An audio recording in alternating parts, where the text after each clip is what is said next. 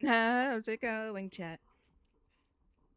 I hope everyone's having a good day. I'm a little bit tired. Mostly because I was doing stuff earlier today. By earlier, I legitimately mean 15 minutes ago.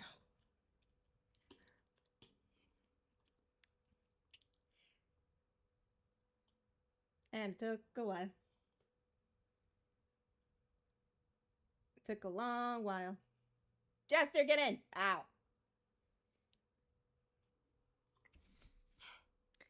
Took a hell of a while.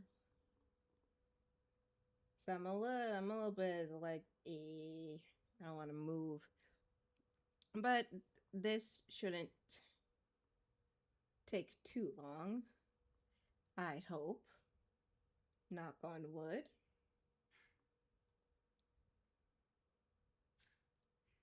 Uh,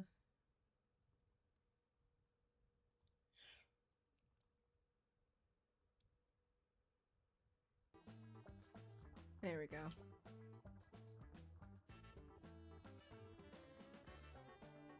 Oh, he's working. How convenient.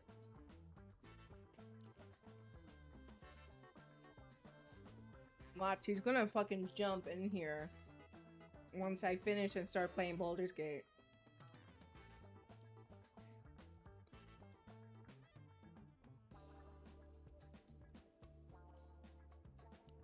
Okay, so the thing I had to do earlier was my mom's hair.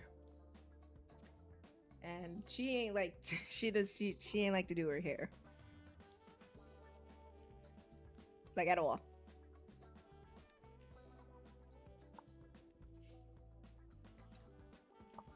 Like, when I mean at all, I mean it took a fucking hour to detangle her hair.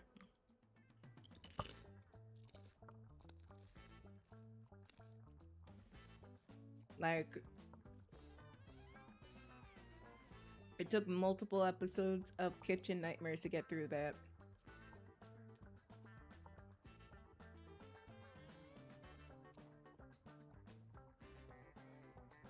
And boy, howdy, it felt like forever.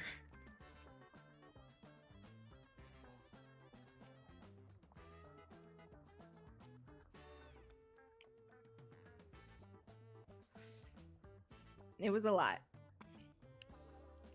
Understatement of the century, but holy. It took about 2.5 hours to get done because it was so dry.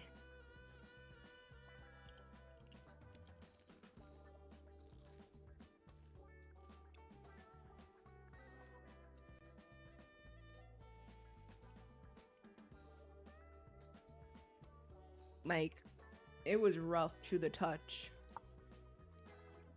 It was. It was not fun. But I had to do it. She asked me to. What's that? It felt like a little bit of a revenge.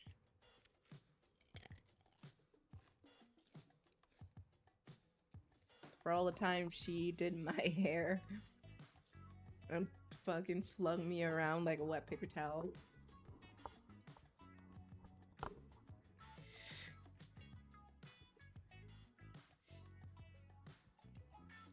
And she was all like, "Oh, who do you think taught you to do your hair? It was me." And I said, "No, it was I taught myself."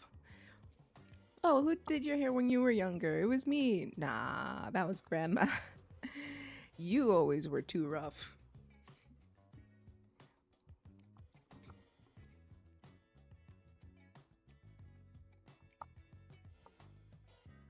Don't worry, I didn't get too much revenge.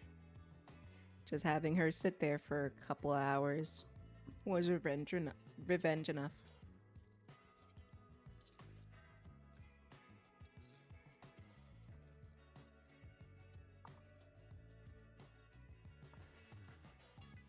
But I had to do every step. And she wanted, and let me not say that part, but every step from detangling, shampooing, 2 types of conditioning.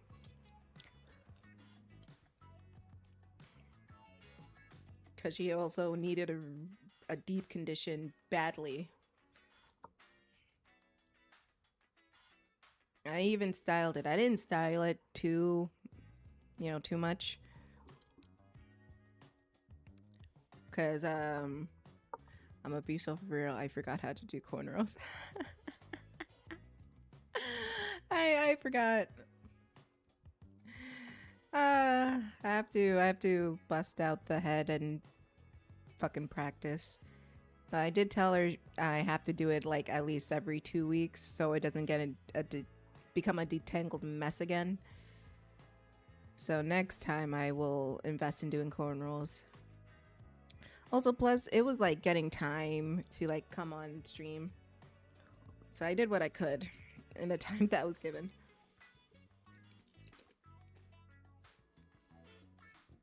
I'm more shocked that I actually managed to finish before I can get on here.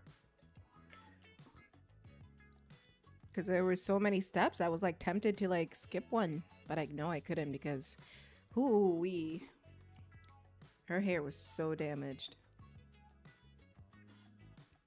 I thought that I should let you know that my hair is damaged.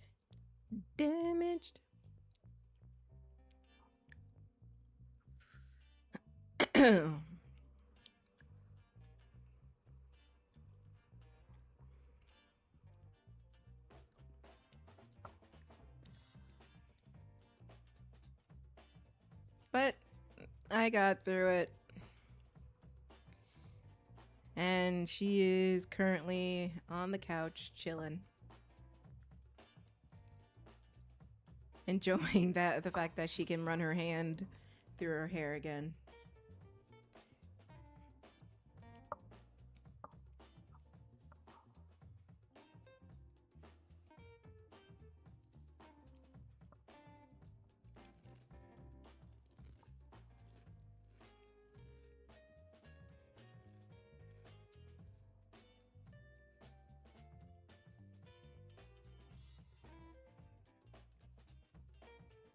Hair care is very important, folks.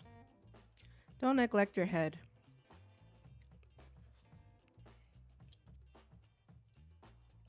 That could yield very bad results in the long run.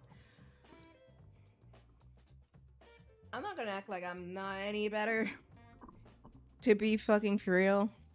Like, last time I had my hair done in twists, I left that shit in for a long ass time.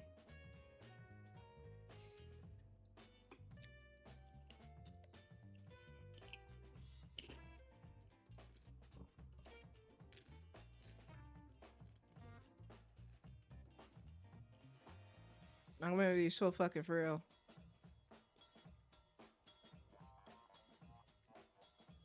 Like, I got it done in September. Last September.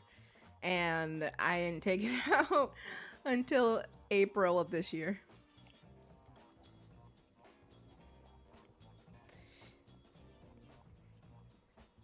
And I didn't give up on doing braids or anything like that, but I told myself like, yeah, I'm not doing my hair for a while. I'm gonna just leave it alone, take care of it regularly, let it grow out. And if it grows out, cool. If it doesn't, that's my own fault.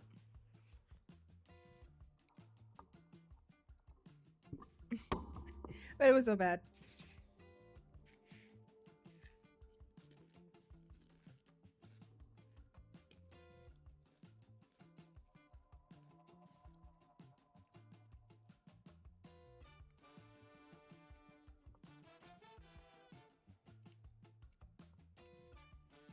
My hair. Actually, my hair has grown a lot. Like, it's like a bob now.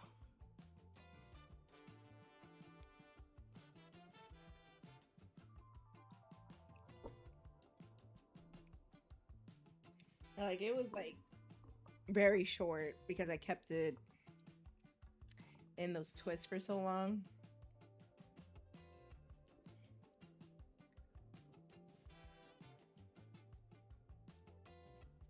So honestly, I'm just gonna keep it like this. I don't care.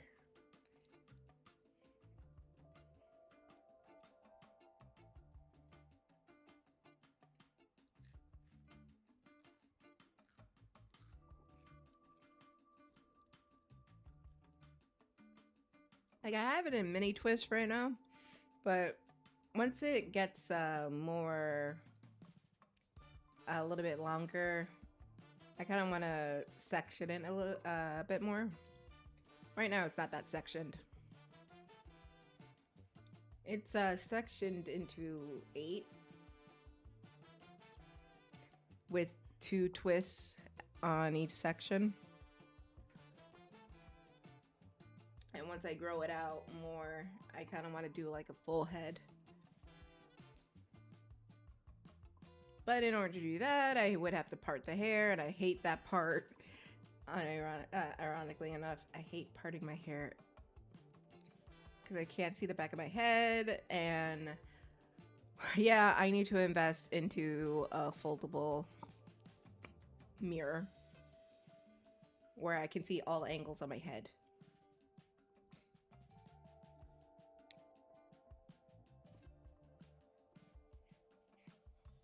But a lot of the time I do wear like silk scarves.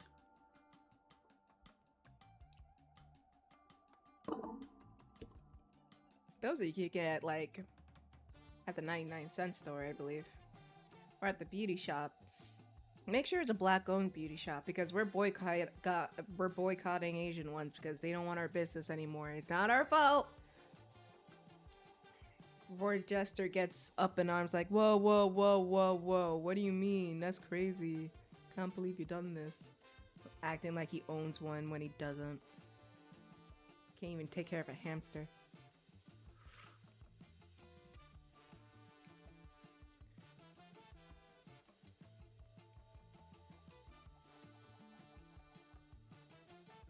But yeah.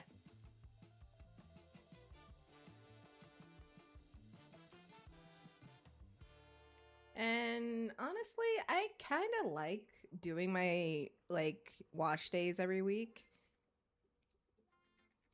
It's just something like it's self-care, you know.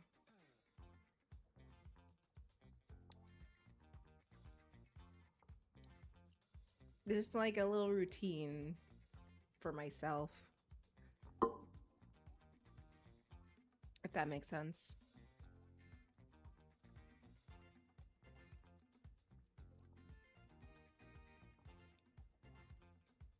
And I like that little routine.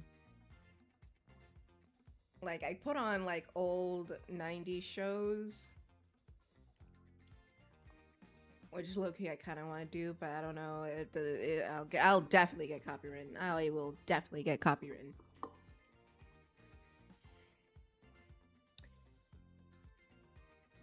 Because I think I got in trouble for doing like Legends of the Hidden Temple or some shit.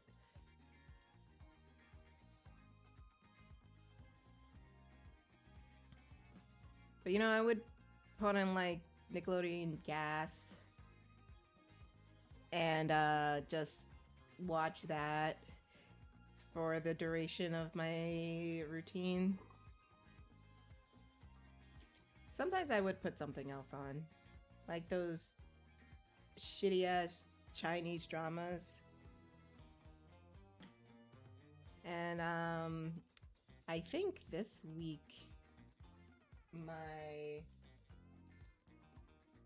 my dad's going back to Florida for God knows how long, and I can use the shower head again, which is great. Just watched a documentary on The Nightmare Before Christmas, and my creative drive is through the roof. There's a documentary about The Nightmare Before Christmas? Shit. I gotta get in on that.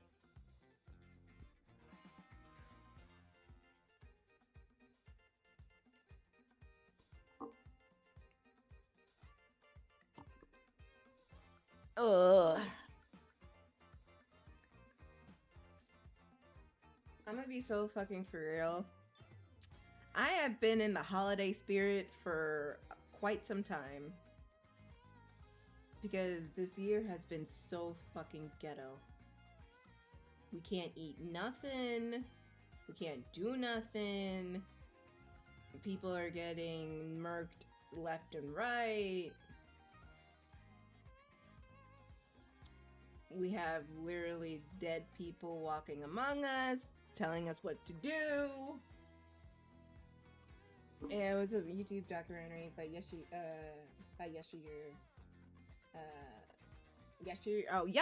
Oh, I heard of them. Sometimes I watch their videos. I kind of like Defunct Land a little bit more, especially their documentary about the Disney Channel theme song and how he practically just went on a whole existential crisis about legacy and stuff like that. But it was a pretty cool documentary. I also love his docu-series about Jim Henson and his whole career, like with the Muppets and everything like that. Yeah, guys, if I could, I would put on a Defunct Land video. But I'm not gonna do it, dude. I really want to put on a Defunct Land video. It is perfect background noise when I'm drawing. Oh, they have so many. I think he went on a whole ass rampage about Disney's Fast Pass. He fucking hates Disney's Fast Pass. And it's so funny watching him rave about it. He also did what was it? The American Idol experience in Disney World.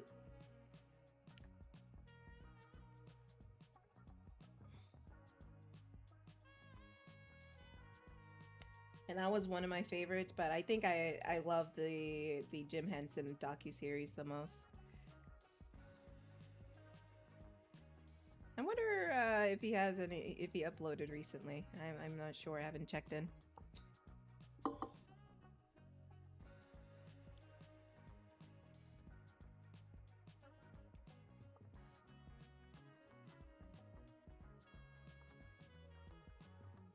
I always love the jokes he made about the switches and the creative. Oh yeah, that one's a good one. God damn it! Now I'm tempted to put one on. Chat, should I put on a Defunct Land video? I don't want to be disrespectful. But then again, I see other Twitch people and YouTube people react to like videos too.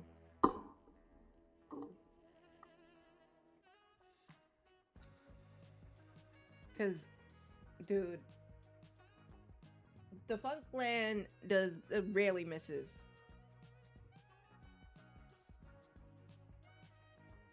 And probably like if I were to pick one, I would probably like fucking pick the Disney Channel theme song one. Like, you know, the doot doot doot doot.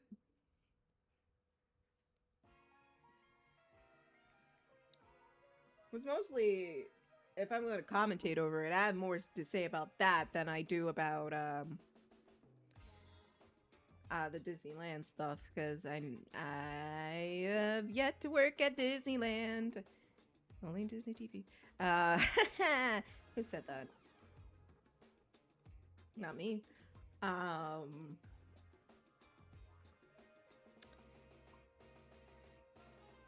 But yeah.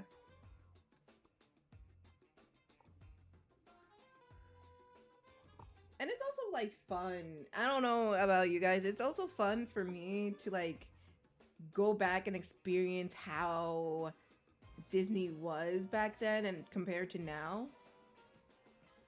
Cause I'm gonna be such an old head. I was around when it was like Zoog Disney. That's my earliest memories of Disney Channel when it was Disney and Lizzie McGuire was like on, and the Proud Family just premiered. This was like before Kim Possible. And I remember, this is not Disney Channel, but this was on ABC before they fucking ruined it. I remember one Saturday morning, Sunday night, one Saturday morning, 5 hours of summer, once a week, one Saturday morning, 5 hours of summer, one Saturday morning. Legit, I do miss bro, I miss Saturday morning cartoons. Actually, I do have some playlists of Saturday morning cartoons that I have on here that I could put on. But they're like old, like from the 90s old. Yo, I shout out to Rinse Repeat. He's no longer available because they got him. They murked his channel. I sort of have to gatekeep where I get my other shit, but you know, Internet Archive is a great place to go.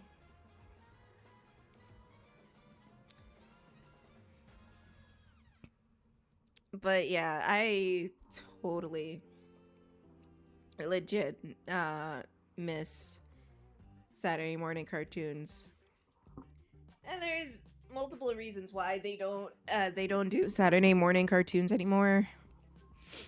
One of which is, well,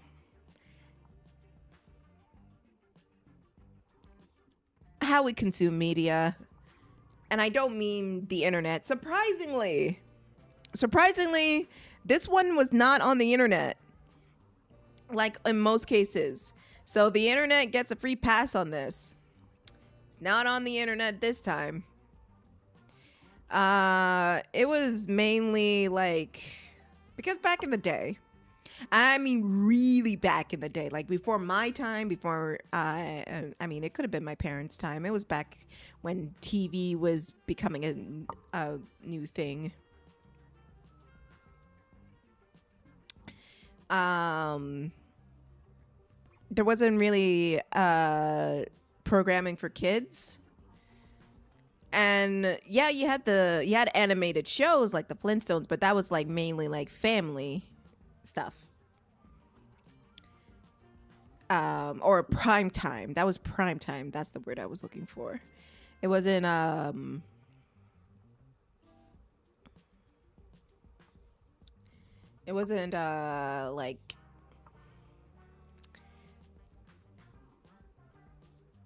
like how we have it now.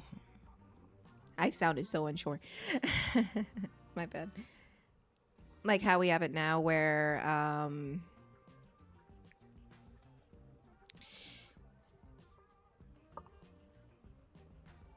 like the stigma is like, it's an animated show and it's for kids.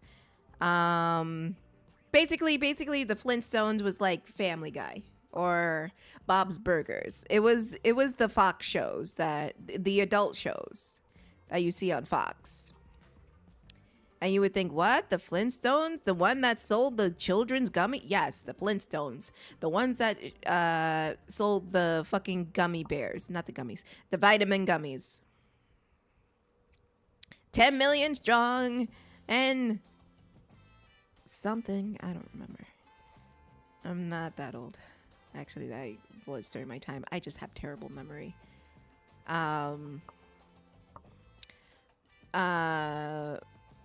But they wanted shows to target on a younger audience, and they figured when they could target that younger audience.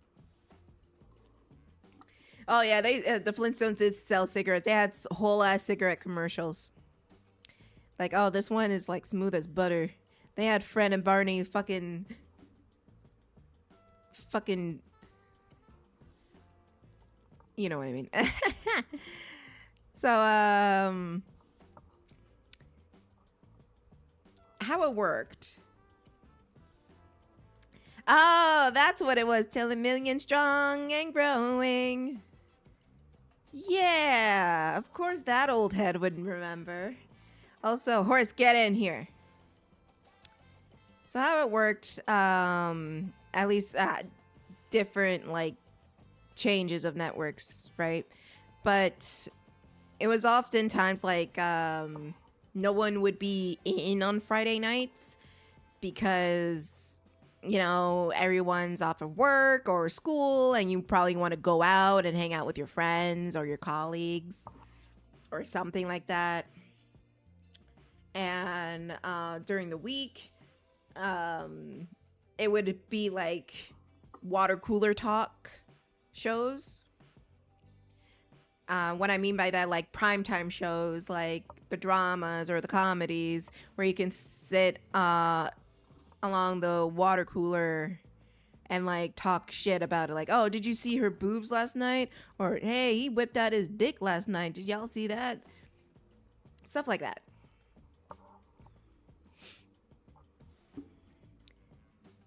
So Saturday mornings, they chose Saturday mornings for children, mainly because the afternoon they would probably go out and play, and the evening was either family nights or they would go do an activity with friends. And you were thinking, oh, what about Sunday?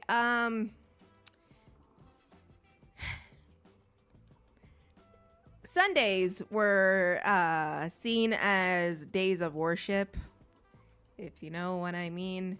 So they ran on the assumption that most people would be at church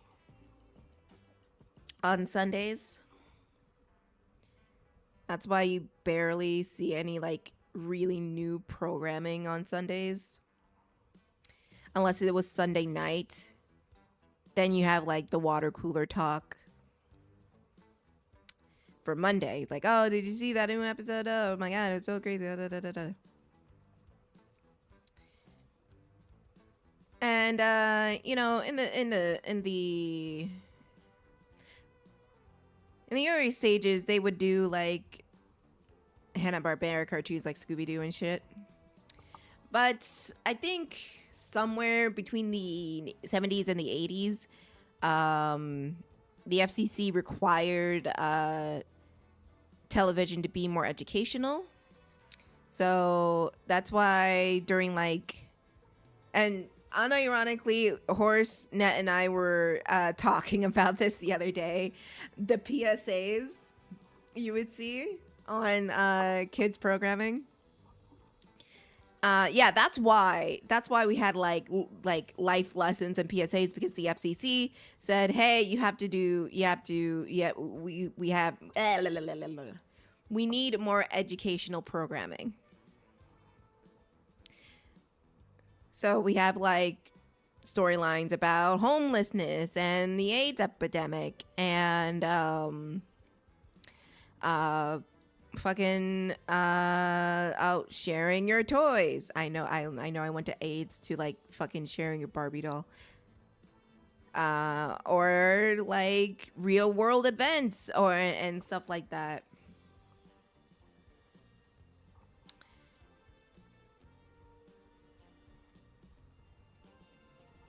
And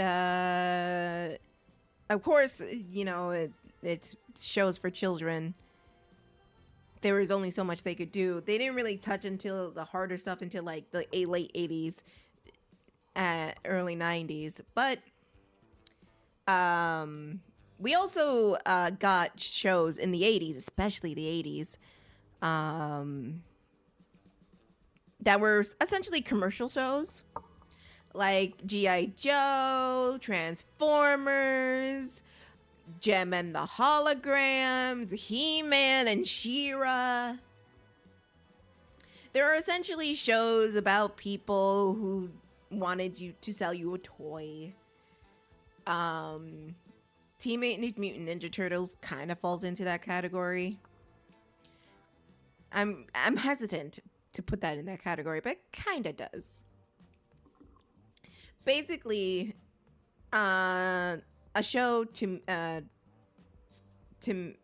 sell things to kids, but to bypass the whole thing because the FCC said, "Oh, you can't just say you're selling shit to kids."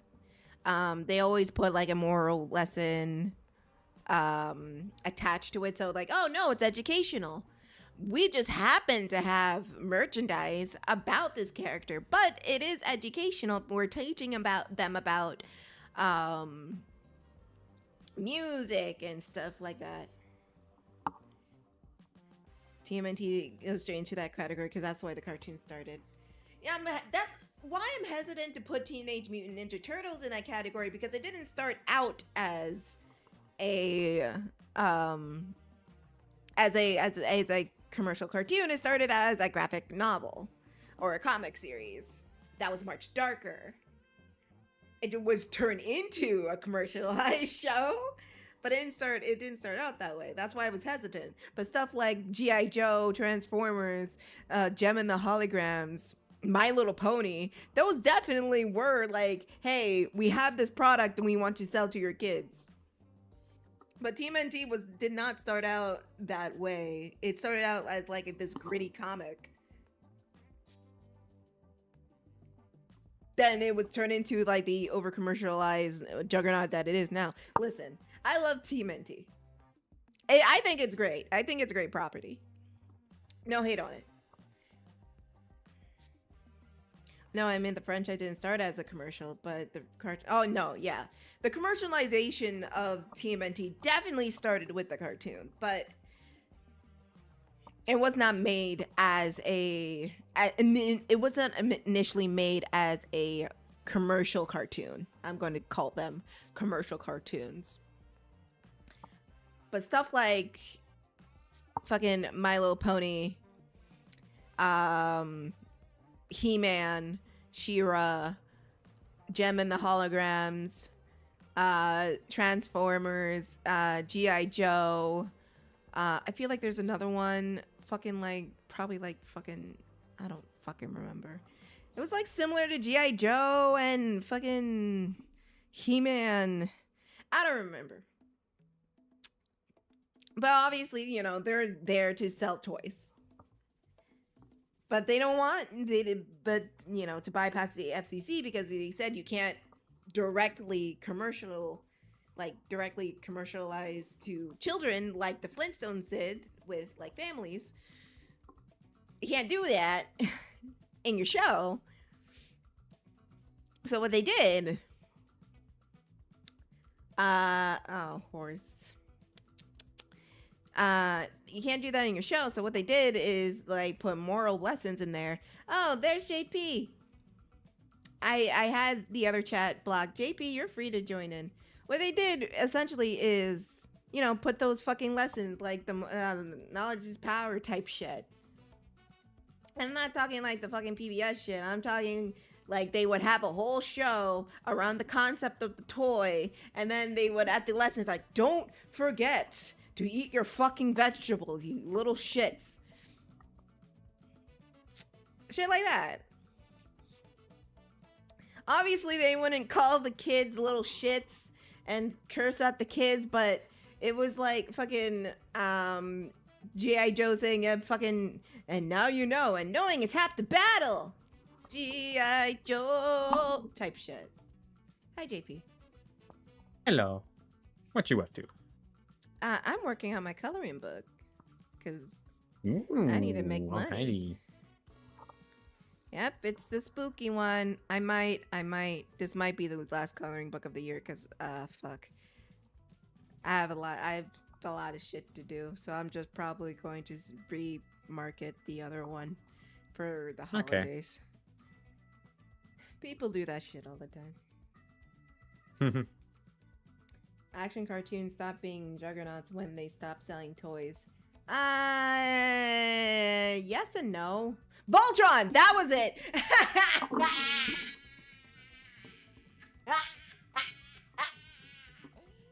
Oh my gosh, she is laughing up a storm, ladies and gentlemen. I forgot Voltron was the thing. Well, I was trying to remember. It was Voltron. I will say that. I will say this. Toy sales are a part of how successful a cartoon is.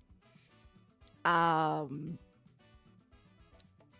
it was heavily dependent on the 80s. In the 90s, I believe either fuck, what is her name? I'm mad. I can't remember this woman's name. Hold on.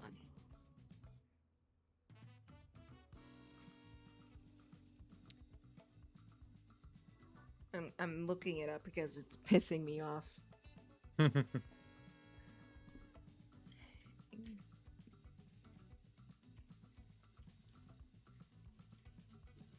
Nickelodeon that started.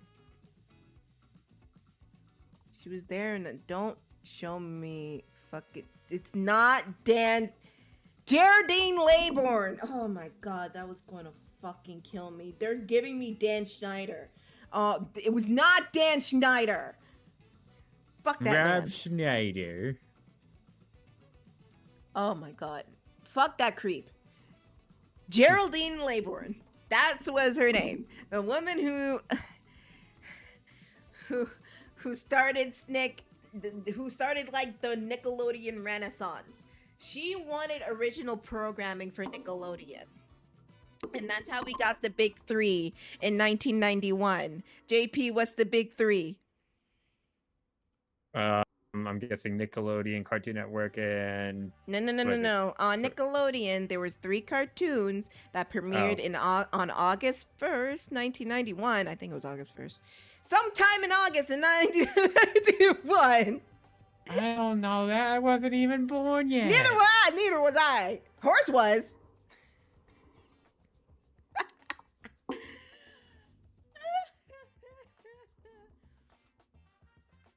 I will give you a hint. One of them was Nickelodeon's Juggernaut before SpongeBob.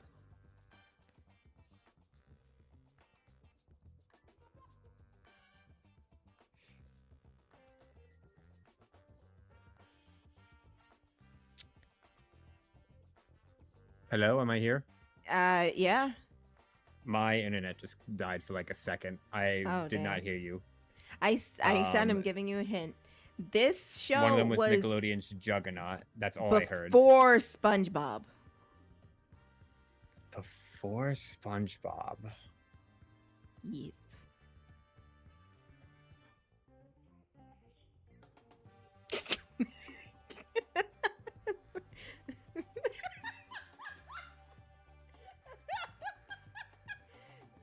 Just think What's about so it. funny? No. Don't worry about it.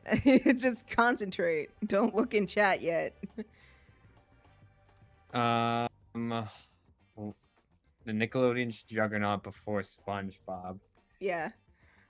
No idea. What is it? I'm sorry, JP. I'm sorry I did this to you. What was that? I said, I'm sorry. I want to apologize. The chat's going to fucking roast you. I'm so sorry. I'm so sorry. I'm so sorry. What is it? It's Rugrats. Oh, I mean, yeah, I've seen that. It's just, again, it's a little bit before my time. No, you were alive when Rugrats was still airing. Yeah, but I'm just saying, like, I caught the tail end of it, I guess. It ended in 2004. Yeah, like I said, I caught the tail end. I didn't start. Here's the thing. Like, I was only 5 years old in 2003. That's when I started watching and actually had the memories attention to remember cartoons. So I only watched Rugrats for like 2 years. Sorry, the chat was calling you goofy. They were saying, don't be goofy. I'm sorry. I'm sorry. Chat, I'm sorry. I'm sorry. I'm sorry. I'm sorry, JP. I can't control them if they clown on you.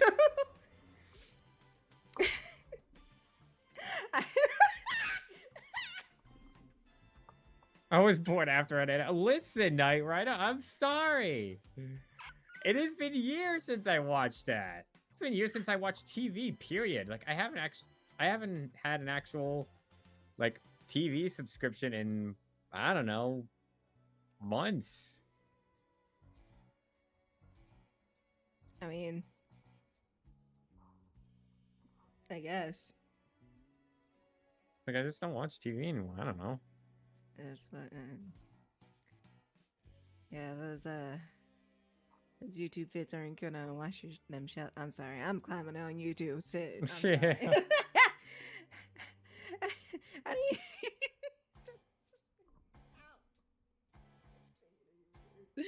okay, all right. So the big three that premiered in August of 1991 was Rugrats, Doug, and Ren and Stimpy. And they were creative-driven cartoons. Ted Turner, though God rest his soul, the one who bought all of the Warner Brothers and MGM library, created Cartoon Network so people can have that. Not Warner Brothers. It was Hanna-Barbera and MGM. I think also Warner Brothers. He bought all the shorts. Damn, dude, Knight Rider's just dogging you. I feel that. I'm so sorry. I grew up without cape. Oh my gosh. Guys, please.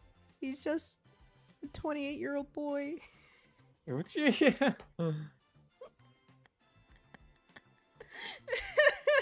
Anyways, what was it? Yeah, Ted Turner wanted to create the Cartoon Network so future generations can enjoy the shorts like he did when he was a kid. But his plan was always to introduce new talent to Cartoon Network. And that's how we got series like Dexter's Laboratory, Powerpuff Girls, Two Stupid Dogs, Ed, Edd and Eddy, Mike, Luke, and Og, Courage the Cowardly Dog, Johnny Bravo, Codename Kids Next Door, Time Squad, Cow and Chicken, and many, many, many, many more.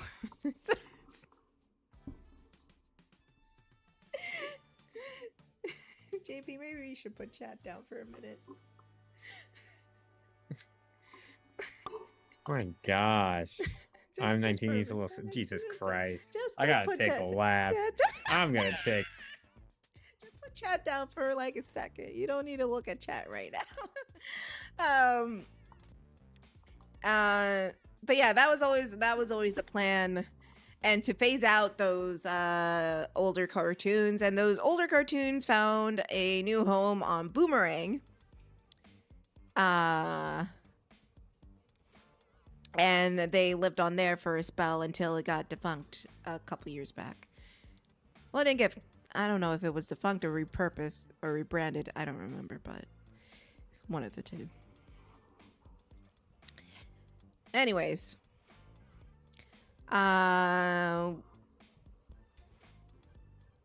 so with those creative-driven shows, that was a huge shift from the 80s into the 90s. Those creative-driven shows built their audience first and then got the merchandise. Like, I did a report on the Powerpuff Girls. Craig McCracken said, I was not set out to make a kid's cartoon. I wanted to just make a show that I thought it was fun, and my other friends thought it was funny and a good time. JP, you want to know what they were called before the Powerpuff Girls? I feel like you told me this, but I know for a fact I forgot. But go ahead, say it. Whoop ass stew. Okay, no, that's not what I was thinking of. Dang. But yeah. Obviously he had to change the name, but y'all get what I mean. The creative process came first, and then the merchandising came after. Because they were so beloved, the money came in, and Geraldine, that's her name, Geraldine, right? Yeah, Geraldine. Geraldine. Oh, so that's what I just noticed. Fucking Helga's middle name is after Geraldine. It must be after Geraldine Laybourne. Anyways, tangent. So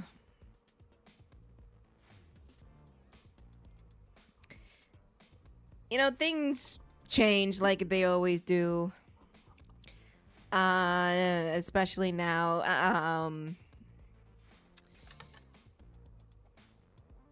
Like that creative driven mentality we wouldn't get again until 2010 when Adventure Time came out.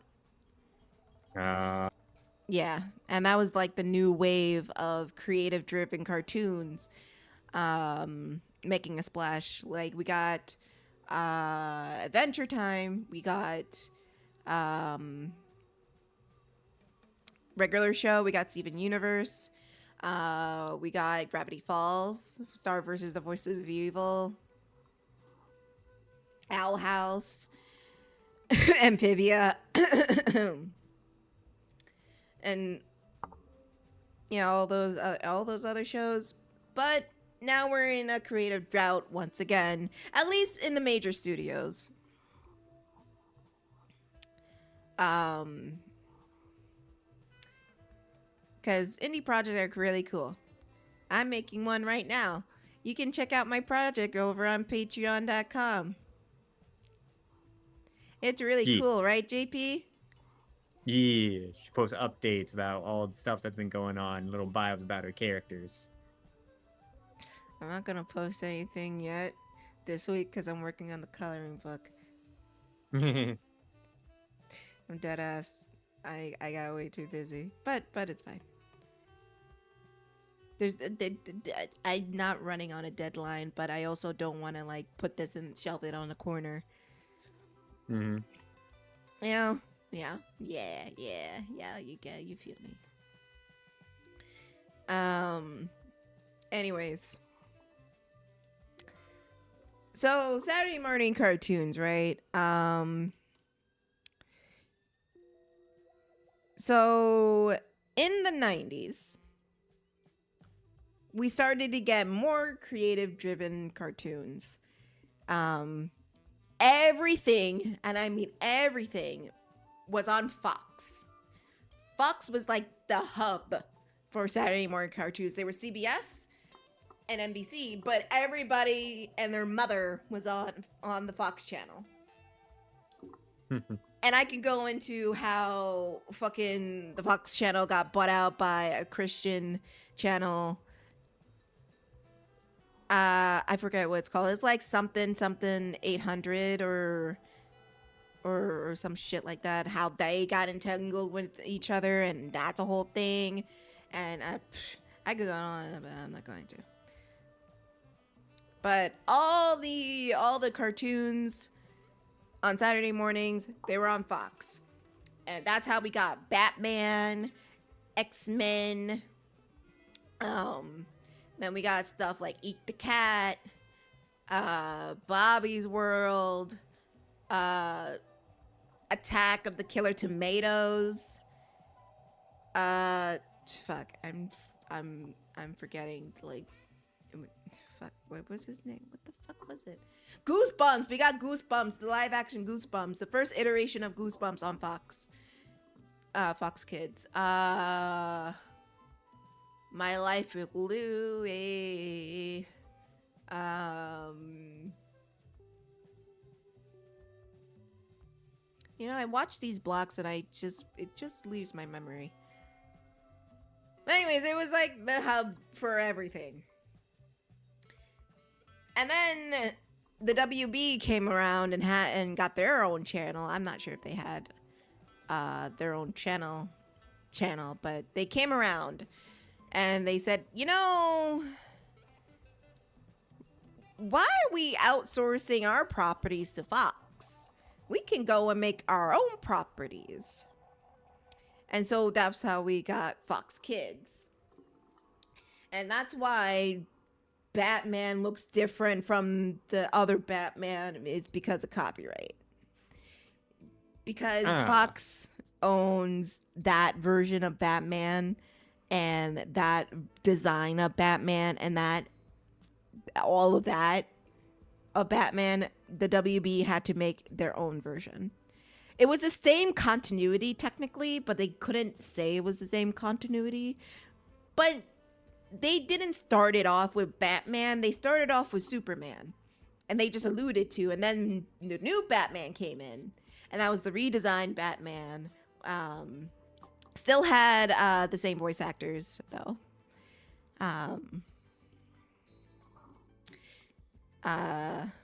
Kevin Conway. Wait, what is his name? Fuck!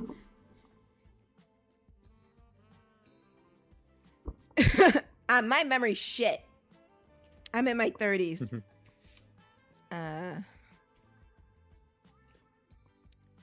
Conroy. Kevin Conroy. I love how I say Batman voice actor and it's all Kevin Conroy because Kevin Conroy is Batman. That's Batman. Nobody else is Batman. Maybe Adam West, but you know, that's Batman.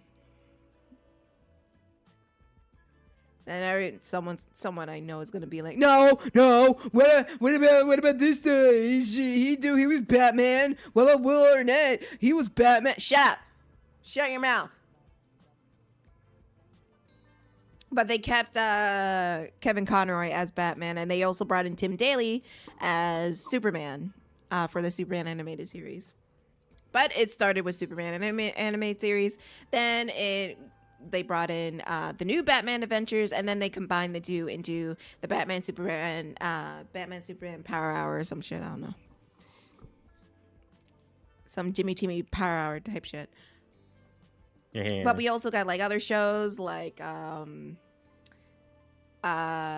Static Shock. Great ass show. We also got fuck. My abs hurt.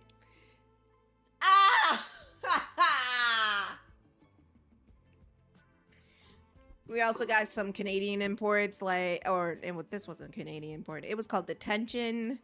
We also got stuff like Generation O, and of course, we also got Men in Black, the animated series. We also got a new show from R.L. Stine called The Nightmare Room. It was called The Nightmare Room because, again, Goosebumps, the show, was copywritten by Fox. So, we got another one. But the WB had the creme of shows. The one that fucking broke kids' piggy banks all over the world.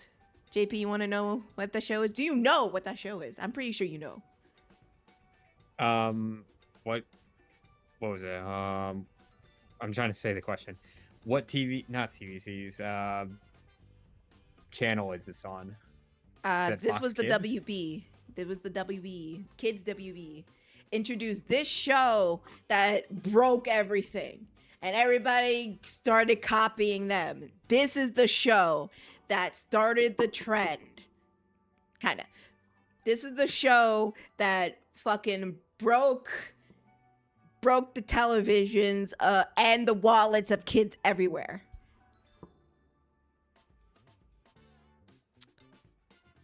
And this is WB for kids.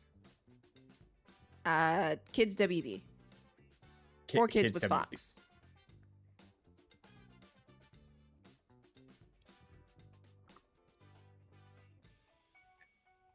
What years did it run in? It started. Hold on. I actually have to make sure. Let me double check.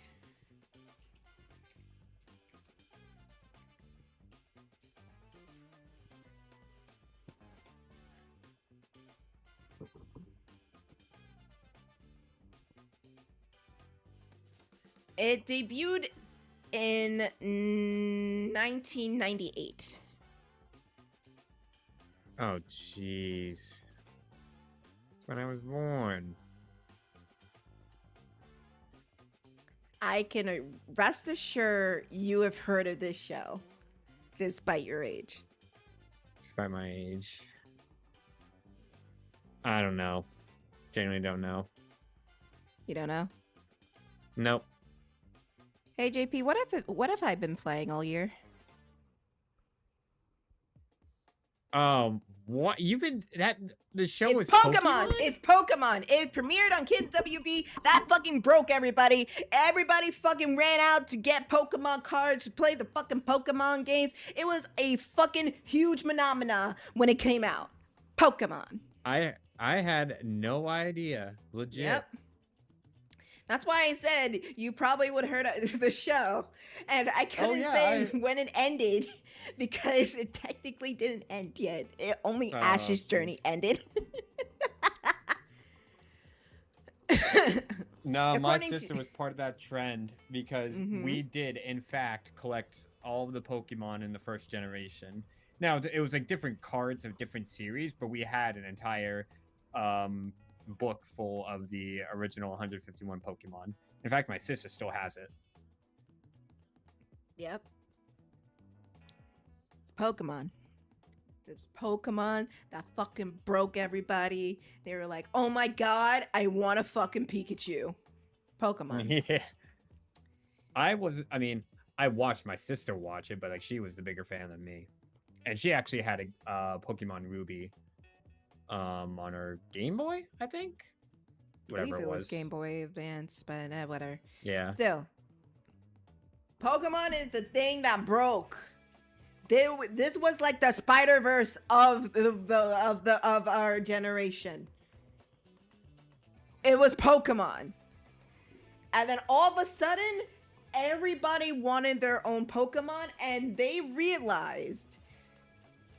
studios realized they can import shows from Japan and just dub it over. We don't have to make it original shows anymore. And that's how we got Digimon over on Fox. And it was the great Pokemon versus Digimon debate. I was team Pokemon because, Digimon. The only thing that had going for it was his theme song. Never watched Digimon. See? Pokemon won the debate. But yep. It premiered on I think September of 1998. Pokemon, not Digimon. And it was a smash hit. And to this day, people love the series. It has caused people to fucking ruin the activity for children and sell fucking Pop-Tarts on eBay for $75 the last time I checked. Yeah.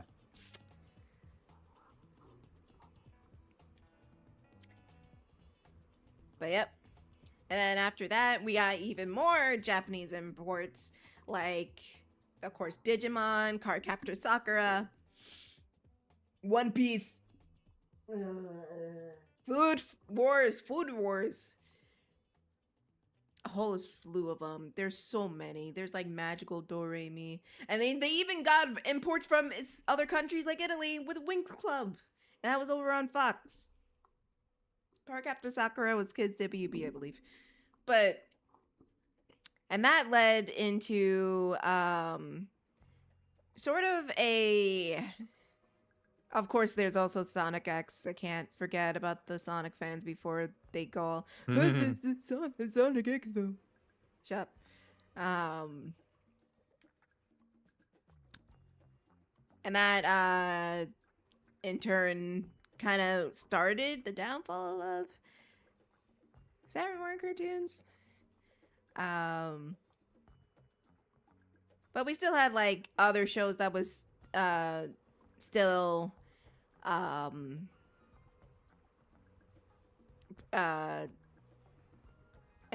Western, I will say. Like Shaolin Showdown, TMNT, the 2003 version, Mucha Lucha, and another big juggernaut that everybody regards to this day, Teen Titans.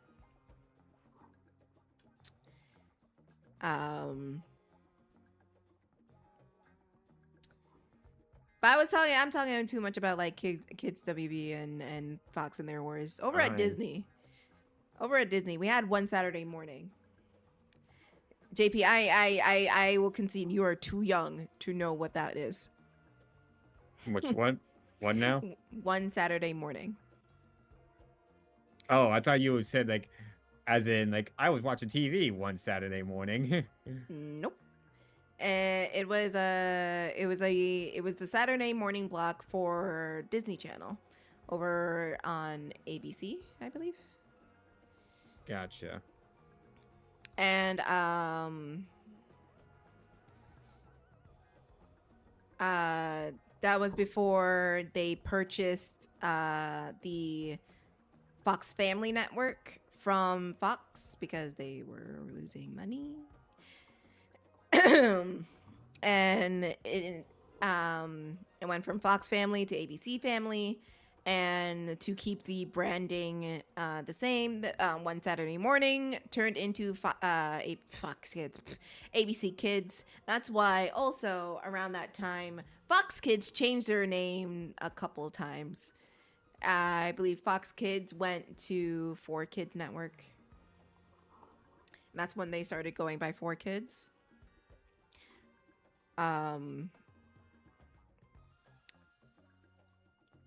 Same thing happened with the WB after it merged with, I believe, UPN. It became the CW, and then the CW became the CW Kids.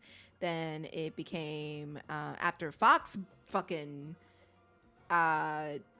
screwed the pooch with their Saturday morning programming. It's went to the WB, and they became the CW for Kids TV. And then after like a year or two of that,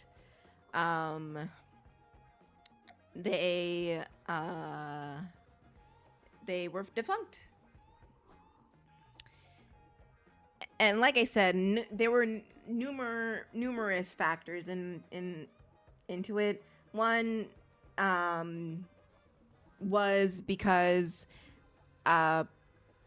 people had more access to the channels that had 24-hour kids programming, like Cartoon Network. Mm-hmm. When before they didn't really have that, it wasn't really like widely available.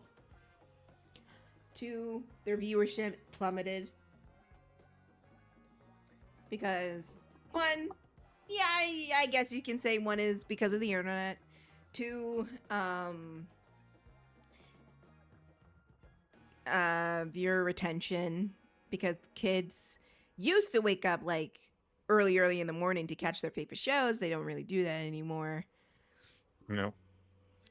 And because, viewership goes down, so does the advertisements, and like slowly they just what's it called? They just go on auto drive.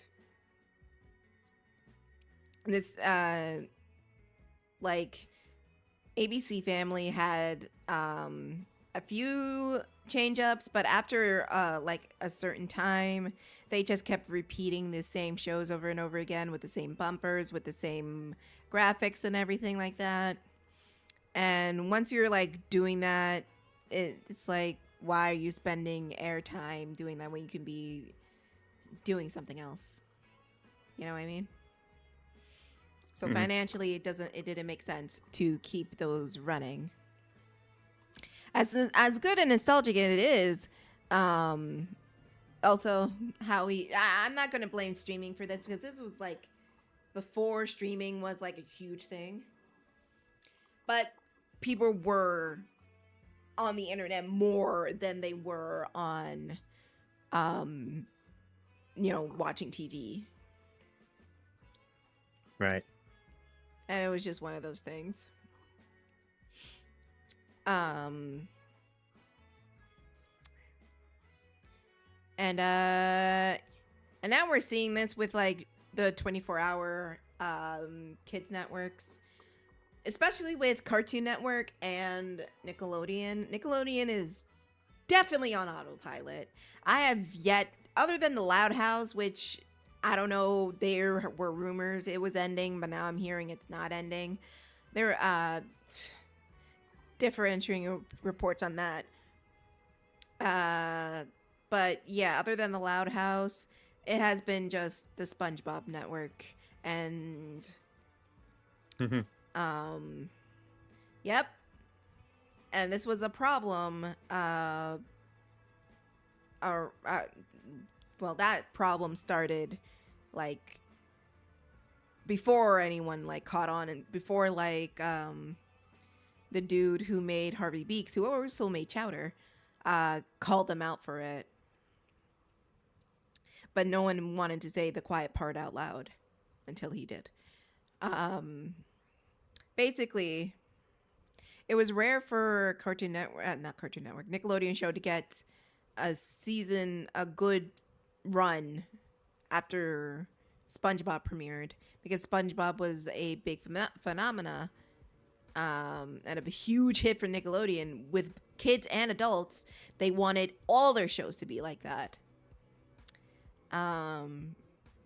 They hit sometimes.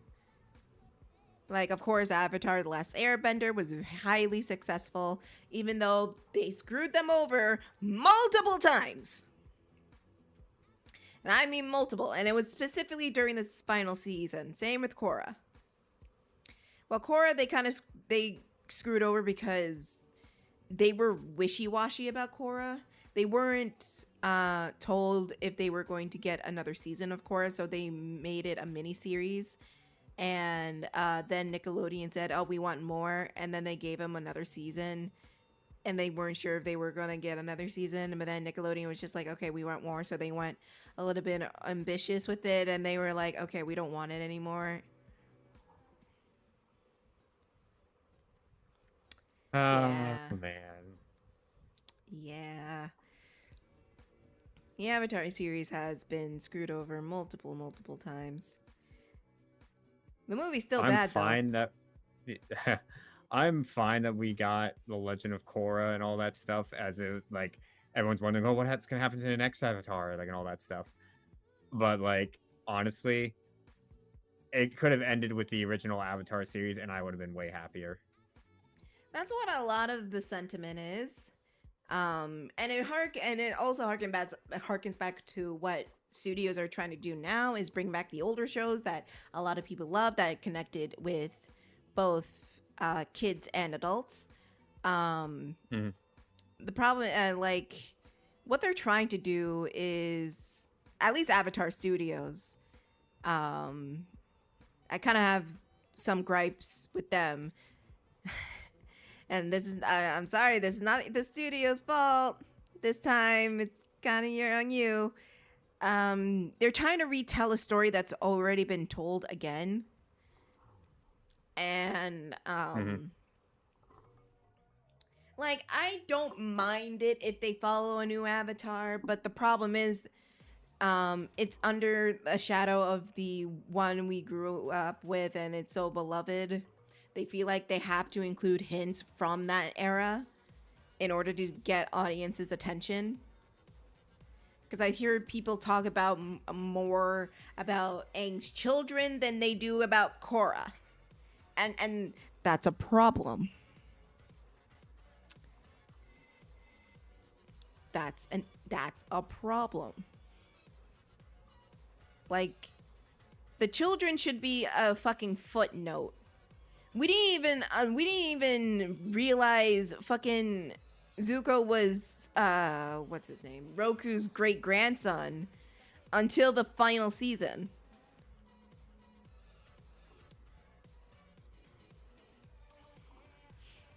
Damn. Yeah. So if so much time was spent, that's why I have problems with Korra. Not because of Korra as a character, she's fine. I just wish she was written better. Mm-hmm. But if we're spending so much time learning about someone who's dead, and we're supposed to care about someone who's here and their story, and you put so much time and effort about characters who we shouldn't be following, their stories are done. Like the whole Beifong fucking drama where Toph was a bad mom, we could have done without. I'm gonna be so fucking for real. We could have done without it. Because that added nothing to Korra's story. That added nothing to fucking her companion story. Why are we talking about this? Oh, because Toph's a great character. Yeah, I agree. She's one of my favorite characters next to Katara and Zuko. But what does that add to Korra and her gang? Nothing. And it's a problem when the audience doesn't know when to let go. And the creators who have been emboldened by the audience don't know how to let go. Like, people letting go of the past? No. That's crazy. I hate to say it. I don't hate to say it. But Aang's story has been told. It's finished. It's done. Yeah, the movie looks gorgeous. JP, do you care if I talk about the movie? Let me stop there. Honestly, I was gonna watch it because it is on Paramount or whatever. It's on whatever. It's on YouTube and I can rent it there. But honestly, I have no interest in watching it. So go ahead. Okay. Spoiler alert for everyone. I mean, it was fucking bad. I talked about this to death. It was not good. It was very bad. Basically, it's about Aang wanting to bring back airbenders again, and he's having trouble with his grief again. Oh dear. And he meets this ancient airbender who can help him bring back the airbenders, but we know it's not gonna fucking work because we know how Korra. You know, it's stupid. It's the movie's gorgeous, but the story doesn't really need to exist. I'm not knocking on the visuals. It exists, fine. At least the visuals are carrying the fucking movie, because this fucking movie sucked. I'm not going to tell you. It was at a breakneck speed. Fucking Zuko's there for nothing. Sokka's there for nothing. Toph is there for nothing. Katara is there to be the supportive wife, girlfriend for Aang. Yeah. And then Aang is pretty insufferable. I'm not going to hold you. It's just that we're going through these story beats again, and he's learning the same lesson again. Oh, okay. It's like that episode. He already went through that in the second episode of the fucking series, where he's in denial of fucking. You remember when they visited his old temple? He's in denial of everybody being wiped out. Yeah. And then he gets fucking pissed off when he realizes everybody is gone. Yeah, he finds Gyatso's corpse. And then he realizes he really is the last airbender. Mm-hmm. But even with the fucking guru, he already fucking moves past it. Did he close his chakra again? What are we doing? Yeah, I don't know. The fact that he actually went on this grieve, he can grieve a gas. Yeah, that's fine. But we need a whole fucking movie about he's missing the airbenders again? When he opened his fucking chakra again. God damn, dude. That movie sucked. Man. That's why you're right in saying you should just keep the original series, because that's a lightning in a bottle.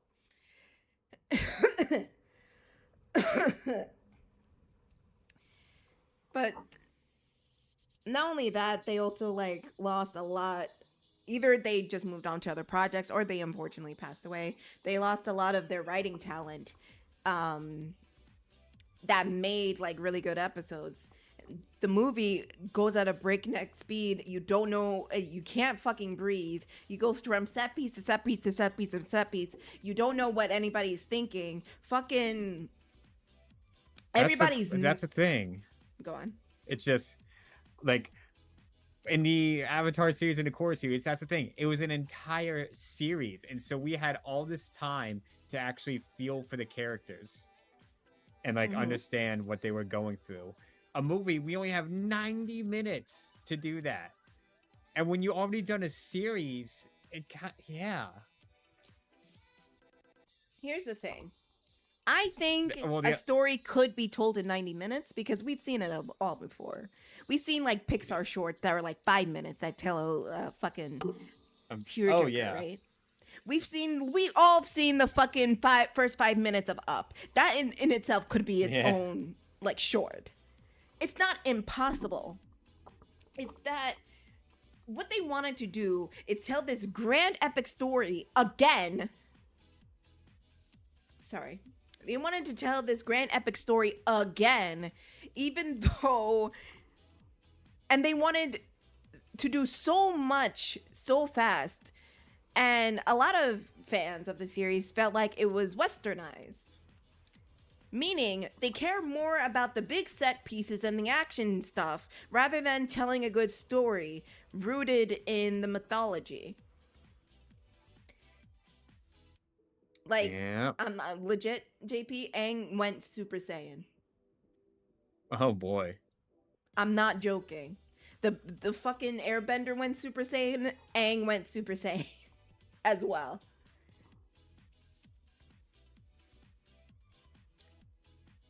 And it's like, do y'all just like Dragon Ball but don't really pay attention to Dragon Ball? Like, the Super Saiyan form took a lot. It wasn't even, oh, they touched the thingy and it happened. No, it took a lot of introspection and shit to achieve that form.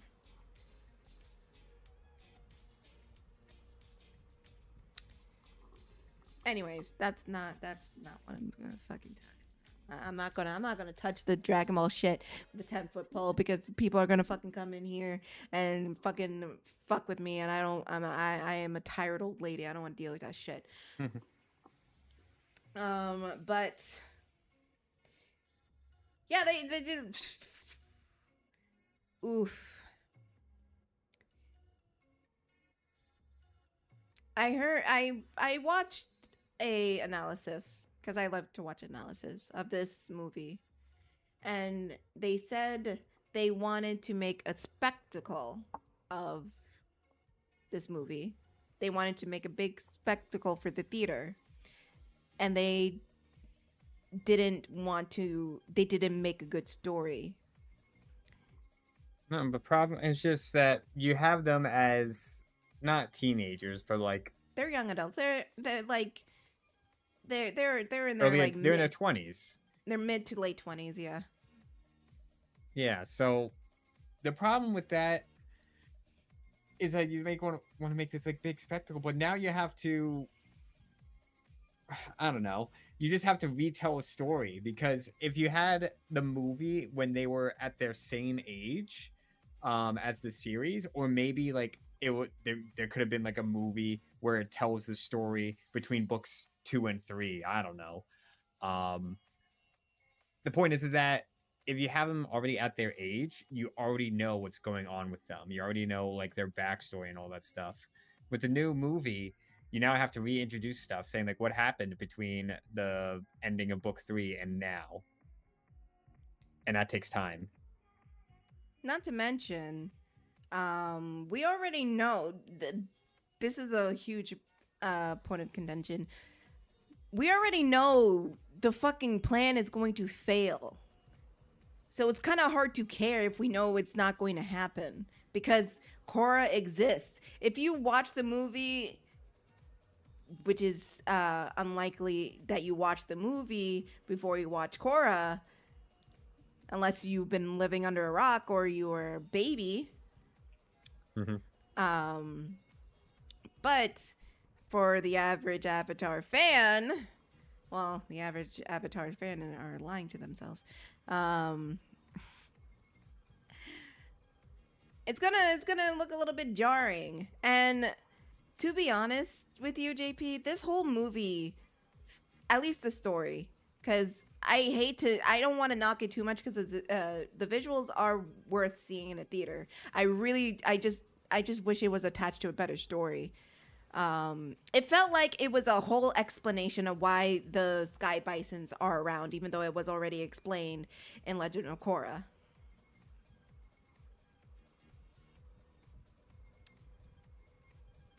And that shit didn't even happen until the end.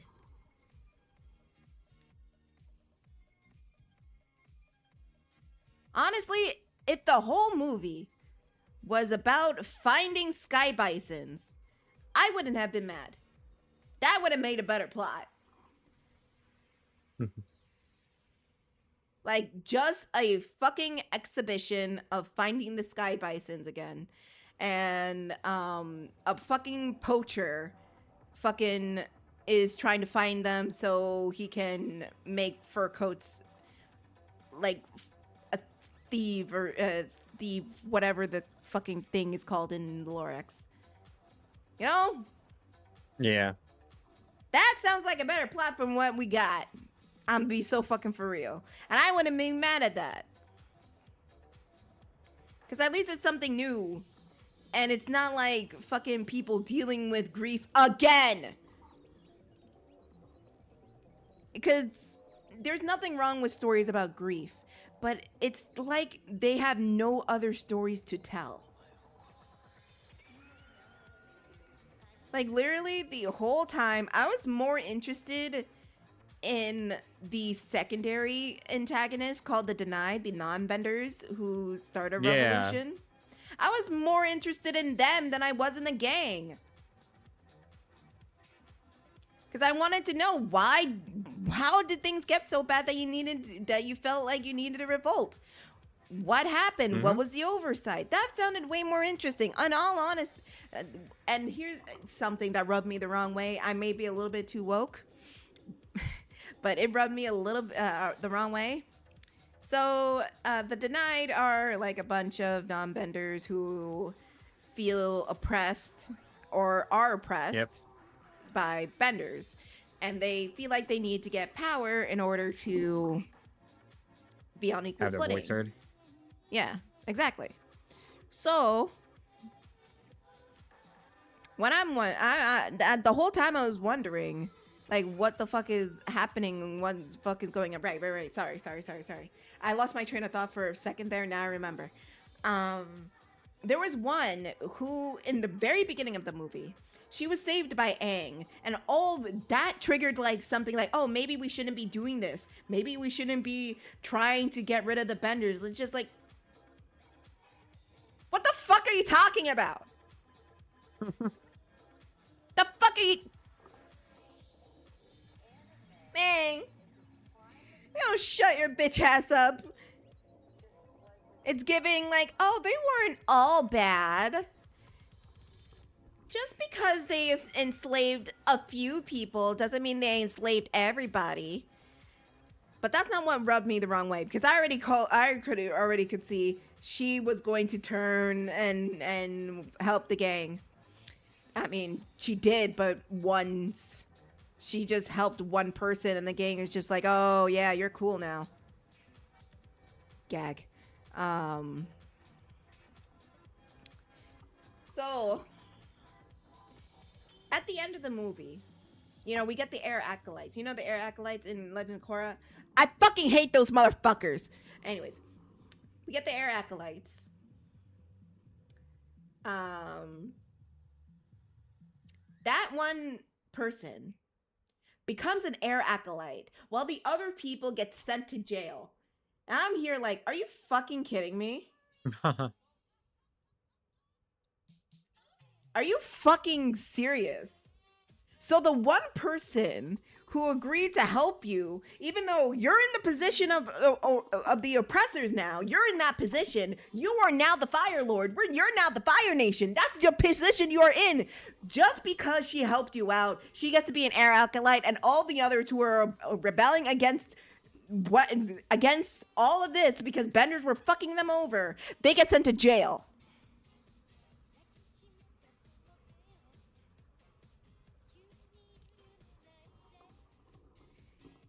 Yeah. Oh, jeez. You can see why it rubbed me the wrong way, right? Yeah. At least you could have at least like fucking let them fucking go. And what I mean is just let them escape. So their fucking word can live on, and we can get like something like, oh, we'll be back type shit in Legend of Korra, right? With the Equalists, right? No, send them to jail. They defied the Avatar, so send them to jail.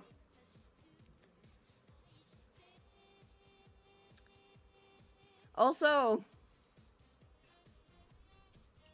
fucking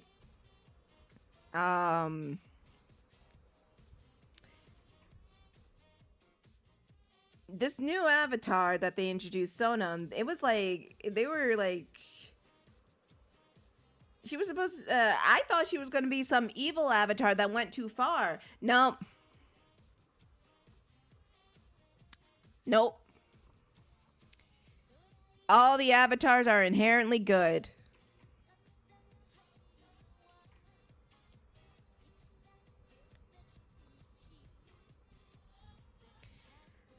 But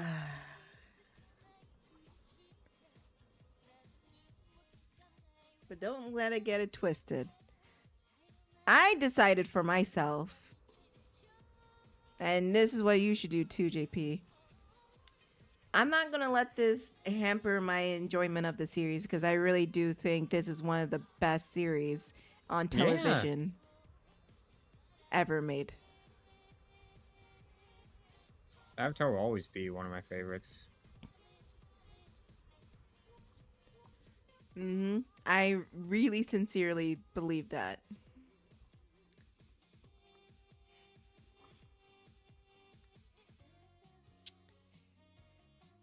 So if like this mediocre shit is what they want to keep forward, I'm not watching the new series because it does not pique my interest. It doesn't even look even remotely appealing.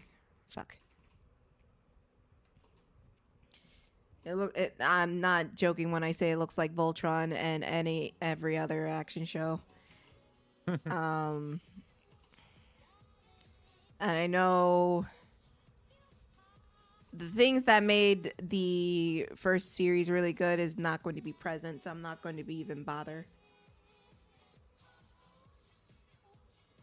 But hey, look, we still got the OG series. It's still around. It does not, like, it's not sullied, right?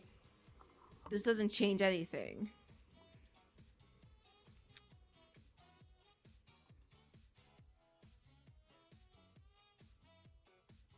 It's still a really good series. I still highly recommend it. I still think if you want a lesson on how to write a good person gone, a bad person gone good, a redeeming character, I highly suggest studying Zuko's arc.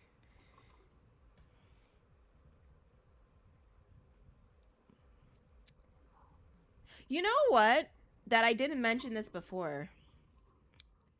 I know you don't watch Steven Universe, JP, but Nope.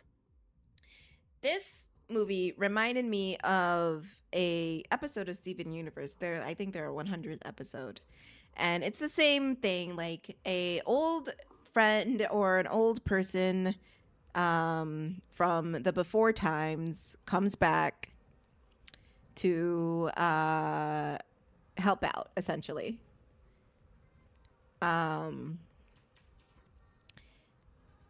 The difference is the episode's name is Bismuth.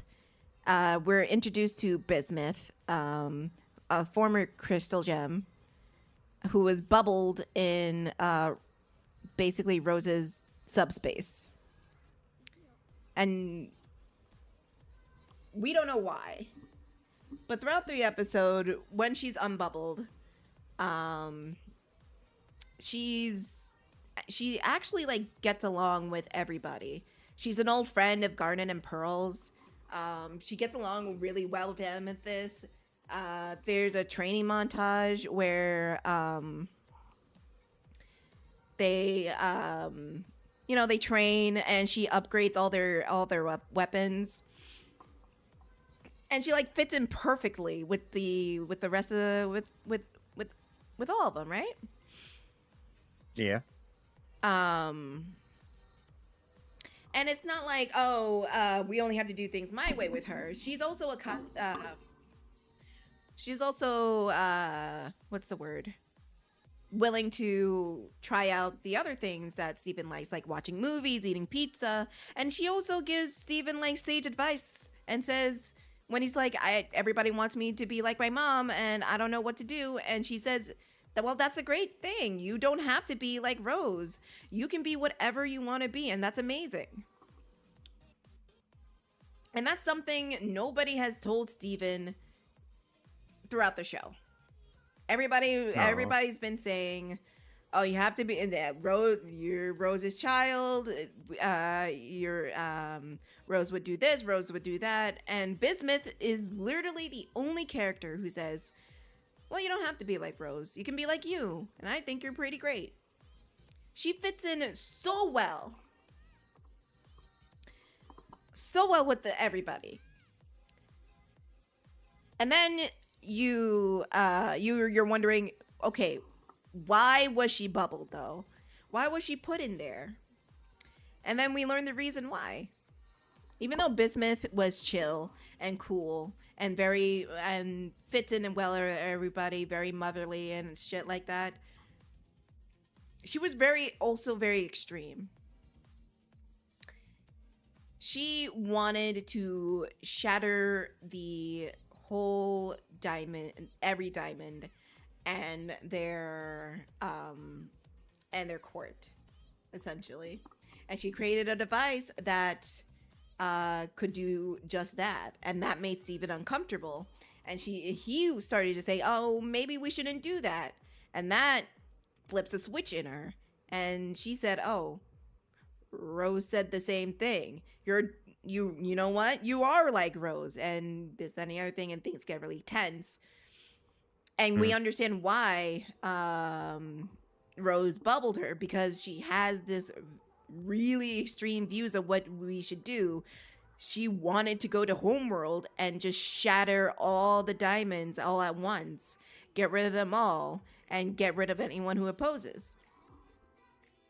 Who's that, Net? It's What's up, dog? Hey. We were just talking about the Avatar movie, and I was telling JP about an episode of Steven Universe that's much better written, shorter, and exactly like the Avatar movie plot. Yeah, it is shorter. Oh my god, Serena. Shut up.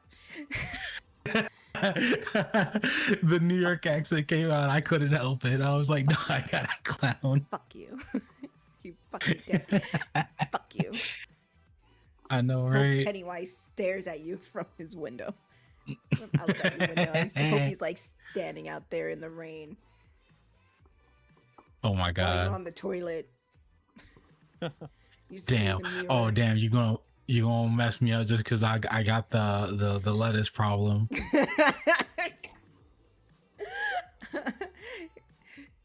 Well, now we know we still can't eat lettuce. Oh, I'm a fan with lettuce. No, I was gonna say like the one we bought was literally from right when we came back. Yeah. Yeah. The problem is everybody in my family does not really do the vegetable stuff. It's just me. Oh, So my yeah. ass was like, I want a salad. I want to be healthy. I want to have a salad. I want to be on my. It wasn't even about good being healthy. I was just hungry. I was like, No, that you was know when every- you're hungry and you're lazy? That was everybody like, oh, I want to be healthy. I want to have a summer salad. Shit, we can't have salad. Everybody, that's exactly. I'm in trouble. I'm dying. You're like, I like salad. I'm going to eat one. And then you're on the floor. No, I was lazy. I was like, what can I eat today? Salad? You know, fuck it, it's right here. I don't gotta heat nothing up. I don't gotta get a pan ready. I just gotta dump out the salad, put some dressing on it, and there you go. It's a salad. And then you were down for the count. Yes. The same day, and then the day after that, and now the day after that. Dang, 3 days? Yeah. Oof. Don't pull an Oregon Trail. Anyways, enough about your fucking giggle shits. It's all shits and giggles. Yeah, you're shitting and giggling But yeah. at the same damn time. But yeah, the Avatar movie, yeah. It's terrible. Don't watch it. That. Yeah, I was explaining to JP that Steven Universe had an episode that was basically the Avatar plot, but better, and it was 30 minutes. And it was called Bismuth. Basically, Steven finds a gem bubbled in Rose's subspace. I know it has a fish in it. I'm calling it subspace. And he pops it, and out comes bismuth. And everybody, at least Pearl and not Amethyst, Pearl and Garnet know bismuth. She's like really cool. She like passes the vibe check on all fronts. They train with her, and she's like upgrading their weapons, and she's like, yeah, I got you. I'll hook you up. I'm speed running through this because I already explained it. But also on the flip side, she's also down to chill. She's down to watch a movie. She's down to eat pizza and shit. And she's actually like the only person who told Steven, you don't have to be like Rose. You can be like you. And that's awesome. The one thing that Steven needed to hear throughout the fucking series, and everybody just pressured him to be like his mama. But in comes Bismuth saying, no, you don't have to do that. You just be you, little buddy. And you're thinking, why was she bubbled? She's like really cool. Then you realize she's like very extreme. She wanted to go to Homeworld and shatter all the diamonds. That's the leaders of the planet. She wanted to shatter all the diamonds and fucking Hail Mary that shit. And Rose was just like, hey, how about not? And then Bismuth was just like, what you mean, how about not? The fuck? You said you wanted to do this. You said you wanted to be free and stuff. Why can't we do it? And then she got bubbled.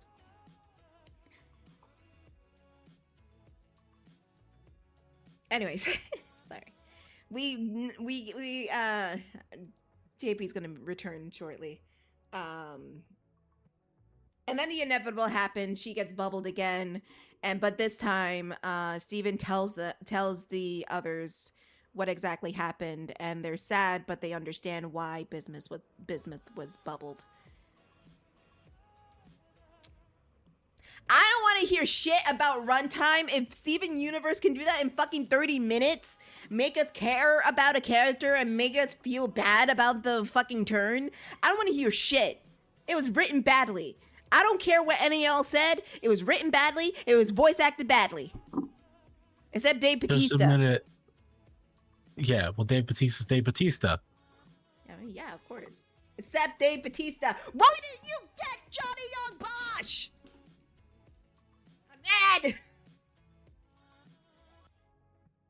Nah, he might be busy with something. You never know. Because sometimes, Stephen Fu, he's not busy. If they could afford Dave Bautista and Stephen Young, they couldn't afford Johnny Young Bosch.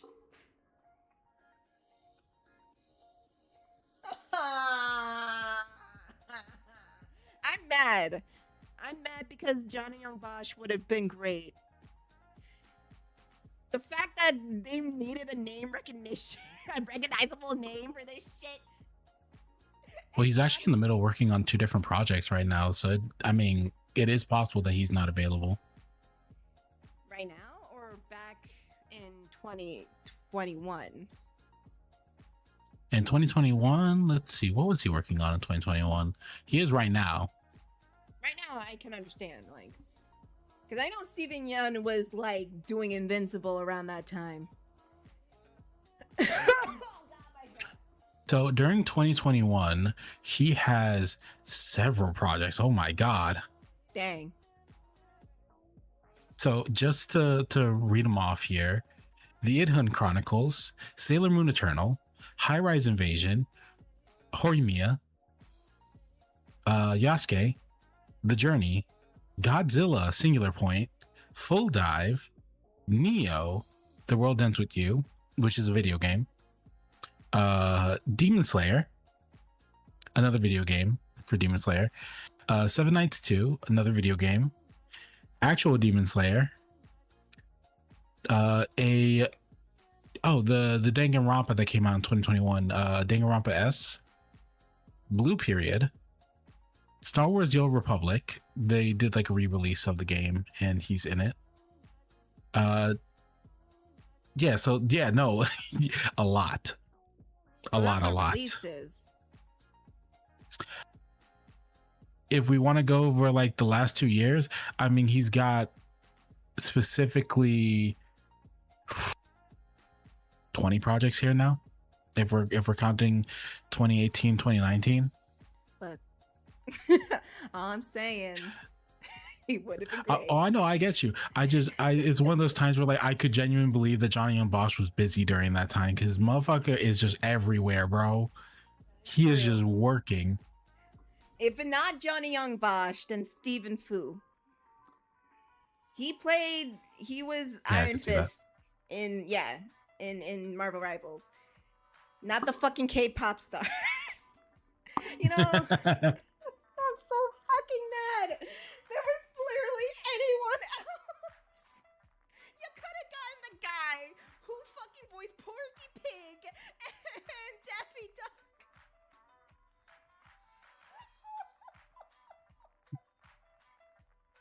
I'm so mad. I'm mad. I mean, what was it? Didn't the second voice actor for Uncle Iroh say fuck Universal? Well, he said fuck Paramount, but yes. Fuck Paramount, my bad. I get them mixed up a bunch. My bad. I mean, so all one in the same, except one just will not let an Incredible Hulk movie be made again. But at this point, maybe all right, hang on for that a little bit longer. Yeah. I want to go see Spider-Man though. No, fuck Marvel though. Fuck the MCU though. The fuck are you? Why are we getting all the white people? We're all the minorities. How do you fuck up Blade?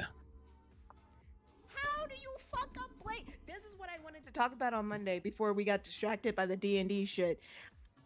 I heard that what Mahershala said about the Blade shit. So I, out of spite, went to go watch the first Blade movie.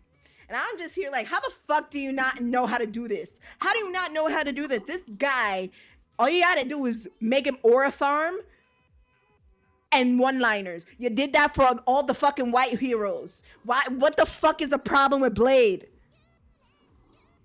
That would have made money. Fair, What? Blade got some bomb ass fucking sayings, bro.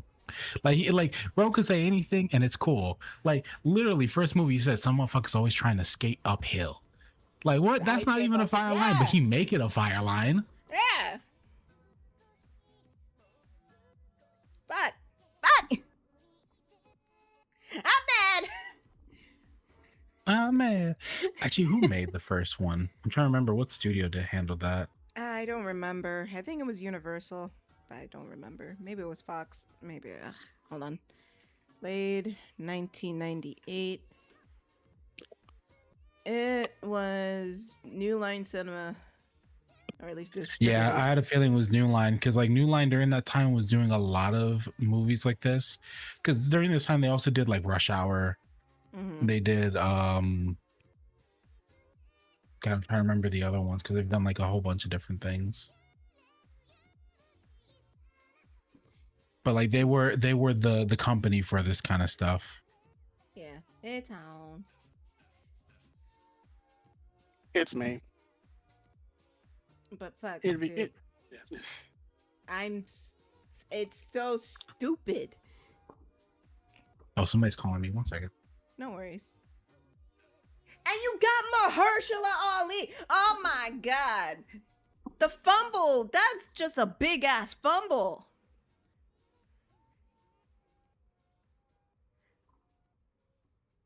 How? How the fuck? Man.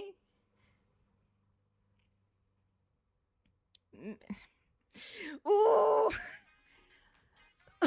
Ooh. That just makes me so mad that they couldn't possibly do a Blade movie.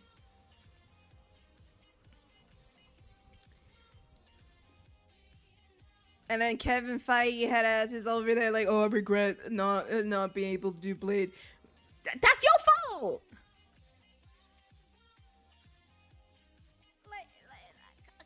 I'm back also, but to be real, Kevin Feige is not the person to do a Blade movie. Well, obviously not. Bro's ass, I'm sorry. I forget who they got to do. They had to do. They went through so many people. I couldn't keep up. All I know is, fucking, we got Sinners out of it.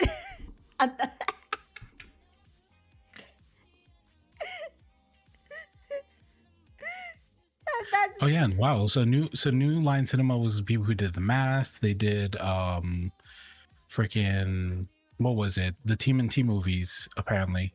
Oh, the 90s ones. Yeah. Surf Ninjas. Surf Ninjas is such a dumb movie, but I still fuck with it. Also, they did Mortal Kombat. Which one? Because they were both kind of bad. The first one. Okay, that was the least bad. They did a lot of the Jackie Chan movies. Oh, okay. But they were like that studio that just handled the goofy stuff.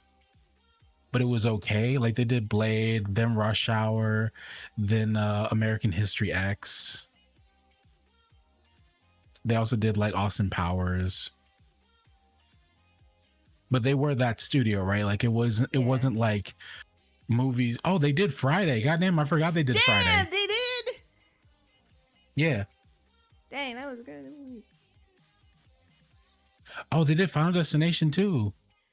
Dang. This is one of those situations that you just find out that like,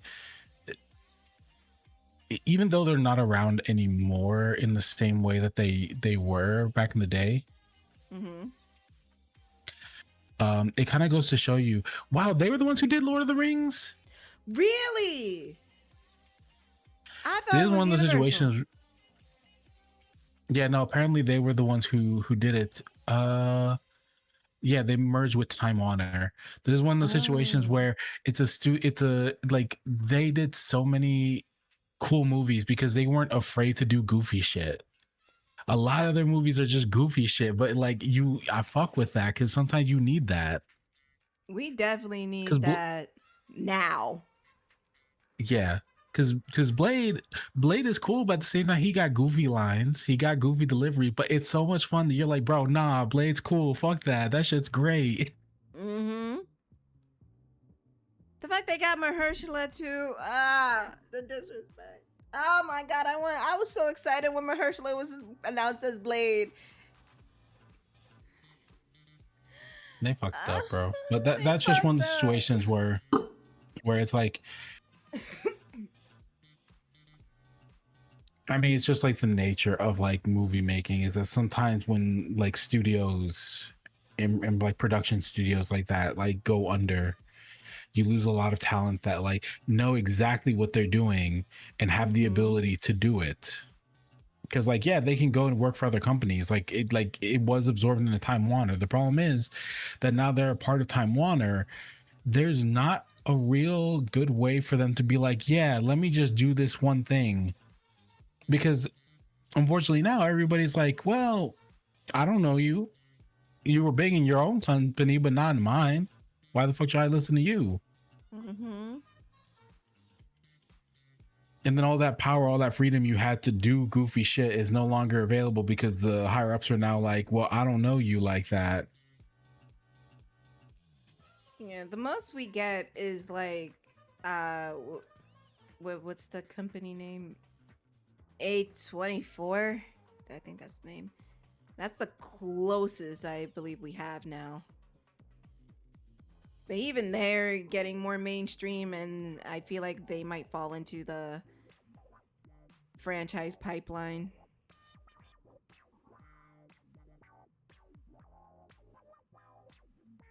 Cause I mean, I feel like those are like a part of like the process, but I do know what you mean. Like that idea of like they just get stuck into doing sequels and they cannot break out and do anything new. yeah, cause I don't know if it was them that did Five Nights at Freddy's. I wasn't sure.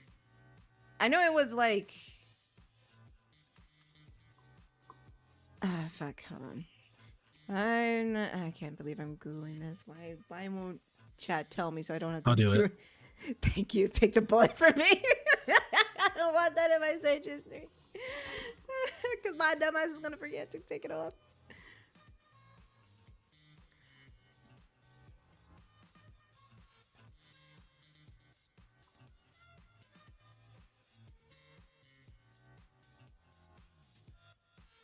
I do know they did like the back the company was Bloomhouse and the Blumhouse, distributor was Universal. Yeah, Blumhouse. Blumhouse is definitely down that pipeline. It's done the Gem and the Holograms movie from 2017 that was terrible. Yeah. A24, I think they did the Backrooms. I could be wrong. I don't remember, but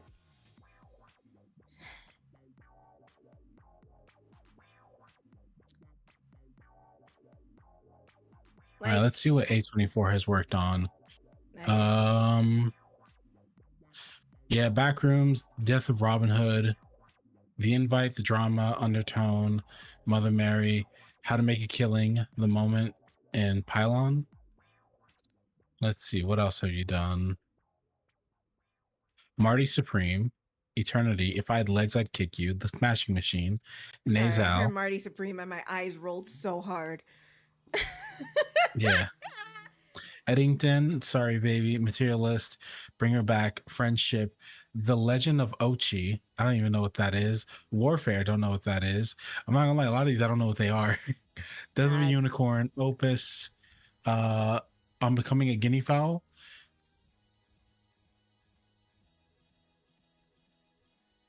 Parsnopy? What the fuck?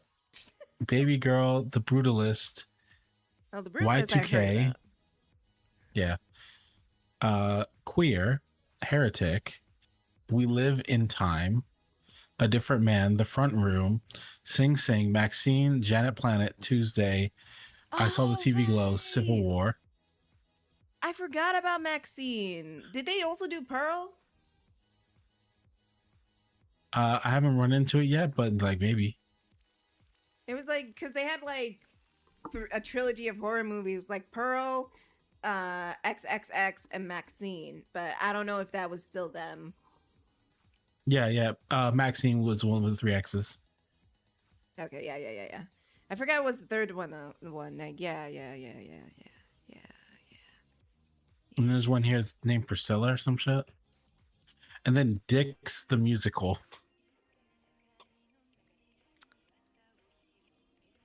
That sounds glorious.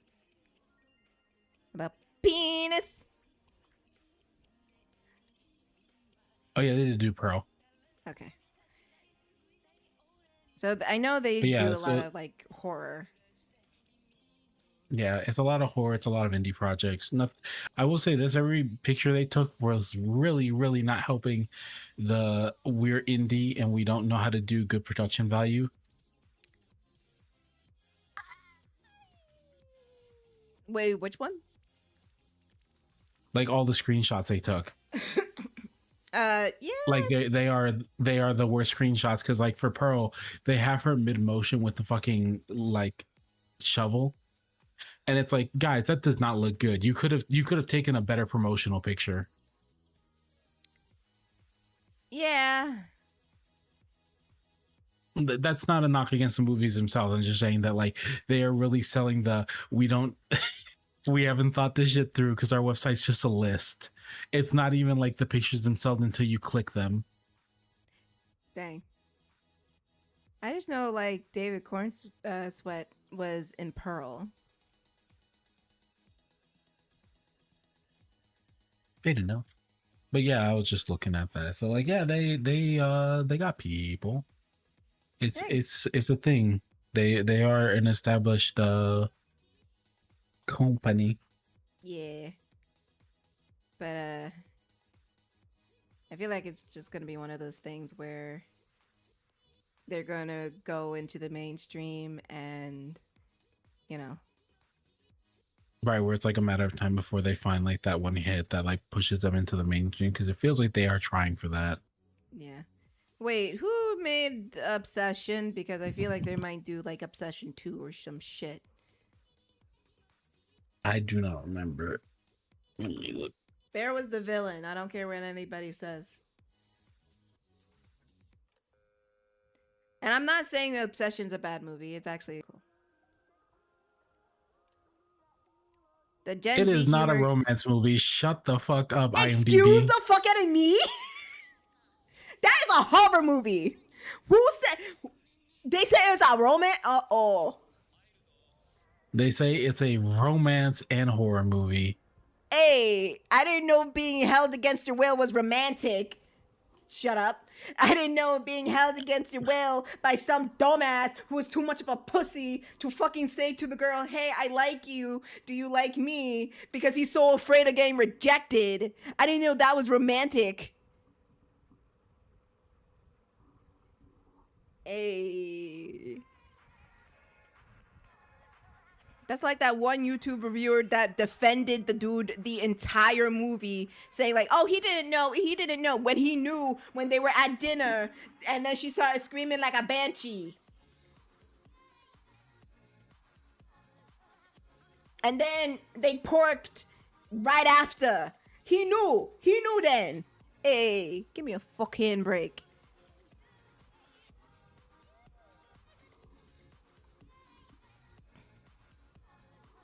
That was Focus Features, Universal Pictures, Ah, okay. and also Blumhouse. Yeah, I should have known it was Blumhouse, whatever.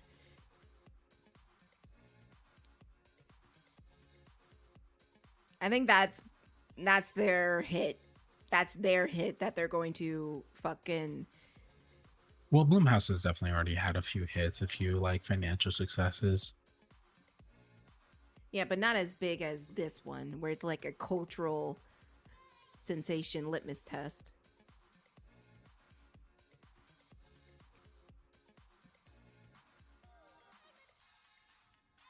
Like, this is their Squid Games.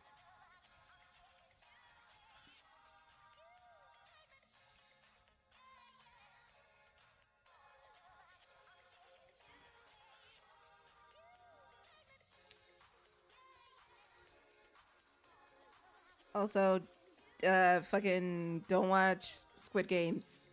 season 2 or 3. Just watch this first one. Yeah. It was obvious, like, the dude spent like 10 years on the first season and spent 5 minutes on the second. Because, you know, he's just like, they were going to give me money and I need to pay my bills. But you know what? Fair, I guess.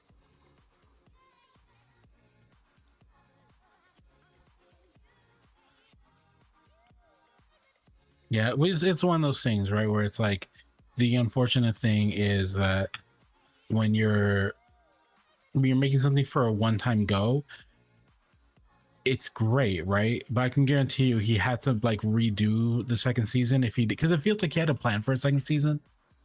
And then like when it got as popular as it did, it turned into it's not I have to get ready for a second season. I have to get ready for this being a whole thing now. Yeah.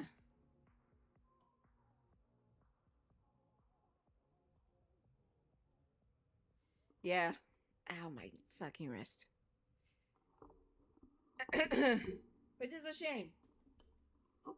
Yeah.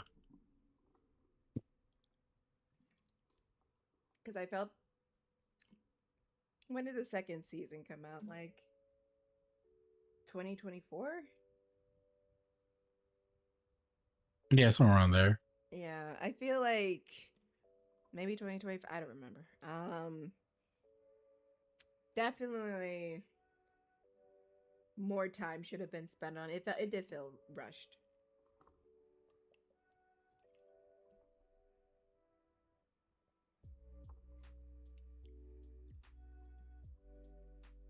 Because there was like a lot of hanging thread lines that were unanswered. And now they're doing an American spinoff because America loves to touch a thing and ruin it.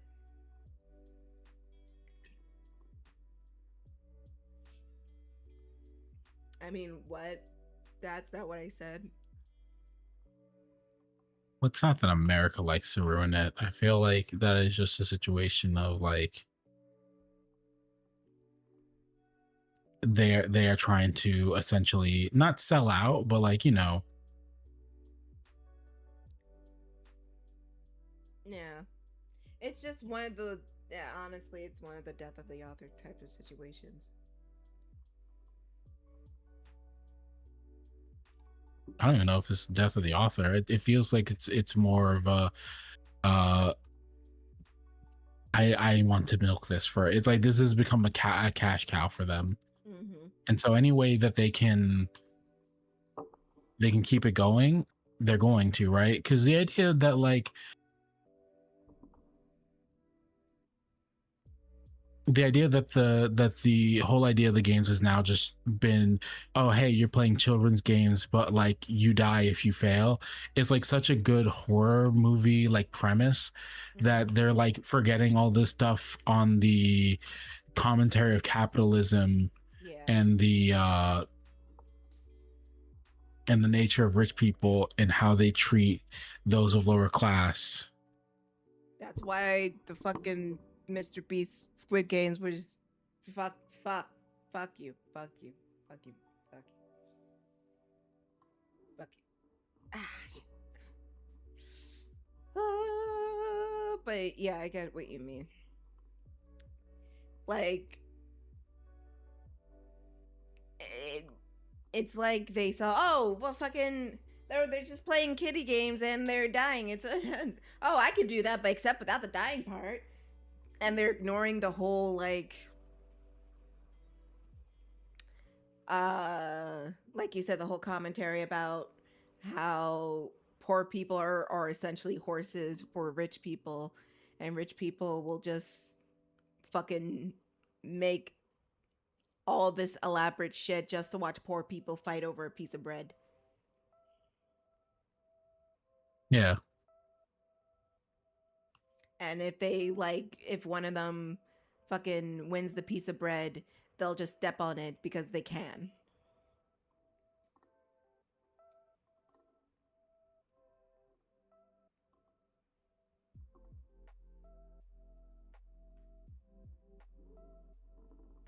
I mean, the commentary. It's definitely. Go on. Yeah. Sorry. No. No, go ahead. No, go ahead. Well, I was gonna say, it was just more the secondary idea. It's like there's so much that could have been done with the second season, and it does feel like this turned from like, hey, fuck the commentary, we need to turn this into a franchise, bro. We need to make that money. We gotta make that money. Did you see how much that Funko Pop sold for? Type shit, you know? I like Funko Pops. I like putting it on in my room to decorate. Fuck you. Right, but that's what I'm saying though. But Like, yeah, did I you get what see you mean, how? yeah. How much like the board game goes for? What if we play what if I make a whole replica of the Squid Games and have people compete in it?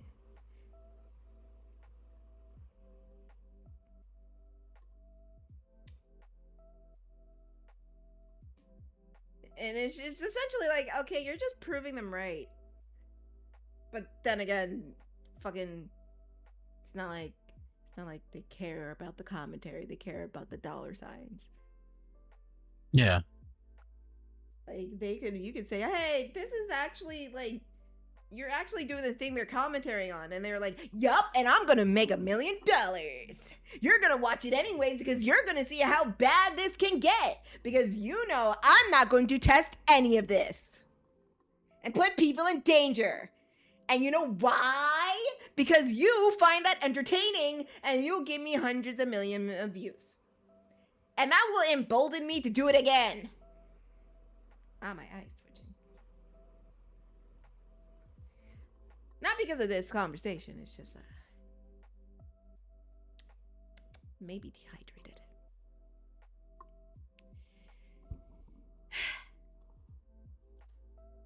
This is what I mean. Like, sometimes I'm just a little bit too woke for stuff.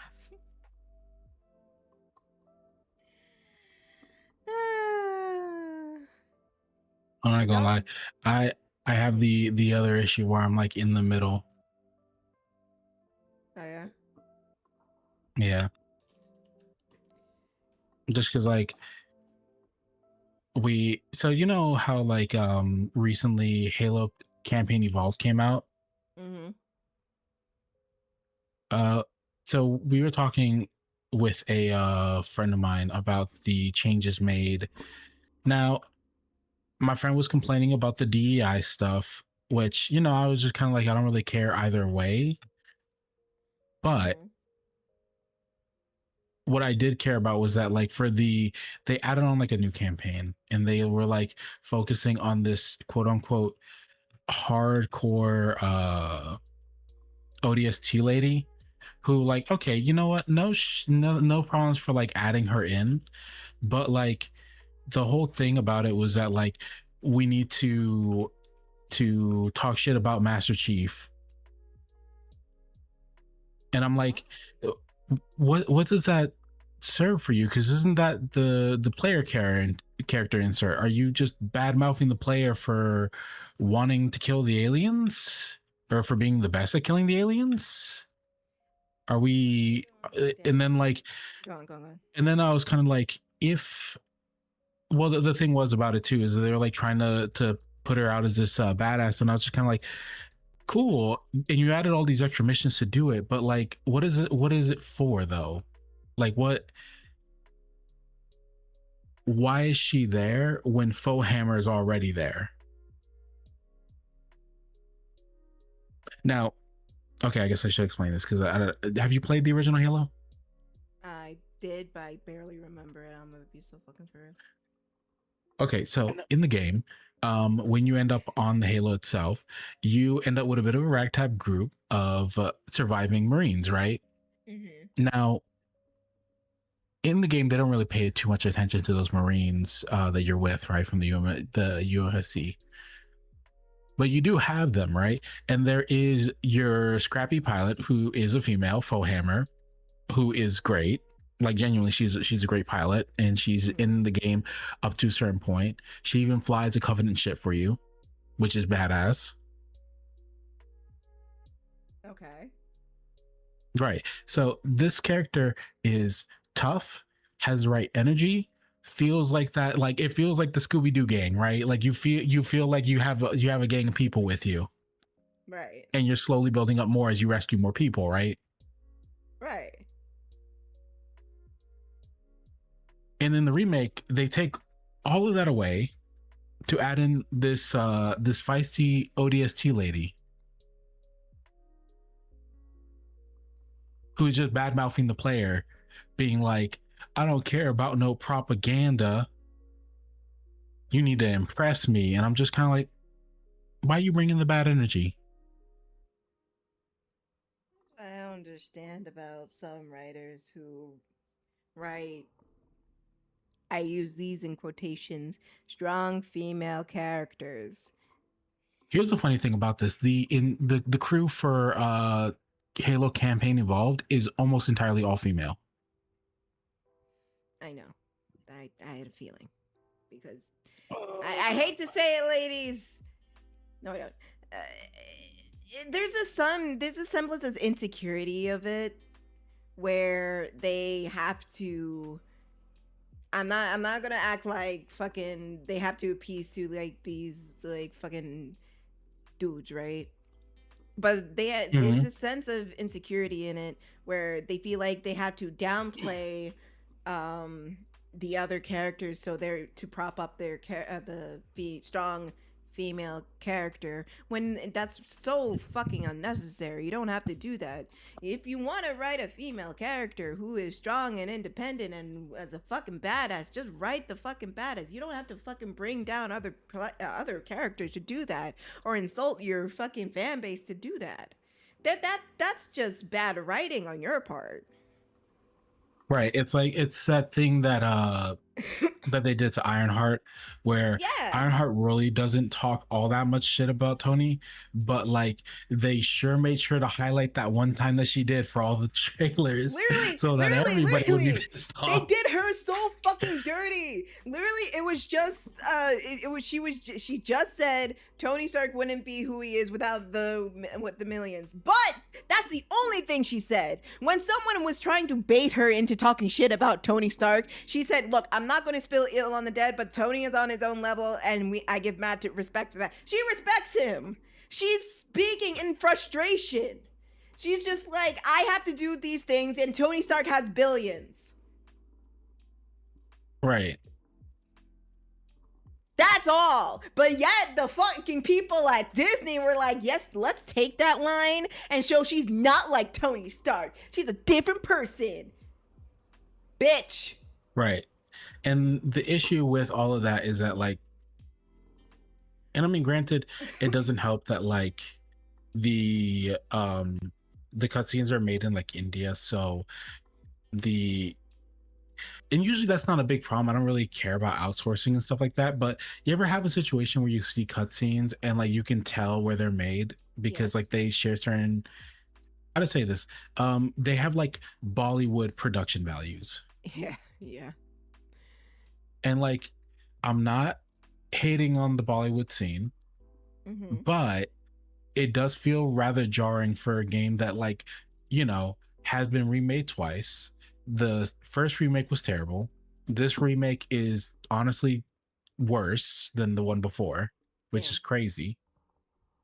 And you want to know why I'm saying that is because the first remake at least lets you press the back button and then swap it back to the classic graphics so that you could play the game without things being messed up. Damn.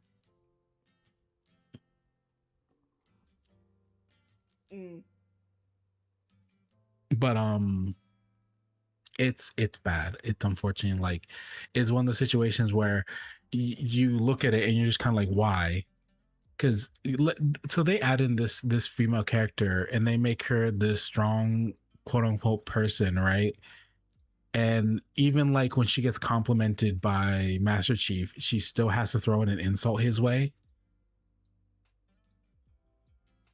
What for?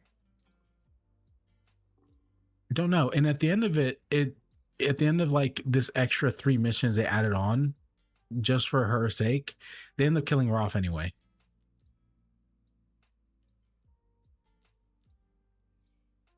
You know what? You know what? I'm gonna go get some food because my stomach is growling. But I will say this, and I'll explain it when I come back. That writing is probably rooted in deep misogyny. I'm gonna go get food. Okay.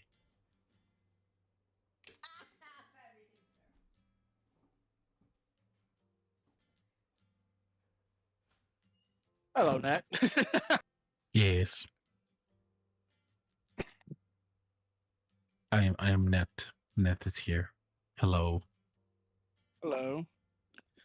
What do aside the faults of entertainment writing? Baldur's Gate.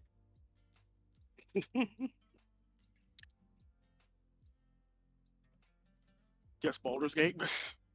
Yep, just Baldur's Gate.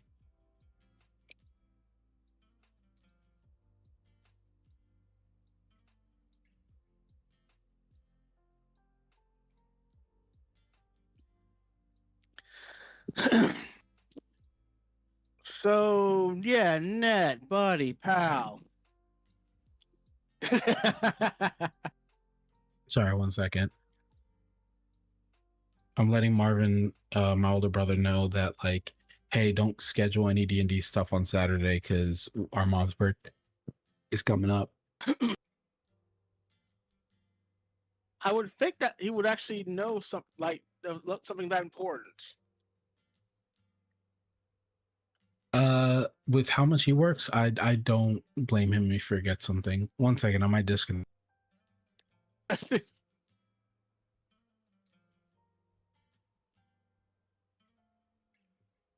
Had a feeling. Yep. Discord was like, oh my goodness. They had to update.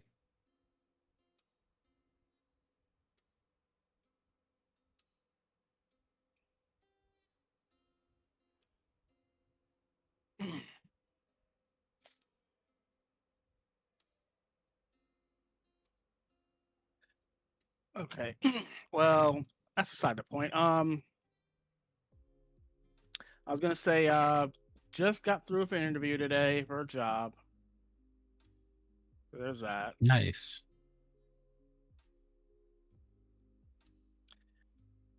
Don't know if I'll get it, but I think I made a good impression. I don't know.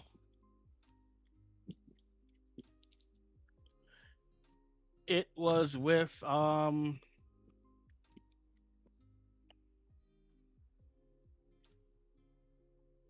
it was with Costco. I don't know why I'm blinking out on the name. Their hiring system is wow.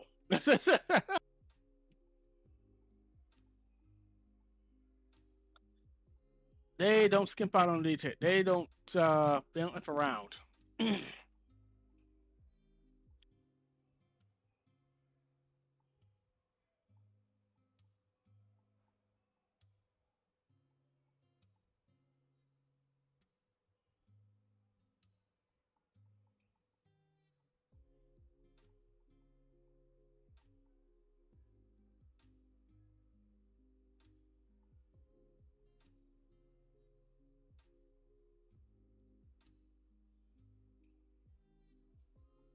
God damn it.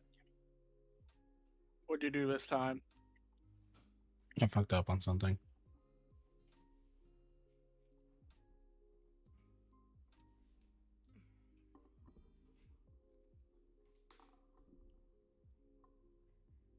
Okay, hey, I'm back. What I miss? Not much. Nothing much. I was telling Net I was I was basically done with the job application for or job interview for today. Oh, nice. I can do words, okay? Damn it. Hello? Can anyone hear me? Yeah, we can hear you. I'm eating. Oh. Okay. Okay. Let me start over again. Job interview with Costco was today. I think I did a good job, I guess. Yeah, you did a great job, buddy. I mean,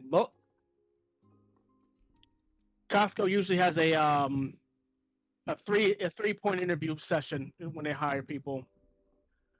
So I got in a little bit early, but they started late. So they decided, you know what? Let's just bring in the second interview and let's have you do 2 sessions at once.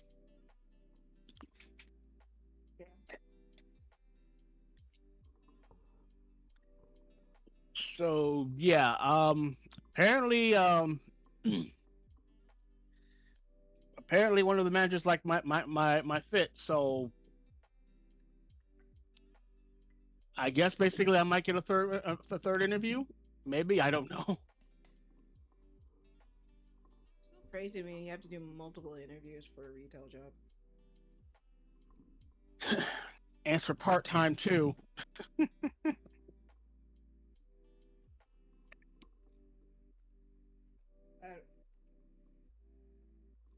what I mean is about that writing being rooted in misogyny is that they're not confident in a female character holding her own, and so she has to rag on the male character to make it seem to appear strong.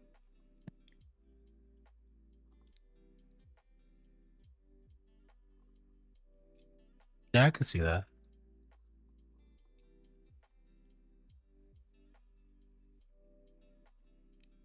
And it comes from the insecurity of girls not being as good as the guys, or girls can't do what the guys do, which is rooted in Yeah. misogyny in itself. But here's the problem, and the reason why, like, I was kind of like, what's the point of this character? Is because there already is that character I mean, in the game. yeah. There already is the strong female character, and that's Fohammer. Yeah. The thing is, they probably don't. The person who fucking wrote this, I don't know. I'm just speculating. And they probably see that and deemed it was not good enough because I don't know how Forehammer was written. They just felt like she wasn't good enough. Again, rooted in misogyny.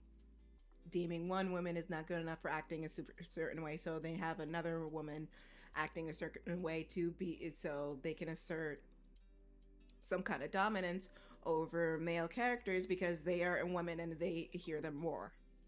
When in all honesty, just write the fucking character how they would fit in the story. Not that fucking hard.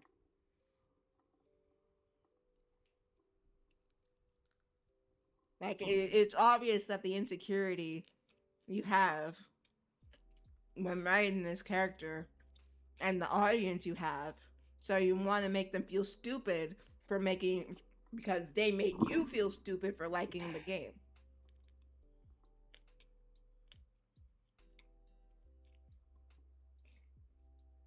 Which all of it's stupid. Just write the fucking character. You don't like. Come on.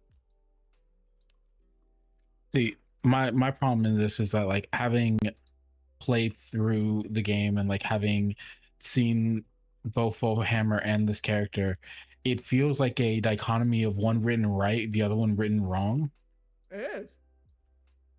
Because Hammer is the strong female character. Yeah. And I believe literally that's just how it is. She's already, it's like she is right there, and it's like, is she the main character? No, but like the main character is a player character. You're not going to, like, there's no way to really change that and be like, yeah, that person is going to be how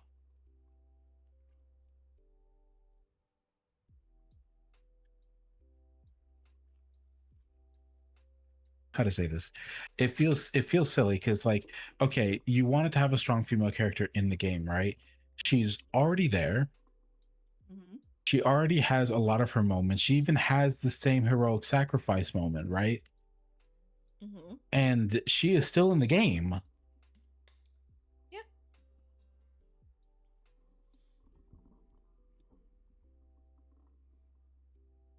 And so it's like, then what the fuck is the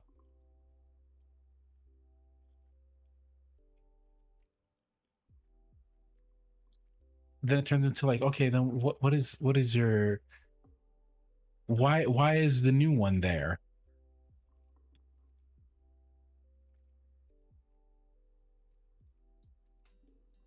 Protection of insecurity. Well, I don't care like that. It's like from a story point perspective, what is she there for? She's not really there for Right. anything, right? You already have the character to be like strong and independent and everything like that. They just don't want to use her again because they want to, I don't know, express their insecurities or something. Here's the crazy part about that is that she had less of a helmet in the original and the remake. But in this remake, Campaign Evolved, they cover up more of her face with the helmet.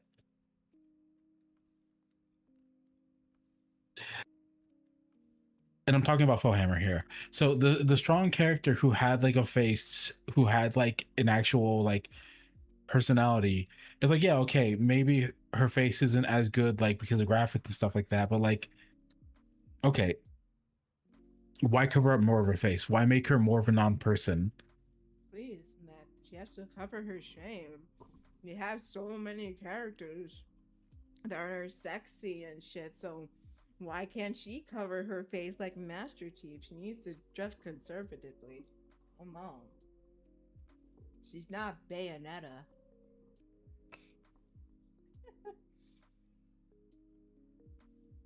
Right, she's in full flight gear, but like she needed to have a futuristic Cyclops helmet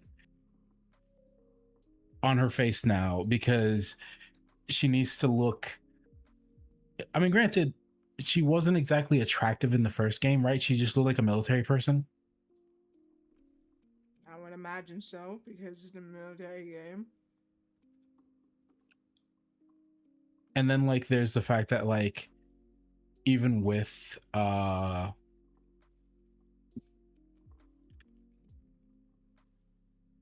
was it called?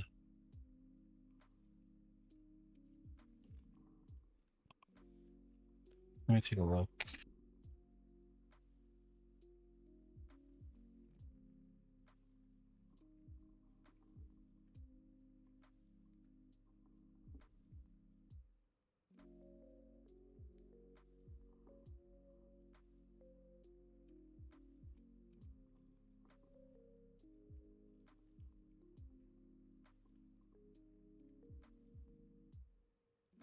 Here it is. All right. Sorry about that. So I was like, here's the thing also is that like Fohammer gets a decent amount of lines in the game too.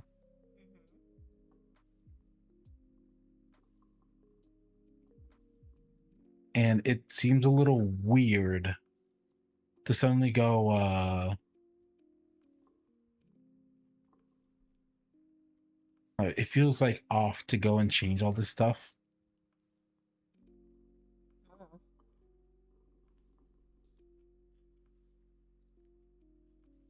Sorry, my mouth is full.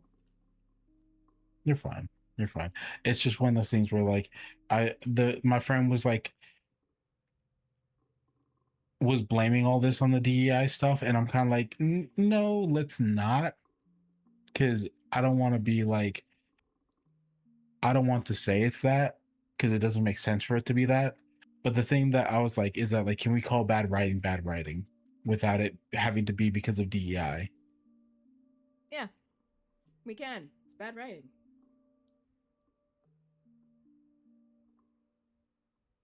Because like you've made the same character twice. You said this one's infinitely less likable. All this is just reminding me of High Gary and Spice. Yeah.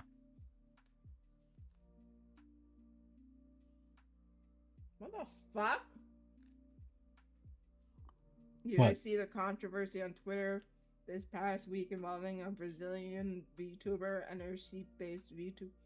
What's that got to do with me?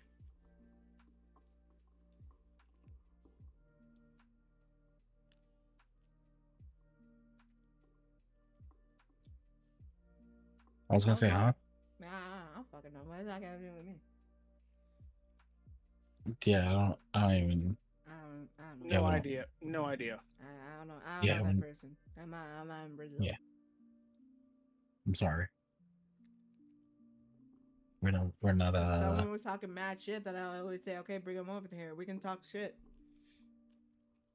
But I don't know Right. that person. Yeah, I don't know who that is. I have no clue. Yeah. But yeah, no, it was weird. Like the game came out, it was not good. It was very much not good. And it feels a little off because like I'm not gonna lie. I know that like Xbox is trying to do a really good job of like reorganizing itself and like selling off all the studios and just trying to like trim the fat and get back to grassroots, right? But like your first game coming out, like I'm not gonna lie, I do not think Campaign Evolved should have been continued after all the controversy around it, because the situation that happened with 343 and now Halo Studios is that so originally 343 was mostly still made up of the Bungie alumni who had decided to stay to work on Halo. But apparently as time has gone on, as they introduced more women to the studio, and I have to point out that's women because the studio at the time was very much predominantly male. I have a feeling where I know But where as- this is going, but come on. Yeah. So as time went on, they started to use HR complaints that were false in order to push the men out of the studio.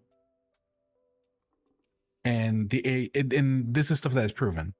Like it was false claims. It was the HR essentially colluding with people in order to like essentially force out the male workers. And that's why the studio now is predominantly female. And the workers, the male workers, ended up being like, hey, look, I was a veteran, worked on Halo 3. I'm going to tell you what happened to the studio. Hold on. Okay, continue. My earpiece fell out. All right. So, yeah, this got revealed by a former worker from 343, essentially just saying, hey, yeah, no, this is what happened. We all got pushed out, and while we were trying to write our complaints to HR and we wrote everything and document everything and everything like that, HR ignored us and continued to with this strategy until we all left.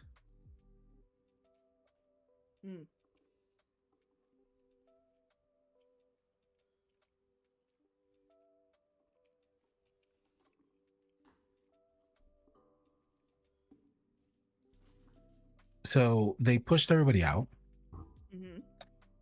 And the game kind of shows for that because it is to the point where like nobody who originally worked on Halo is still there. Damn. And the story has completely gone off the rails. I mean, it went off the rails originally with Halo 4 and 5. I can't say that they were good to begin with.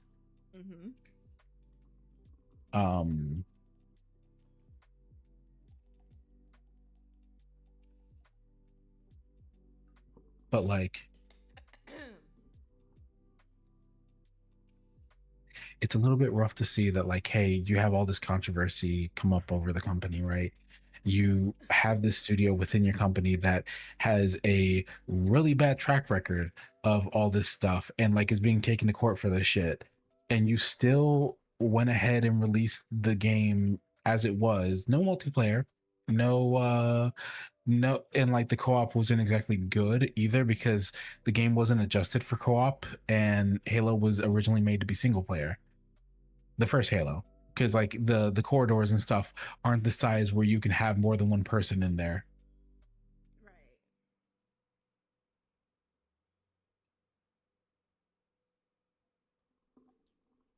And so the game is just a pure, like, it's a real big mess, and it's one of those situations where it's like, okay, not your best foot forward, because it's supposed to be one of your flagship um games, right?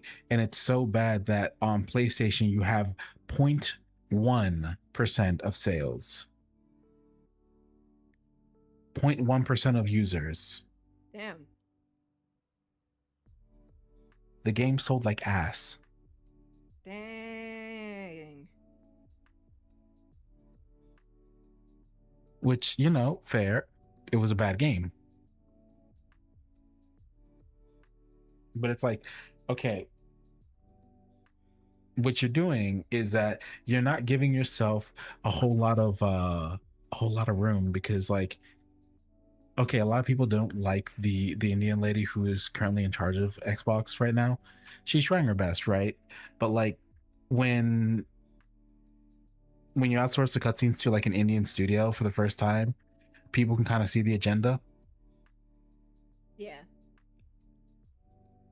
And then like the fact that the game itself is like not good, but you were like, oh, our console has to thrive on its exclusives, and we're going to focus on our exclusives going forward.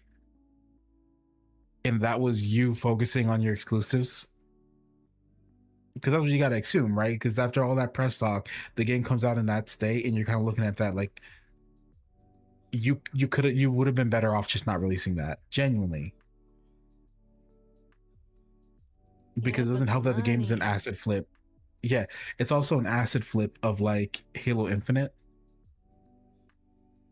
which is wild. Because like, damn, bro, you had to flip it like that.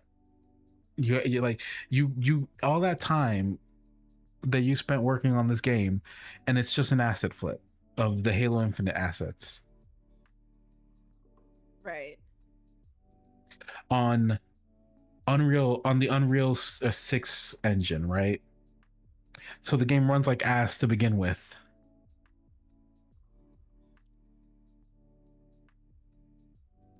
Damn. So all that was for fucking nothing. Right. And that's my problem. I'm like looking at that like bad writing, bad corporate dealings, because like Microsoft should know better than to be like, yeah, let's keep going with the studio that like literally is proven to have pushed out all of their alumni workers to create a quote unquote safe space.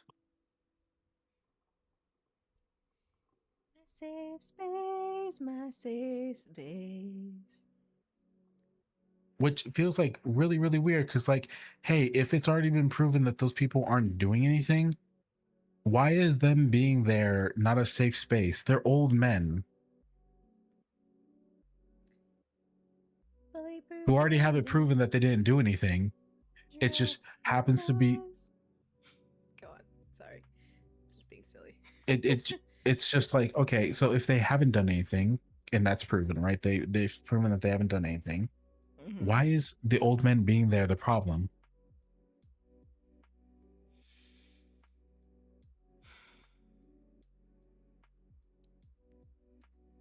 I have no idea. It feels so fucking like weird. Like, what the fuck? Like, what is the studio at now? Like, what is going on with them that like, hey, this was okay, y'all stood behind this, y'all rocking with this? Yep.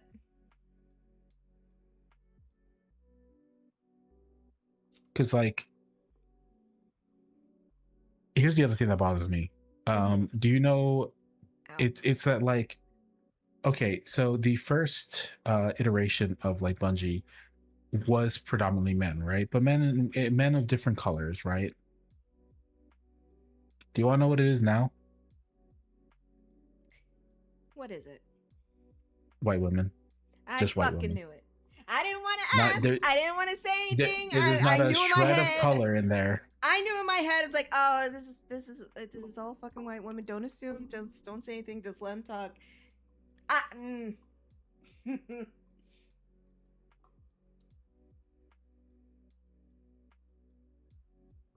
Hey, remember when I said it reminded me of High Country Spice?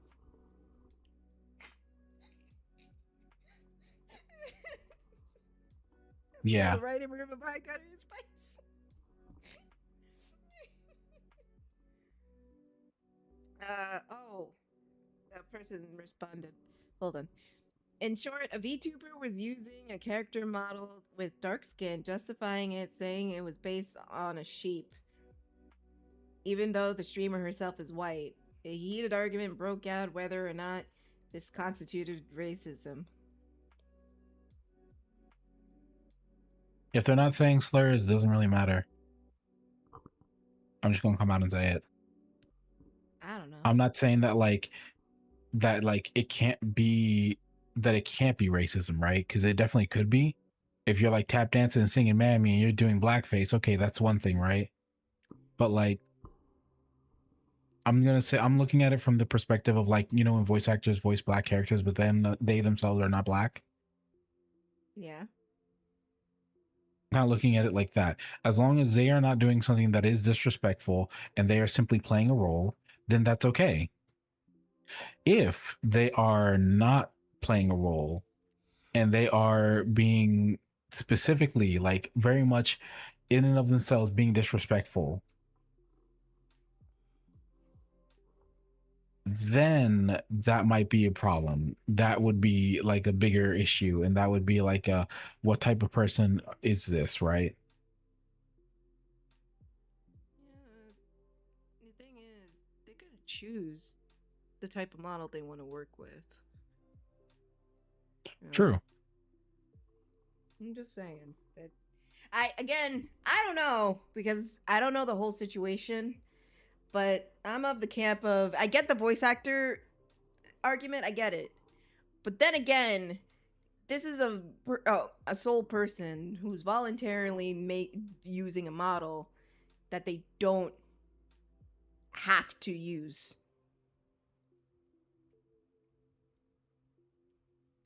I mean, fair. It's just that like I don't want to say that like, hey, they can't do that because there are several VTubers who are using white VTuber models who are black. Mm-hmm. And I don't want to say that they have to suddenly turn their characters black because this one person is using a character who is like of a darker complexion than they are. I'm not going to touch that with a 10-foot pole. I know I like to be woke on. Oh yeah, here. no, like that's what I'm saying is that like it can be racism. Yeah. But if they're not doing the racism, then whatever. If they are doing the racism, then stop it. You know, because one, I'm not in the VTuber space, nor do I want to be. Those are some of them people. A lot of them are fucking. They're weird. Freaks. They're weird. Fucking weird. They're weird. I don't want to touch that. And they send weird messages. No, on dead ass. I have gotten daddy messages and I don't like it. And it's weird. And it's like, stop. No, do not. You know, when you scold them like that, it makes it worse. It's what's popular, Net. It's what all the young kids say.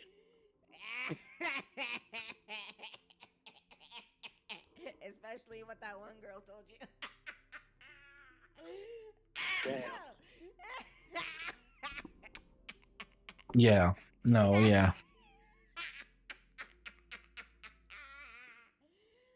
Oh, I'm sorry, Dad. That was funny.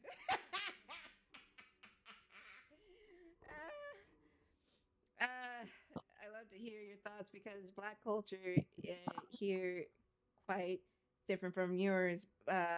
Most Black Brazilians say they didn't see anything wrong with it. She wasn't pretending to be Black. I mean, I'm not gonna touch that with a 10-foot pole. I'm not in the VTuber space. The most I have is the Pokemon ones that I make of myself in my little thingy right here, and fucking I just draw myself black because I'm Black. So I'm not gonna touch that with a 10-foot pole. If people want to fucking disguise themselves or whatever, I don't know. I don't fucking care. It's not my skin in the game. Yeah. It's just one of those things where it's like it's really hard to say either in either direction because it's like it all depends on what they're doing with it. Yeah. Many white people here, when creating characters, whether RPG, VTubing, comics, make dark-skinned characters because they grew up heavily influenced by black people from a young age and everything. But it's nice to hear your guys' opinion on it.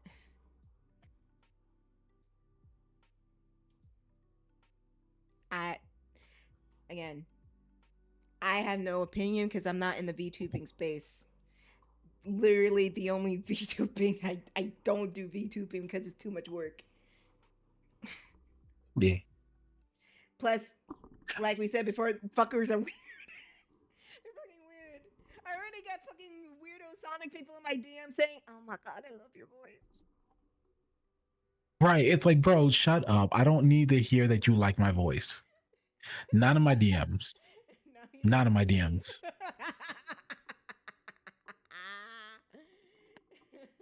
Like, as a one-time compliment, it's great. Thank you. I appreciate that. You know what? That's amazing. Thank you. Then you got weirdo Right? That's a nice little saying, confidence boost. You know, your voice is kind of getting me. And it's just like, fuck off. What the fuck? What the fuck? Right. Like I don't need that. I joined a call and that's how you say hello. I just fucking sat down. What the fuck? Who starts a conversation like that? Like in front of my salad? Fuck's sake, I don't want to. But other than that sort of thing, that's something for someone who actually VTubes. I can't give my opinion, unfortunately. Yeah. And then plus like it's just a difference in culture too. Cause like that is also true. Cause I mean, go on. I was gonna say like the fact that like every day everybody just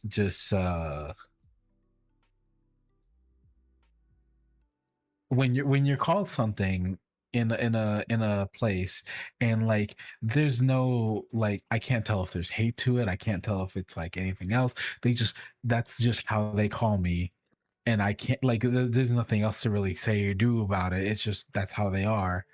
I don't know what to say about that, right?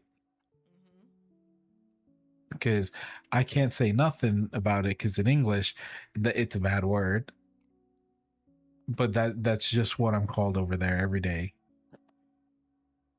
Yep.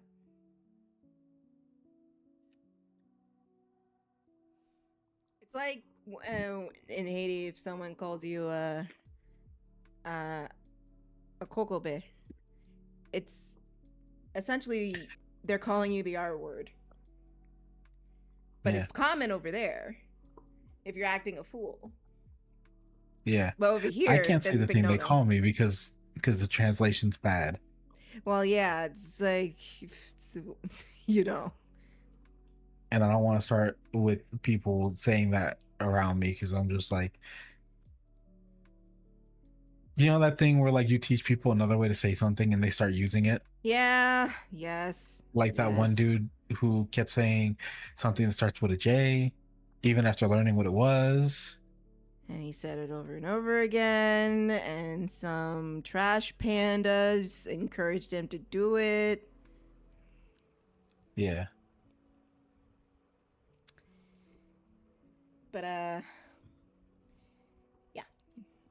That sort of thing. I just find VTubers kind of weird sometimes, and weird and very heavily parasocial. Yeah, no, a lot of them are very parasocial. Like, holy. Like, to the point where fucking someone done said fucking my character is their character's new wife, and I can't ship my character with Shadow the Hedgehog anymore. Here's my thing about it is that like when you start saying stuff like my fans are more important to me than my family, then I kind of have to look at you a little funny. What was that? If you get to a point, because I've heard some people be like, my fans are more important to me than my family. Okay, all right. And then I kind of look at that and I'm just like, Chill. right. right? Like that's a little bit on the you might need to that's very parasocial, Yeah. These right? were the Like thoughts I really want to hear about this other Twitter trauma. I mean, our thoughts as VTubers are weird. We stay out of it. yeah. That's essentially what it boils down to. Like,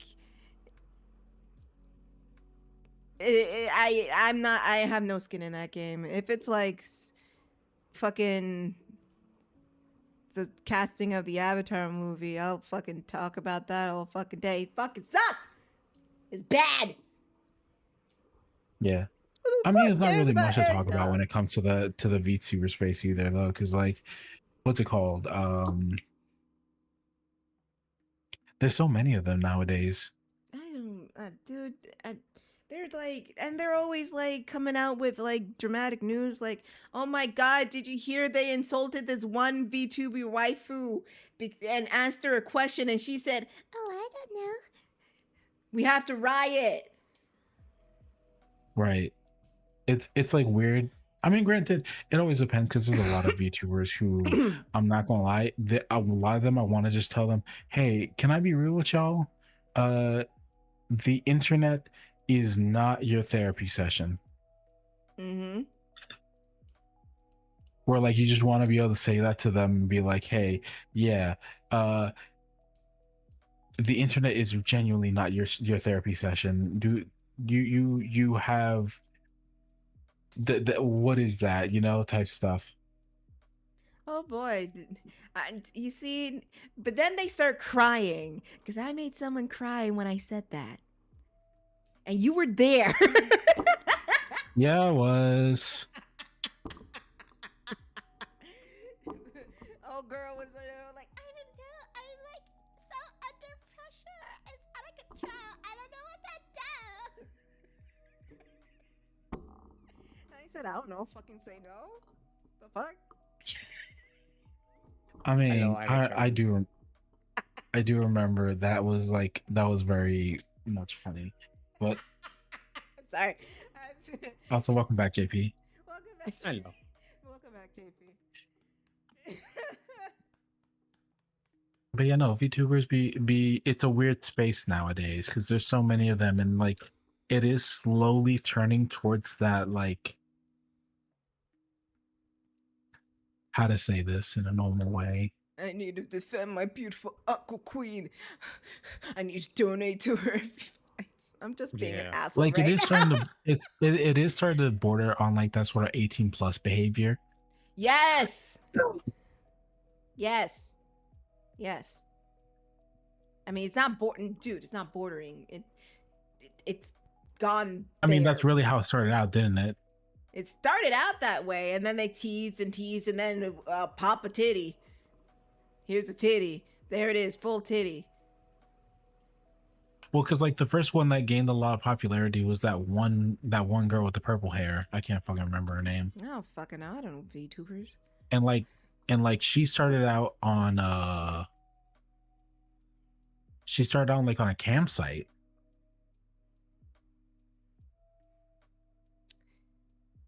And then the Japanese were like, yo, what if we did that but family friendly? And then they started doing it.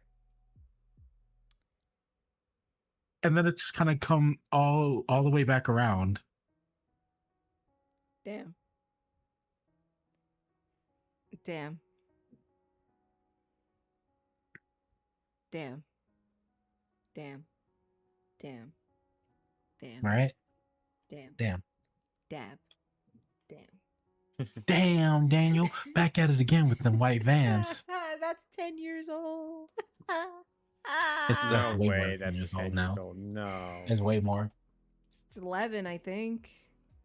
Yeah. Crazy. But yeah, we don't fuck with VTubers that well here. Some of them are okay, but some of them we known for a while. So I mean, we tend to view it the same way that, like, how to say it, like, that is a job. That is Yeah. how I'm going to phrase it. That is a job. That is something that you are doing for money. And you know what? I'm not going to judge you personally on it up until you start acting weird about your job, and then at that point it's like, you might need you might need some help. You know? It's just like when you stop fucking socializing with the common world in favor of some dude in, I don't know, Indiana giving you V-Bucks, I don't know the fucking term, or something, it's getting a little bit of a problem. Right. And then, like, fucking, yeah, I wonder why, like, fucking people just start acting a fool. Yeah. No, yeah. Any other drama rants? I don't fucking know. It's fucking whatever comes out of my head.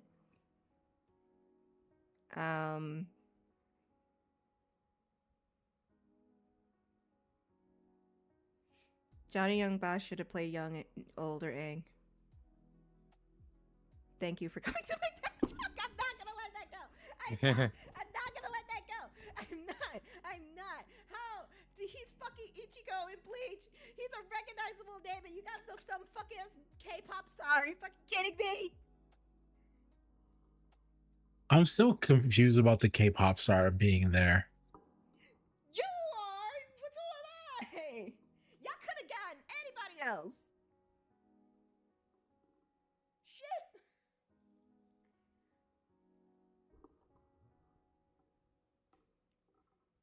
Literally. Or just go, if you want a new talent, find someone who is talented. Right? It's one thing to find someone who's fucking popular in the live action space, but are they talented as a voice actor? Fuck's sake. And who the fuck knows who an Eric Nam is? Give me a fucking break. Actually, well, I'm playing a video game right now. I have my keyboard disconnected. I was gonna ask if I can get Jester in if you're down for a Baldur's Gate session. Ask your question. If I can find Sure. it. Let me Oh, he's unplug offline my right now. arcade stick. Oh, he's offline? He's offline right now. I think he went out. Fair. So let me get my keyboard plugged in, and we'll at least look up what this dude's actually done. Who, Eric Nam? Yeah. I'll do it. American singer, songwriter, and television actor. He is a K-pop star. K-pop the debut. For fuck's sake. Oh. I love how one of the relevant questions is, how is he famous? Oh. Oh. Damn, just like us for real.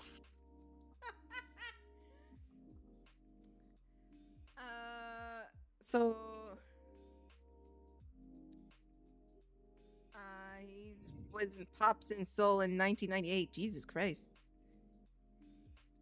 It's a music program for K-pop musicians.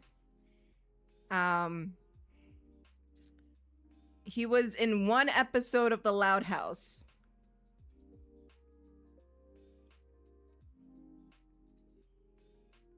Oh my gosh, that makes him famous. And is this a movie called Transplant?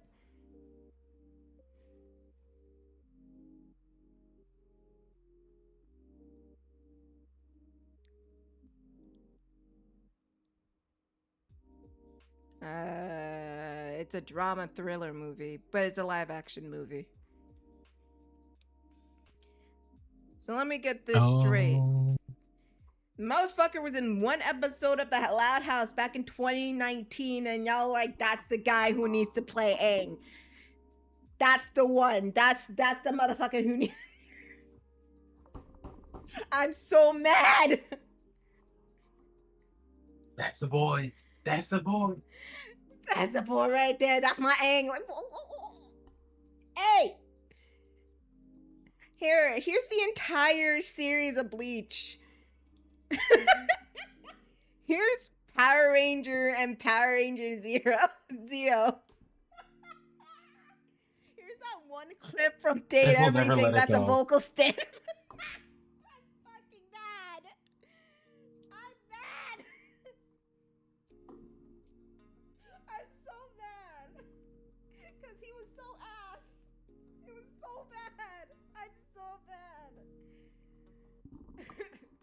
Net. Come here, Net. Yeah. Yeah. How the fuck is it a 12-year-old kid could emote and act better than this grown-ass man? I don't know. How is it? I believe the emotions of this 12-year-old kid better than this grown-ass man. I don't know. Because that little boy was like 11, 12 years old when he first played Aang. And I believed him more than this grown-ass man. That sounded like he was fucking talking to wood. I'm sorry. The wood has more emotions. I'll be right back. I'm gonna get on my laptop. Okay. Yep.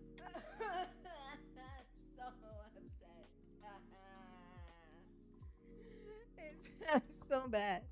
I'm so mad. I'm so mad. I'm so mad. I will never live it down. Ah! That movie's so ass. The only thing it had going for it was the visuals. That's it.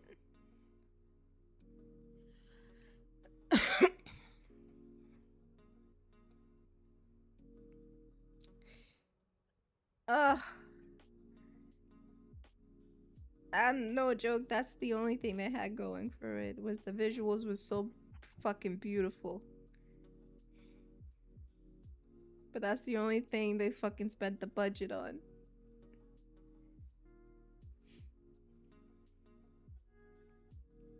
That movie was ass.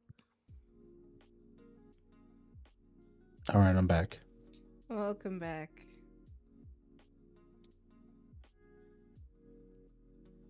I'm mad, Net. I'm mad. I'm mad. All Steam. I don't care if Johnny Young Bash was busy. It's better than this bullshit we got. Uh, Hi, Jessica. Hi, Speed. Hey. It was so much better than what we got. It sucks, man. This is so bad. How you guys doing? Don't mind Tiff. She's just doing her stuff. Johnny Young Bosch was right there. I don't care if he was busy. Steven Fu was right there. Oh. What? Just somebody with some fucking acting chops. Right? They were right there. And they were Asian. You wanted the Asians. They were right there. Oh. You could have gotten the guy that voiced Porky Pig and Daffy Duck. Porky Pig. Yeah. Damn. Also, my echoing. Hold on. What's his name? Eric.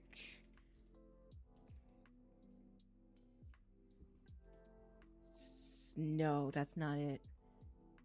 The day the world.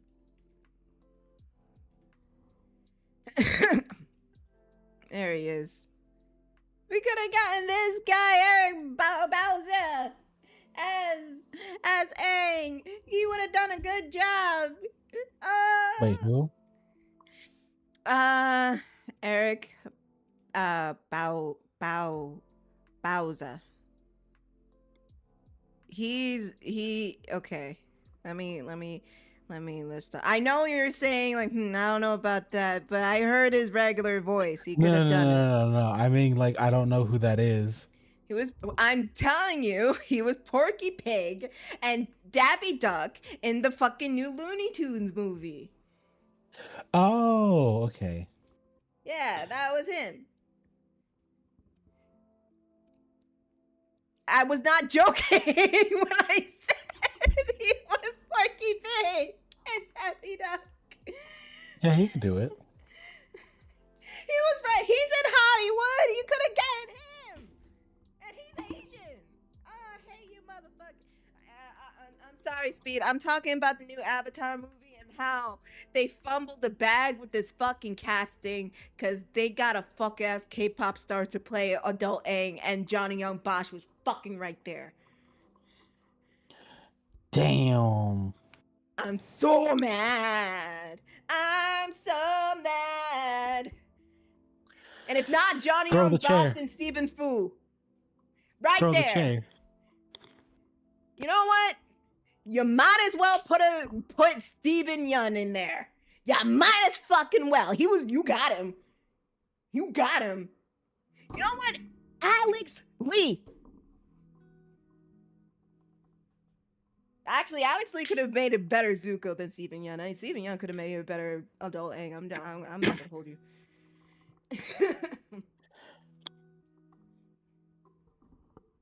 Right there. And they're all Asian. Yeah.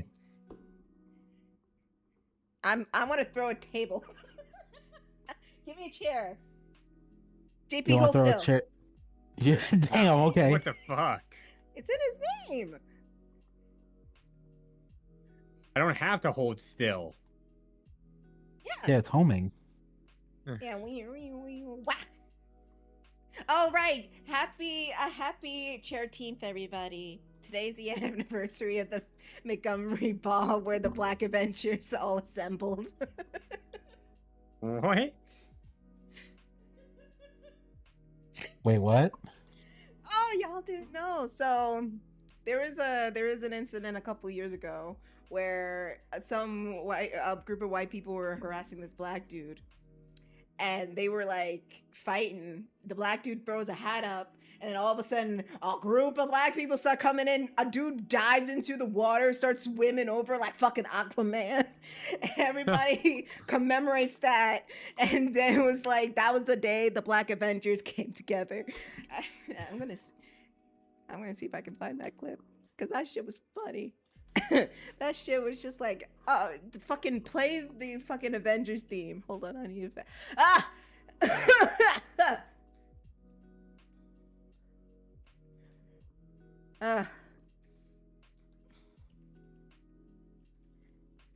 Oh my god. And someone actually did throw a chair. Can I roast something that my brother has? What's up? Yes, fucking desktop mate. Huh? Nothing. Don't worry about it. Don't let me not dog my brother a little too much. Let me chill. Damn, that's crazy, Ned. I can't believe you've done this. I can't help it. I like me and my brother just always make fun of each other. Can't believe it. Okay, everybody, we're gonna watch a moment in history. Oh, my stomach hurts, but it's worth it. You better share your screen. I want to see this. Okay, I will. Give me. I gotta show the peephole. I'm locked in. Peephole. The peephole. The peephole. Gotta show that peephole. Oh yeah. Oh my God, Serene. Oh, fuck you. It's not graphic. I promise you. No one shall pop the titty. See, this is what happened. Hold on.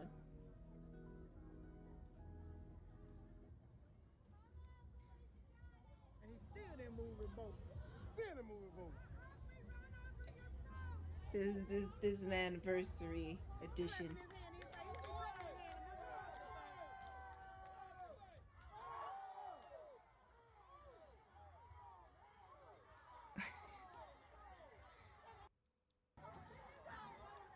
See? They start coming.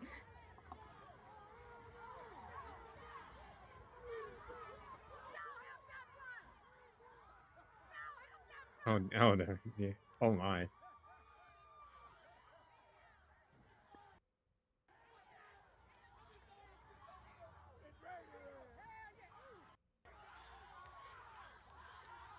Like I told you, someone starts swimming over there. Look.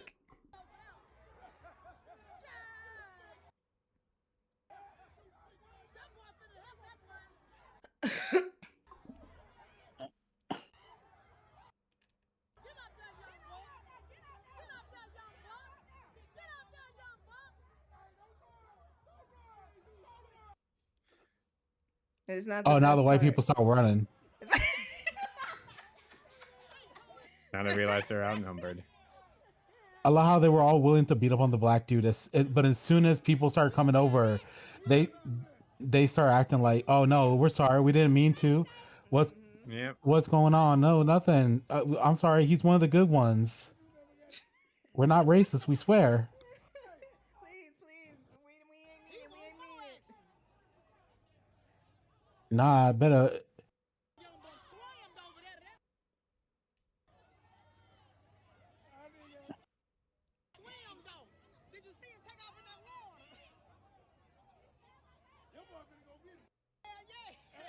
Bro went out like Aquaman. He was just like, bet.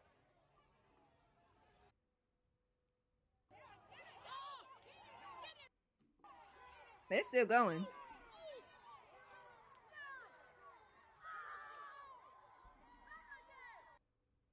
Get his ass. Get him! Oh!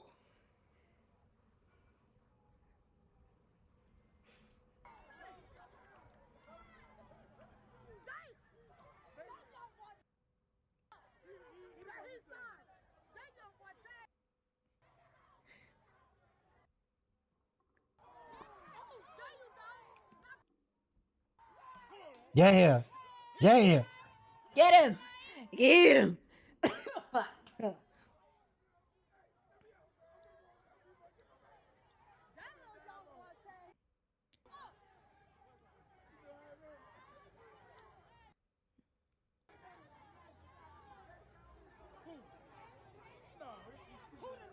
One, two.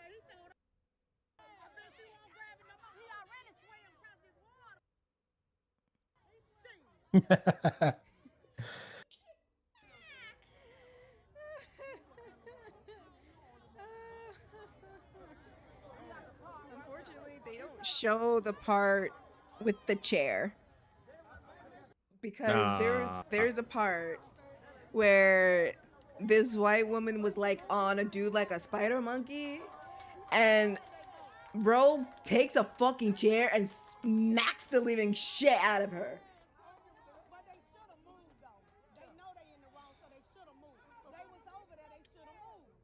Mm.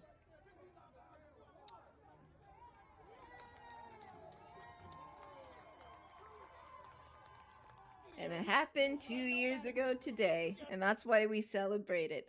Probably longer than 2 years ago, but that's why we celebrate the Montgomery Brawl. Seriously though, the fucking view for with the chair, I swear to God, I'm not gonna try to find it because that's like a lot. Fucker beats the living shit out of her. He like fucking swings.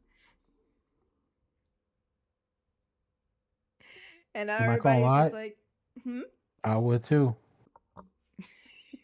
Yeah, you gotta stand on business. Why are you climbing on people? Right, like if you're gonna be like that, be ready for the action. Goddamn. Mm-hmm. Exactly. Well, I wish I had the view with the fucking chair, man. It was so glorious. He motherfucker was just like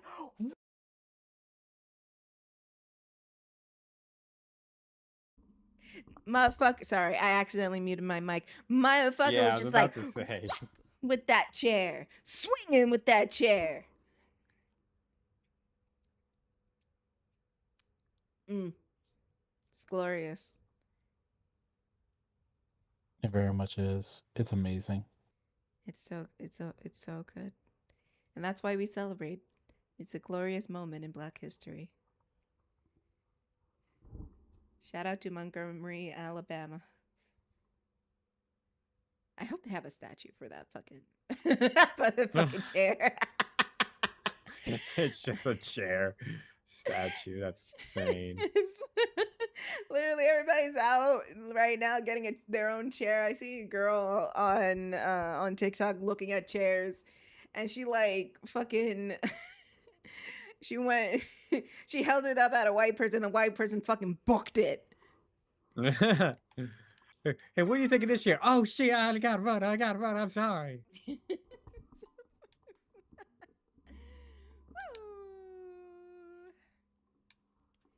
love our history. But that's what I want to do to the casting director. Wherever they may be. I'm not going to go stalk them. I'm mad. Same. I'm mad because there are a bunch of talented people who are Asian descended that could have fit the role.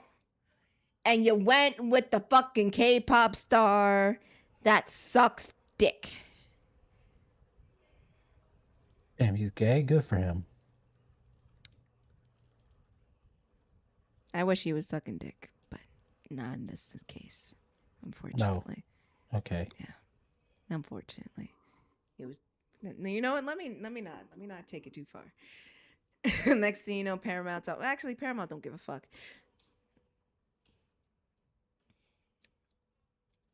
Even though the ending of the fucking movie had the fucking people doing the revolution go with the oppressors.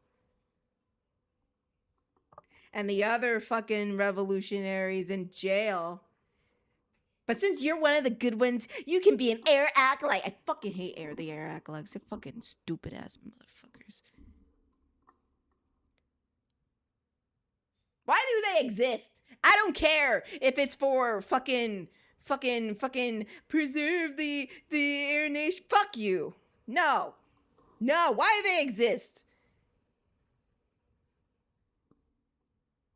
That whole concept was stupid. I even thought it was stupid in Korra that they have a whole bunch of fucking people serving Tenzin and his family. That felt weird to me.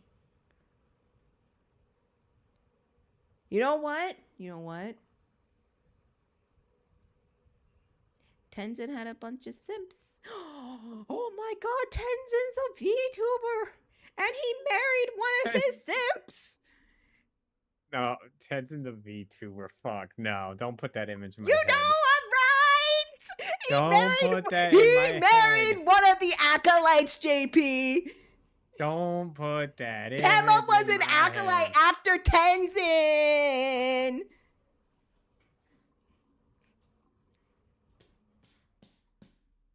You know I'm right, JP. I didn't even watch Korra. You know I'm right. I'm fucking right. That's why it felt weird.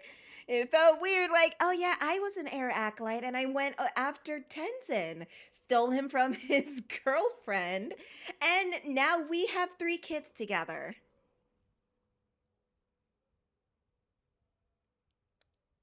This is the same woman that gave Korra relationship advice, mind you. He's a VTuber! Oh my god.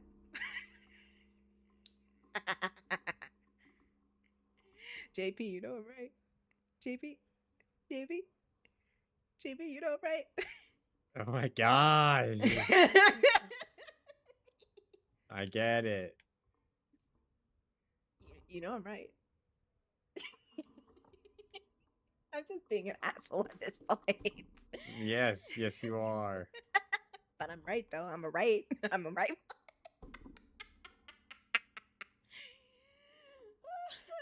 Seriously, fuck the Mare acolytes. They were fucking so stupid.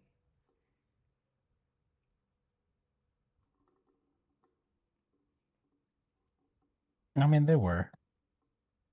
Motherfucker, were there a bunch of people saying, "Oh my god, airbenders are so fascinating. Let me serve them, my master." Y'all weird. Y'all weird for that. Y'all weird.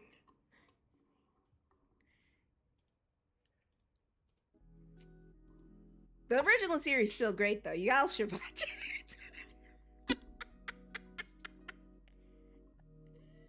She always says that because she knows I'll never do it. JP, don't you think Nat should watch it? Oh yeah, absolutely. It's just like I said. Just don't watch anything else. Times.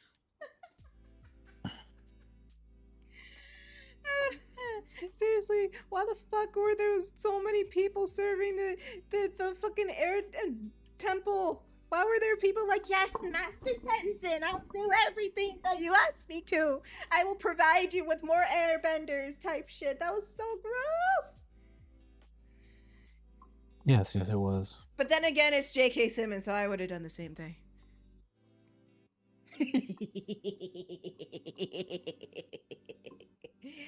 And you know how I get about J.K. Simmons. Fuck. It's very hot in here, though.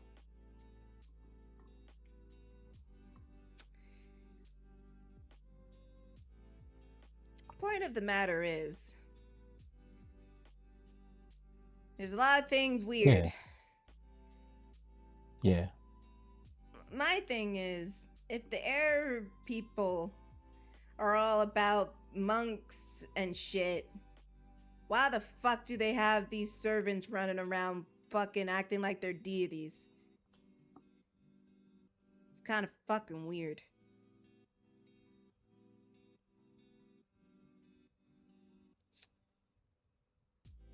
Fuck, they even, in the comics, they started out as a fan club saying fucking, "We like airbender culture, so we gave ourselves the airbender tattoos." And Aang just got pissed off and said, "The fuck are you talking about? You gave yourself airbender tattoos. What the fuck? No, the fuck?" And they said, "Oh, we're sorry. We'll serve you, Master Aang." Humble little monk, my sweet black ass. That was in the comics. We don't talk about the comics. Damn, Tiff. Damn. Can't believe it.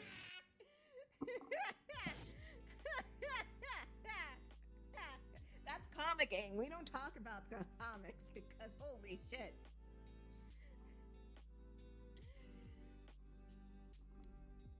Katara being the kept woman is rampant. Which sucks because she's one of my favorite characters in the show next to Toph and Zuko.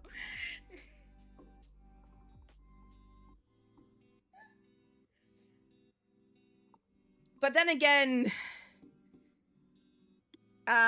unfortunately, it's not just a Katara problem. It's a problem with like a lot of things. I'm surprised they didn't fridge her.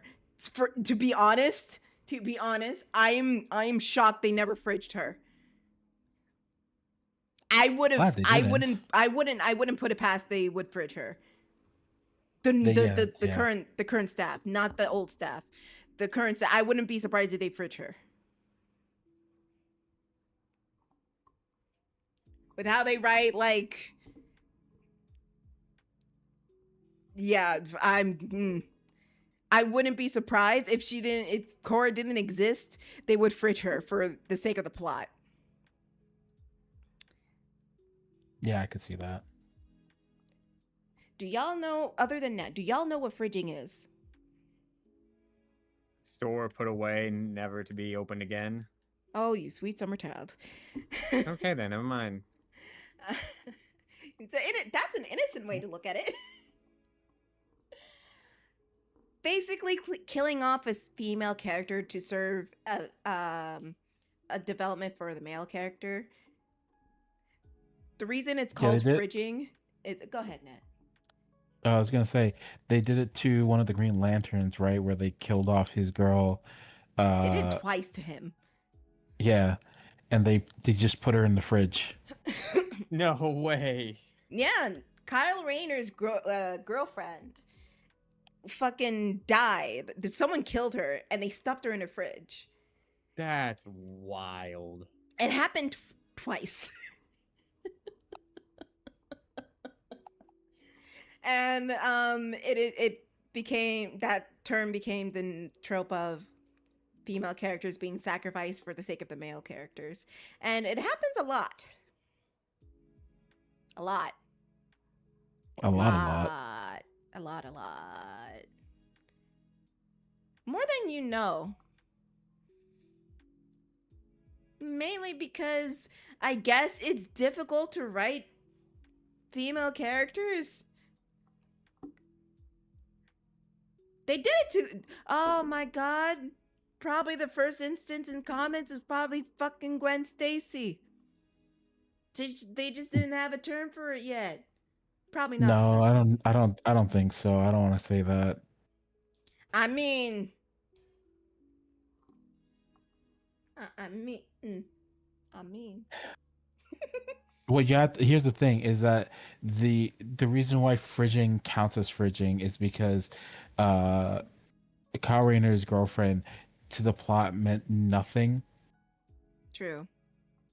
Where Gwen Stacy, as far as her death goes, was a big moment for Spider-Man and continues to be a big moment for him, even like later on. Like when they do that thing where they make him a false timeline where Gwen is still alive and you get to see him have a happy life without any issues. Mm-hmm. It's like that is exactly what Gwen Stacy represents for him, where it's like, hey, if nothing ever did happen, he would have been perfectly all right.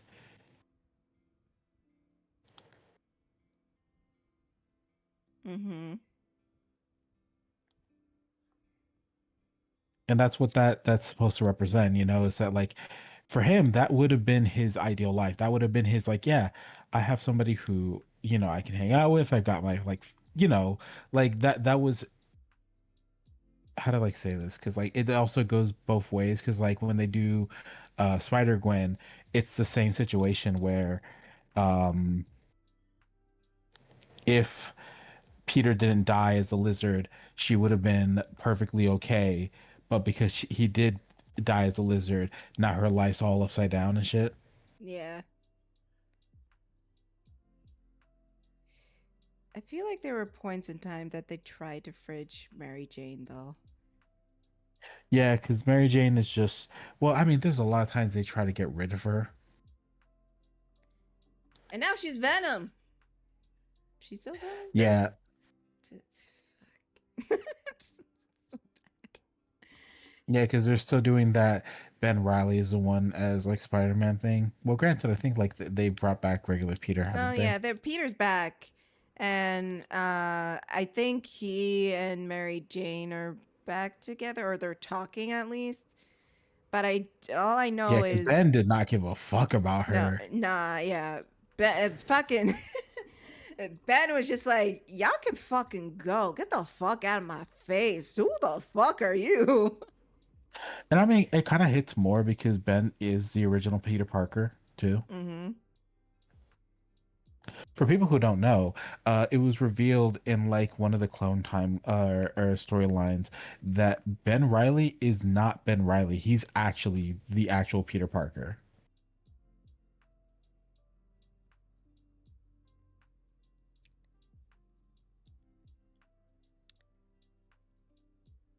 Yep.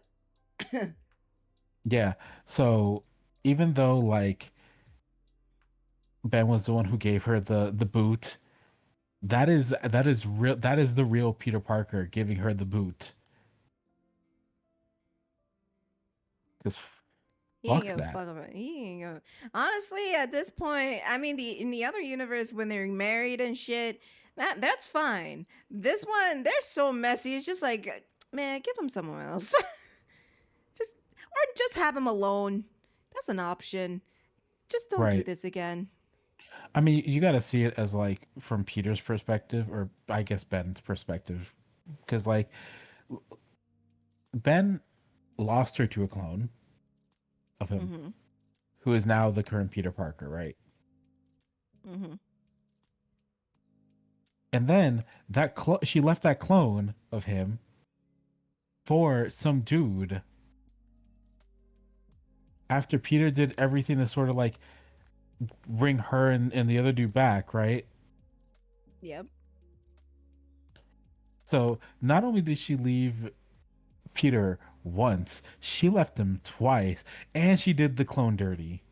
And now she's coming to him for help, even though she ain't ever really tried to figure that shit out herself. She never took any agency, and she has the ability to do so because she reveals that she's bonded with the symbiote.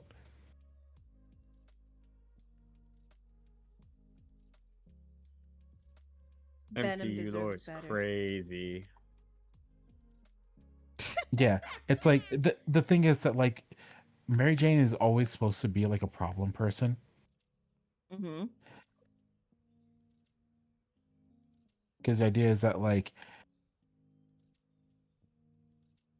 her and Peter are never supposed to be happy.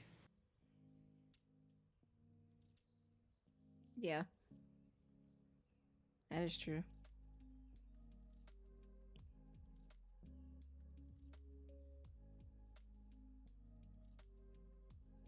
But like it never really works out because Peter always fumbles like everything. I mean, granted, the women in his life are just messy. Because like Black Cat is Black Cat. Yeah. She's a problem too. Yeah. And then what's her name? Sable or something like that? Yeah. She's also messy as fuck.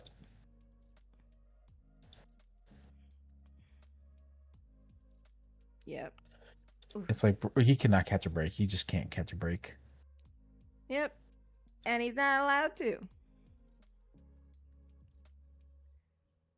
Well, I will say he kind of did because what's his name? I'm not gonna lie, Ben did the stuff that like people have been wanting Peter to do for a long time, which is stop being Spider-Man for a little bit and just get his life together. Right. Because everybody's always like, the city needs you. It's like, yeah, the city does need him. But you know what?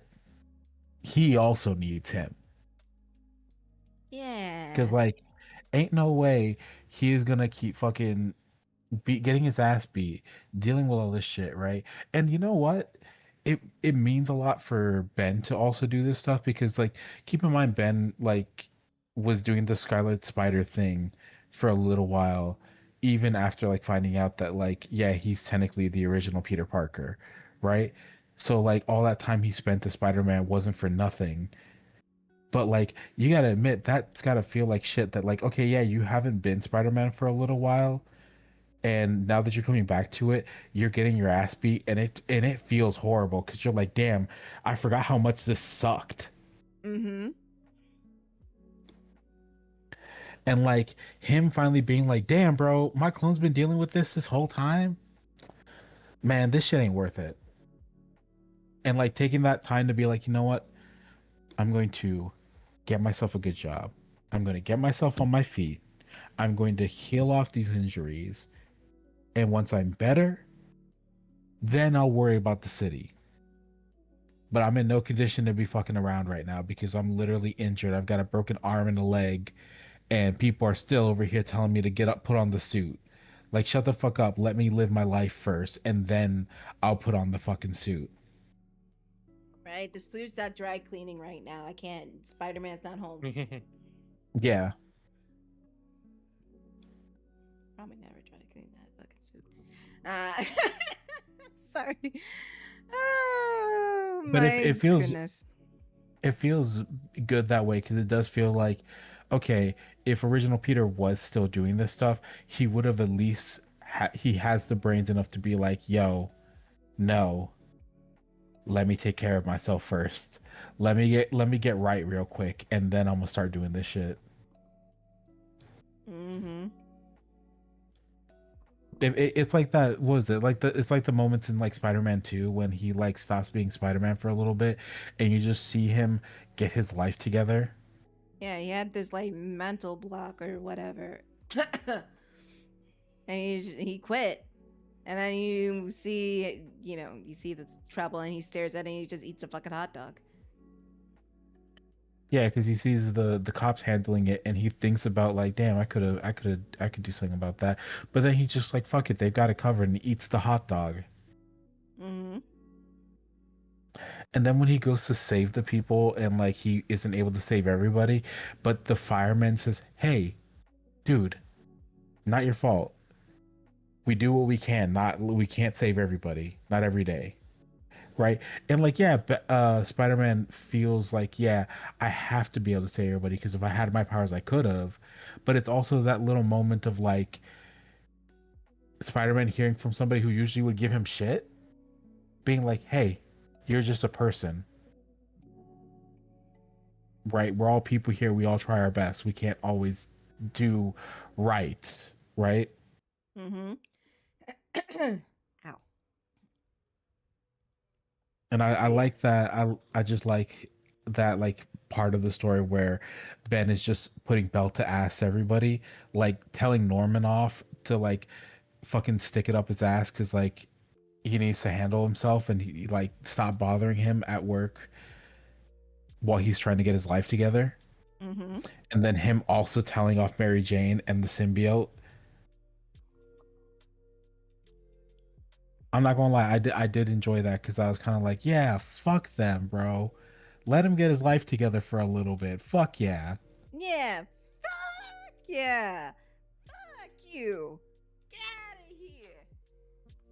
Especially because like fucking Mary Jane very much during that conversation talks about the fact that like in her way of speaking is very much suggesting that if the dude she left with was able to help her, she would not be coming to Peter.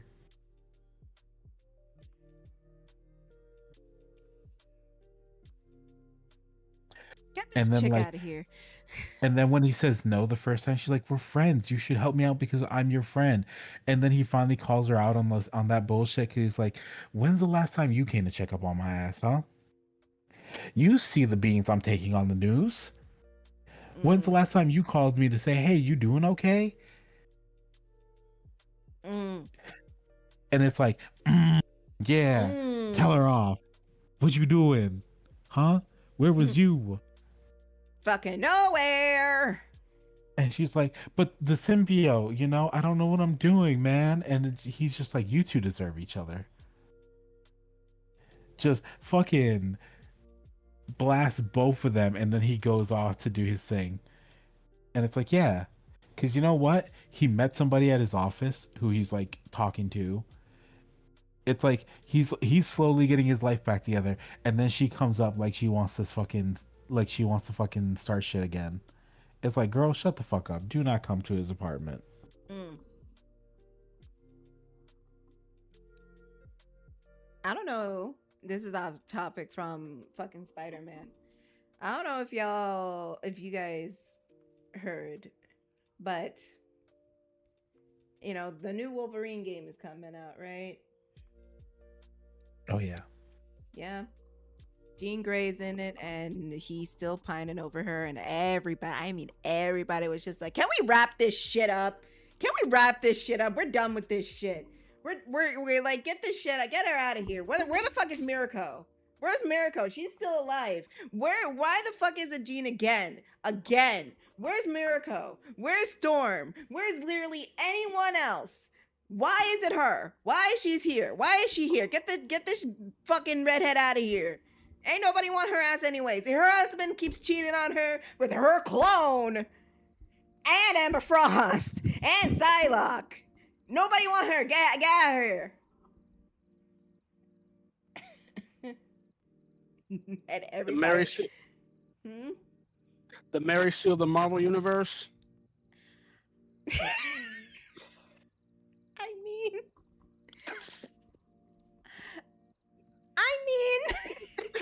he's not wrong.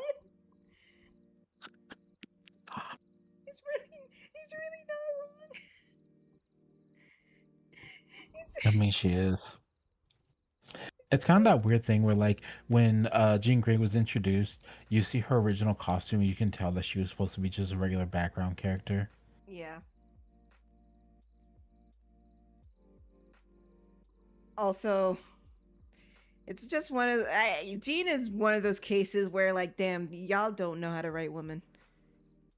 You want to know something?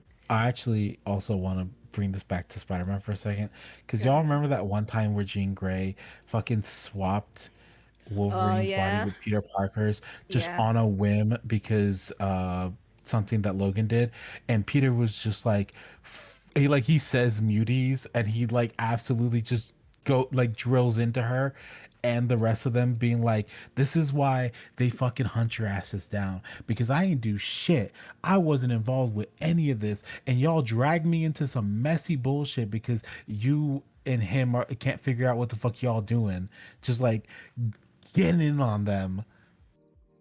Mm-hmm. That was in the And they Ultimate deserved Universe, it. yeah? That they Yeah. definitely did. Yeah, and they deserved it, because honestly in the Ultimate Universe they're assholes. Oh, yeah.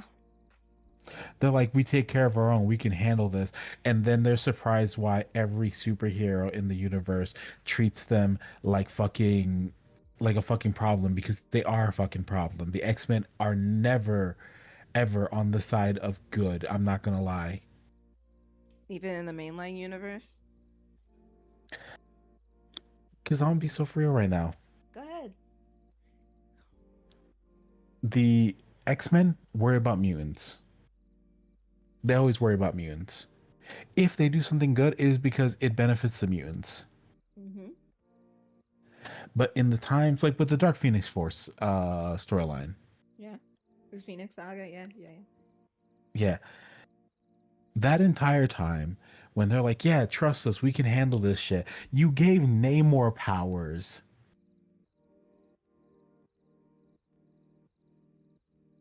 Namor. Mm. And then you wonder why people look at you and you're just like, and they look at you like you're idiots. Plus that whole, like, I don't care how fucking renowned it is, it was kind of bad. I'm not gonna hold you. It was bad. It's It was not- extremely bad. It was that good.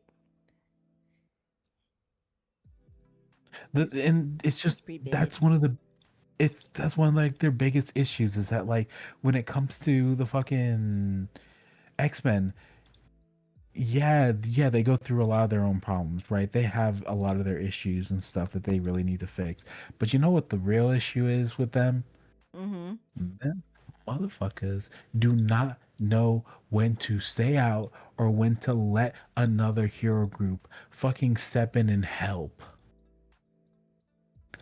Because they're always out here trying to be like, no, we got this, no, we got this. And that's why y'all get like hunted down, because like, how the fuck y'all gonna keep being like, yeah, we got this, we got this, and then when y'all cause a bunch of fucking property damage and y'all get a bunch of people killed and y'all do all this bullshit, and then you expect for the rest of the world to be like, yeah, you're heroes. Fuck no. Actually, no. On God, the only Mm-hmm. good X-Men in the entire fucking thing is Beast. I mean, yeah. Because he is the only one who's like, you know what? We cannot stay like this.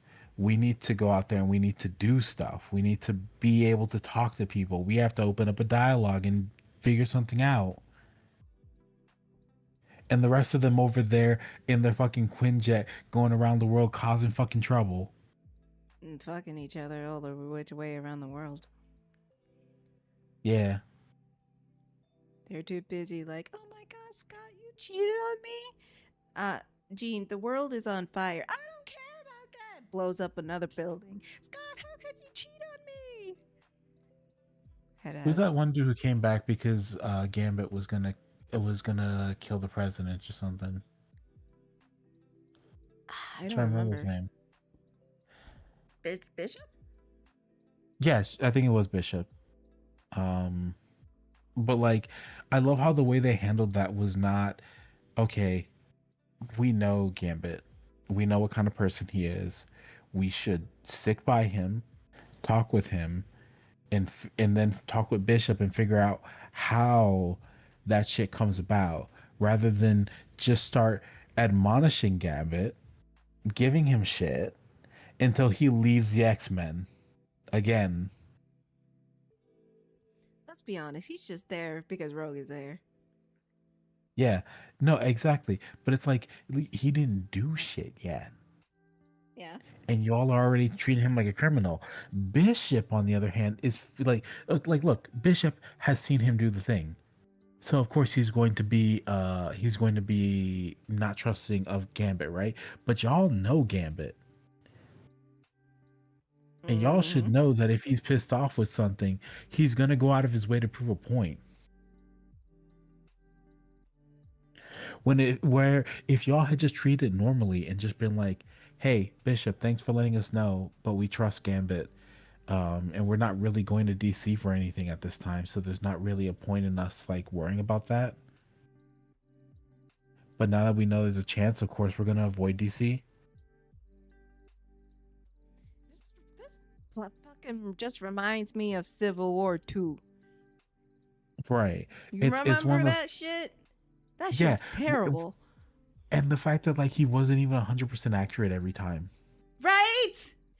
And the fucking that kid. Oh my god. Carol Danvers pissed me the fuck off during that fucking whole thing. She was just like, we gotta go arrest him. He's gonna do something. And fucking Tony of all people is just like, maybe we should actually wait until it happens, because if it doesn't happen, then we're just going there for nothing. Fucking this bitch thought it was a good idea to have a full-on siege on Thanos. No, was it Thanos? I think it was Thanos. And Or was it Galactus? No, it was Thanos. It was Thanos? One of them. Full-on siege because they thought, oh, he's gonna come and take over the world. And then what happened? Fucking Rhodey dies. And fucking She-Hulk gets fucked up.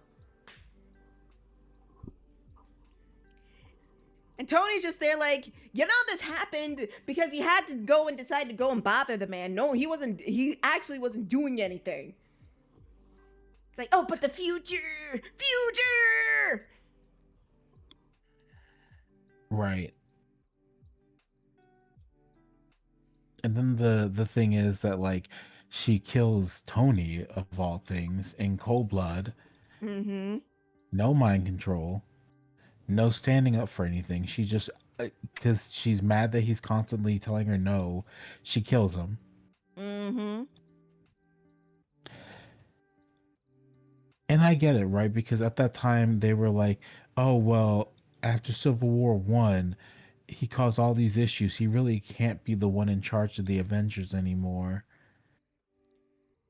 And they put Carol Danvers in charge, and it's like, no. Stop that. Fucking. This wouldn't happen if Monica was still in charge. I'm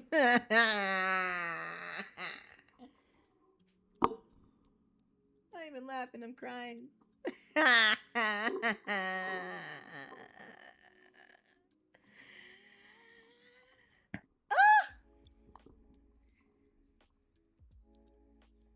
Carol Danvers is the character that writes like they wrote, is written in like the fucking Halo remake bitch. You want to know something? Yeah, actually. That's Carol Danvers. I fucking hate Carol Danvers. And it's not like, oh, you hate women. First of all, fuck you. Second of all, no, it's just she does these things to prove herself when these things are so unnecessary.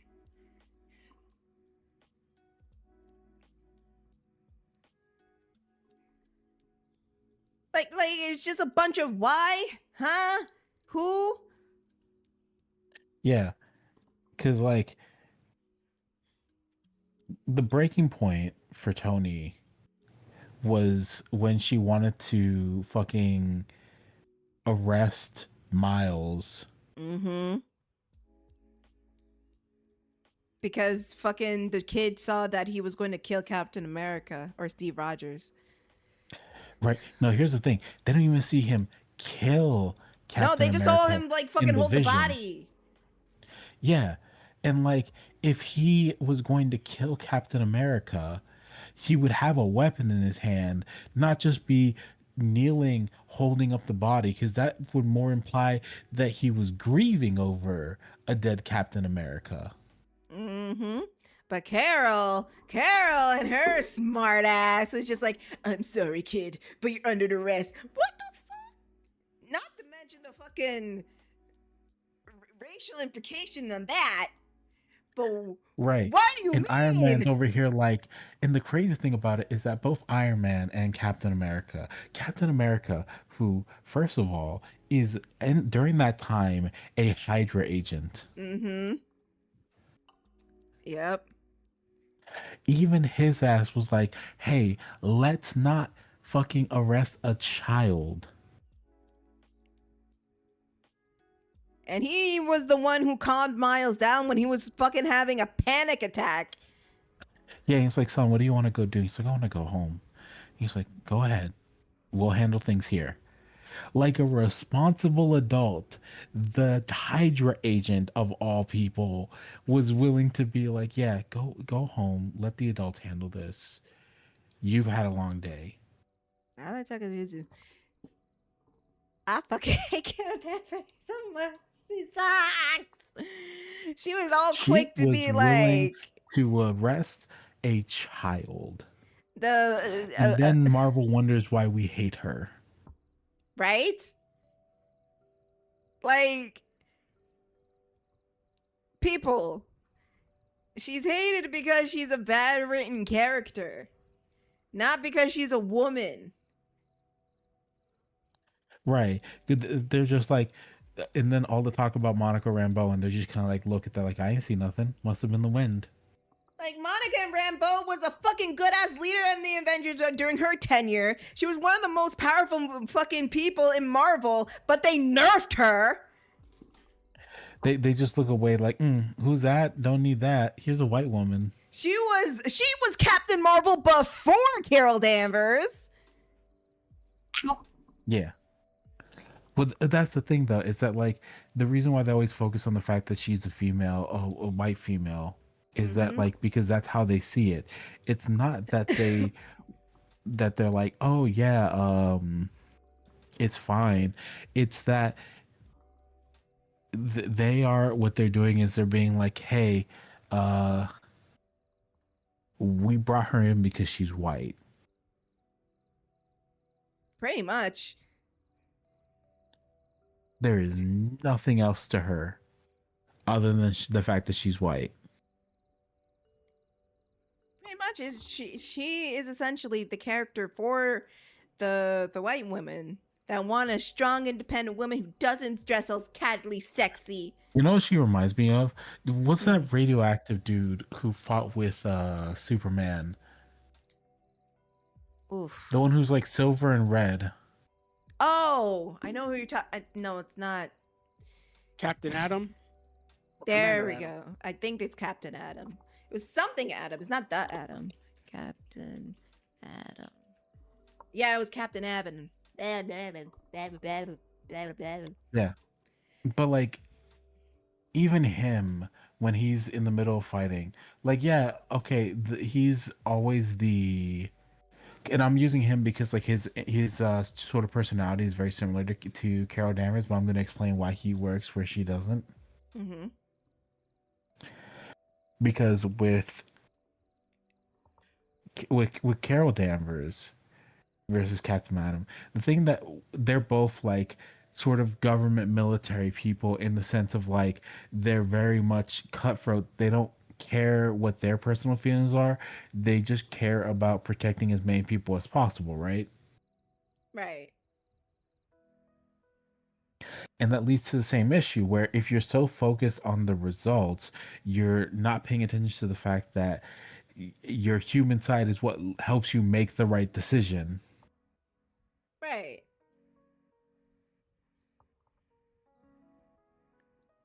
With Captain Atom, Mm-hmm. you can always tell that he's got a bit of a conflict with that, right? Like when he stops Superman from taking Martian Manhunter, he's not happy about this. He's not taking joy in the fact that he has to stop Superman, right? He's like, I'm sorry, but my orders are clear. I have to do this. I don't want to, but I have to. Right? Right.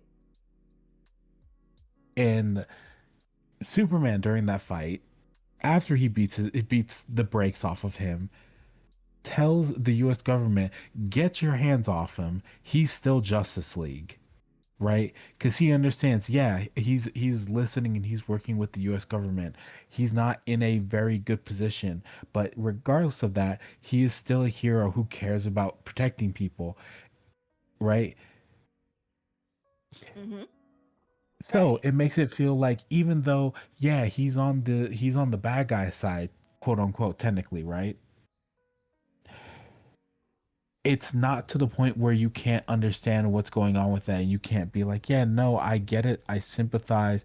And he's still a good character regardless of that. Sorry. Yeah. But yeah, I get what you mean. Sorry. Sorry. But yeah, I get what you mean. Fucking You all hell, right? man. Yeah, no, it's a little bit I ate too fast, and it's coming to bite me in the ass. Fair. Understandable. Happens.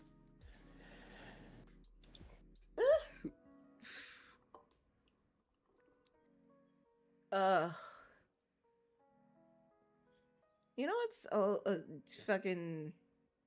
You know what sucks? There's also like great characters who are women out there. They're just not white, and that's why the people are just like, I don't know. Yeah, like people fucking love Shuri, right? Mm-hmm. Even before she's Black Panther, uh she just has the right energy. She's just like, you see that person and you're like, yeah, they're a hero. That's a hero right there. Yeah. Right? And like Ironheart has that same thing. I mean, they do her dirty. I'm never We gonna can't forget them for that. Y'all did her so dirty. You knew the motherfuckers were going to hate. They already were hating her from jump because they are racist fuckers. And now you put out that clip where she's just frustrated and fucking you now they have a justification for hating her. Yeah. Ah. Shit.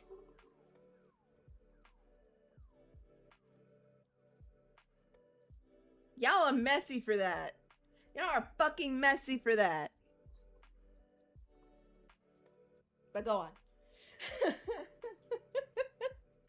It also doesn't really work because like, also isn't like Iron Man technically semi-retired in the MCU as well? Well, he's Because like he dead. does the clean. Yeah, no, I know he's dead, but like, remember the clean slate protocol in Iron Man 3? Oh yeah, technically, but then he comes out of retirement by the time Infinity War happens. Like, Well, sort no. of. Well, hold on. Remember they sit down, they have that talk, and he's like, "No, I'm retired. I'm done." And like Pepper is the one who like pulls him away from that, saying, "Hey, if there's something you can do to help fix this, you owe it to yourself to do it, right?" Like she's the one who gives him the pep talk to come back and do something. No, I was gonna say I think Civil War came after Iron Man 3. That's what I was trying to say. Oh yeah, no, it does. Um, Because he's still active during Civil War.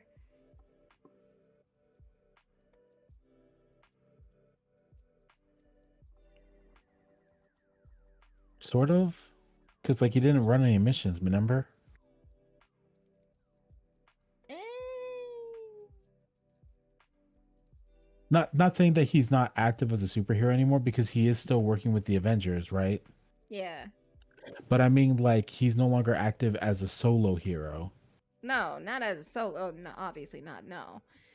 But he still like puts on the Iron Man suit, and he doesn't really like fully quit it until he comes back from to Earth, Yeah. to Earth after the snap. Yeah, because like he's the one who, like, after the clean slate protocol, even though he's still putting on the suit and everything, he's very much changed his tune from "I know best" to "Hey, you know what? I kind of need somebody to rein me in." Yeah. Because like, um, when they have that talk about what's her name? Fucking, I can't remember the Scarlet Witch's like actual name. Wanda. Wanda. Yeah, thank you. When they like talk about Wanda's house arrest, and like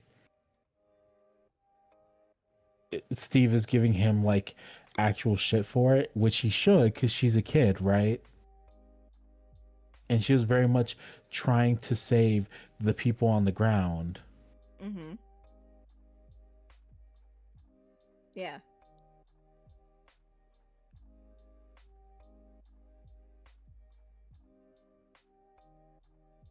And like the fact that she's being held in house arrest, and like they've canceled her visa, and she's basically like a prisoner, and he's like, what the fuck are you doing? He's like, give me a fucking break, dude. Do you know what they wanted to do to her? Like when they're just like having their conversation. And I like that sort of like he's not fully on board and stuff. Yeah.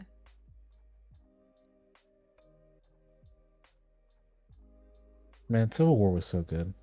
It was. It was really good. I remember I saw it twice in theaters. It's just so good, and it works so well. Mm-hmm. Same with Winter Soldier. Oof. Sorry, I got a little giddy. Also, fuck them for fucking over Sam Wilson. Fuck them. Fuck them. Fuck them. Fuck them. Fuck them. Because you know why? Because you know why? They had no faith in Sam Wilson whatsoever. They wouldn't have put out that bum ass trailer.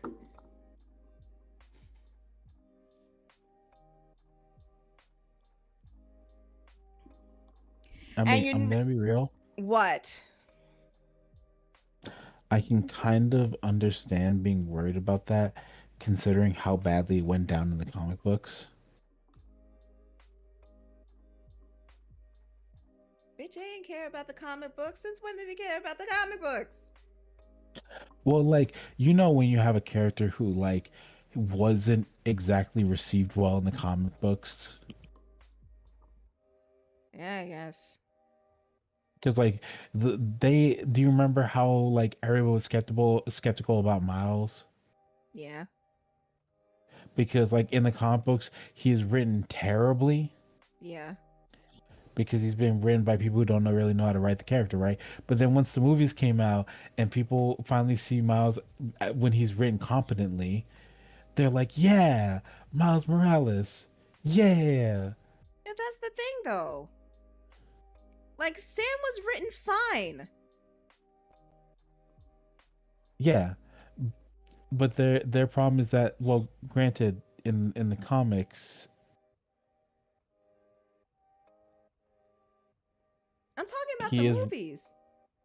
no, I know, but I'm saying that like in the comic book, it did not go well, and they like immediately had to figure out a way to bring back Steve Rogers. Yep. Then they don't remind me. Don't remind me. I still don't remind me because I fucking hated Secret Empire. It fucking sucked. It did. And like the thing is that like Sam does work as Captain America. The problem is that people don't the people have a problem with him being Captain America, and it's a real problem that's going on. It's the fact that like people don't want him as Captain America. Mm. And like they almost get somewhere with Captain America and the Winter Soldier. Yeah. The real issue that fucked it up was the "you got to do better" Senator speech. That. Yeah, I will agree. I will agree on that. Yeah.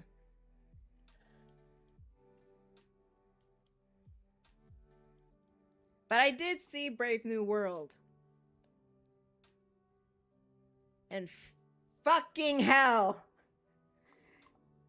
Sam Wilson is such a good man, and y'all fucked him over, and y'all put that fucking actress in there knowing that she can't act for shit on purpose. I know y'all did everything to sabotage this fucking movie. I fucking hate y'all. This movie had really good cinematography, and it was really tense in the right places, and the soundtrack is really good. I fucking hate all of you. And then didn't they have like Red Hulk in there? Yes. But the tense scenes with Harrison Ford and everything like that was really good. And it's fucking Sam's was really, really fucking good in that movie. And y'all had to put that fucking let me rant. I'm a fucking fuck you for putting that stupid ass Black Widow wannabe in there for fucking bringing the fucking movie to a screeching halt. I ain't even care about her. Why is she there? Why not put Bucky there? I know why Bucky's not there because he's a senator now or whatever, congressman. I don't give a fuck. Fuck you. Fuck you. Well, here's my thing. I feel like, and I'm not talking shit on Captain America. I'm talking shit on Red Hulk. As much as I like Harrison Ford, I do not think he should have been the one used for that movie. You know what? You are right. You are right. But you know what? I'm a sucker for tense cinematography. No, I know. He's a good actor, and he actually does the role, like, good. Do you know what my issue is with him? What is it? He's a little too old to be, like, stuck in a Marvel movie deal to play Red Hulk multiple times, right? Net, you see, they can't retire because they have no money. Why do you think Jim Carrey's coming back? Because he has no money. Well, I'm not saying that, like, Jim Carrey needs to... I'm not, I know that, right? I'm not saying that, but I'm saying that, like, he is a little too old to, I guarantee you that, like, as far as that goes, he's not exactly, like...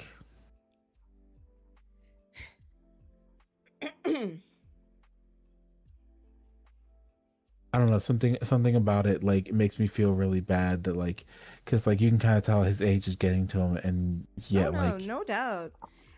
Here's the thing. I think they had very little confidence with Anthony Mackie as a lead, so they probably needed a big name to help, and that was Harrison Ford. That's my theory. Yeah. Even though Anthony Mackie can play a lead, y'all motherfuckers are just... Y'all piss me the fuck off. You know what I do wish they also did? What's up? I mean, granted, the Thunderbolts was good. The Thunderbolts was great. The thing I was gonna say was that, like, I do really wish there was a Midnight Suns movie. They're planning on making it. I'm not going to enjoy the casting because I know they're gonna make the dark-skinned women light-skinned again. True. And I'm fucking staring at them when they cast Storm like, do it. Everybody's gonna come at you right outside your house. Fucking do it. I dare you.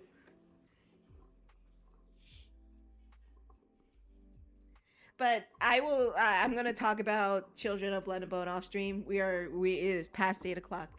So Oh my god, I didn't notice. Yeah, we were yapping.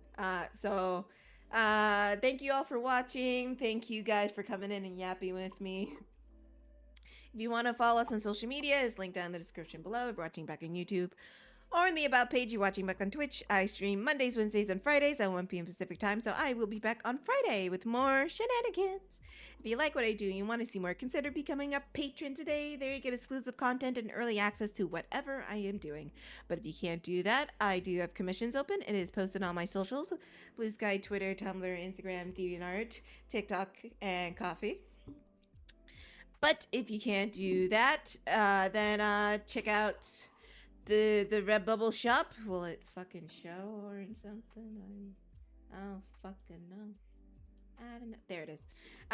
There we got some phone cases, stickers, magnets, notebooks, t-shirts, bags, pillows, blankets, featuring Sweet Treat Plaza and Sonic the Hedgehog. But if you can't do that, and check out my books.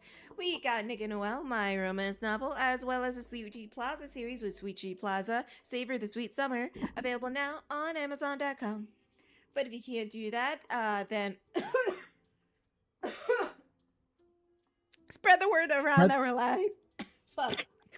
Subscribe here on YouTube and subscribe over there on Twitch. And the words of my favorite cartoon character. Mwah. Good night, everybody. We'll see you next time. Say Glam time. Say Go Glam channel. Say goodnight, y'all. Fuck. Good night, everybody. Good night, everyone.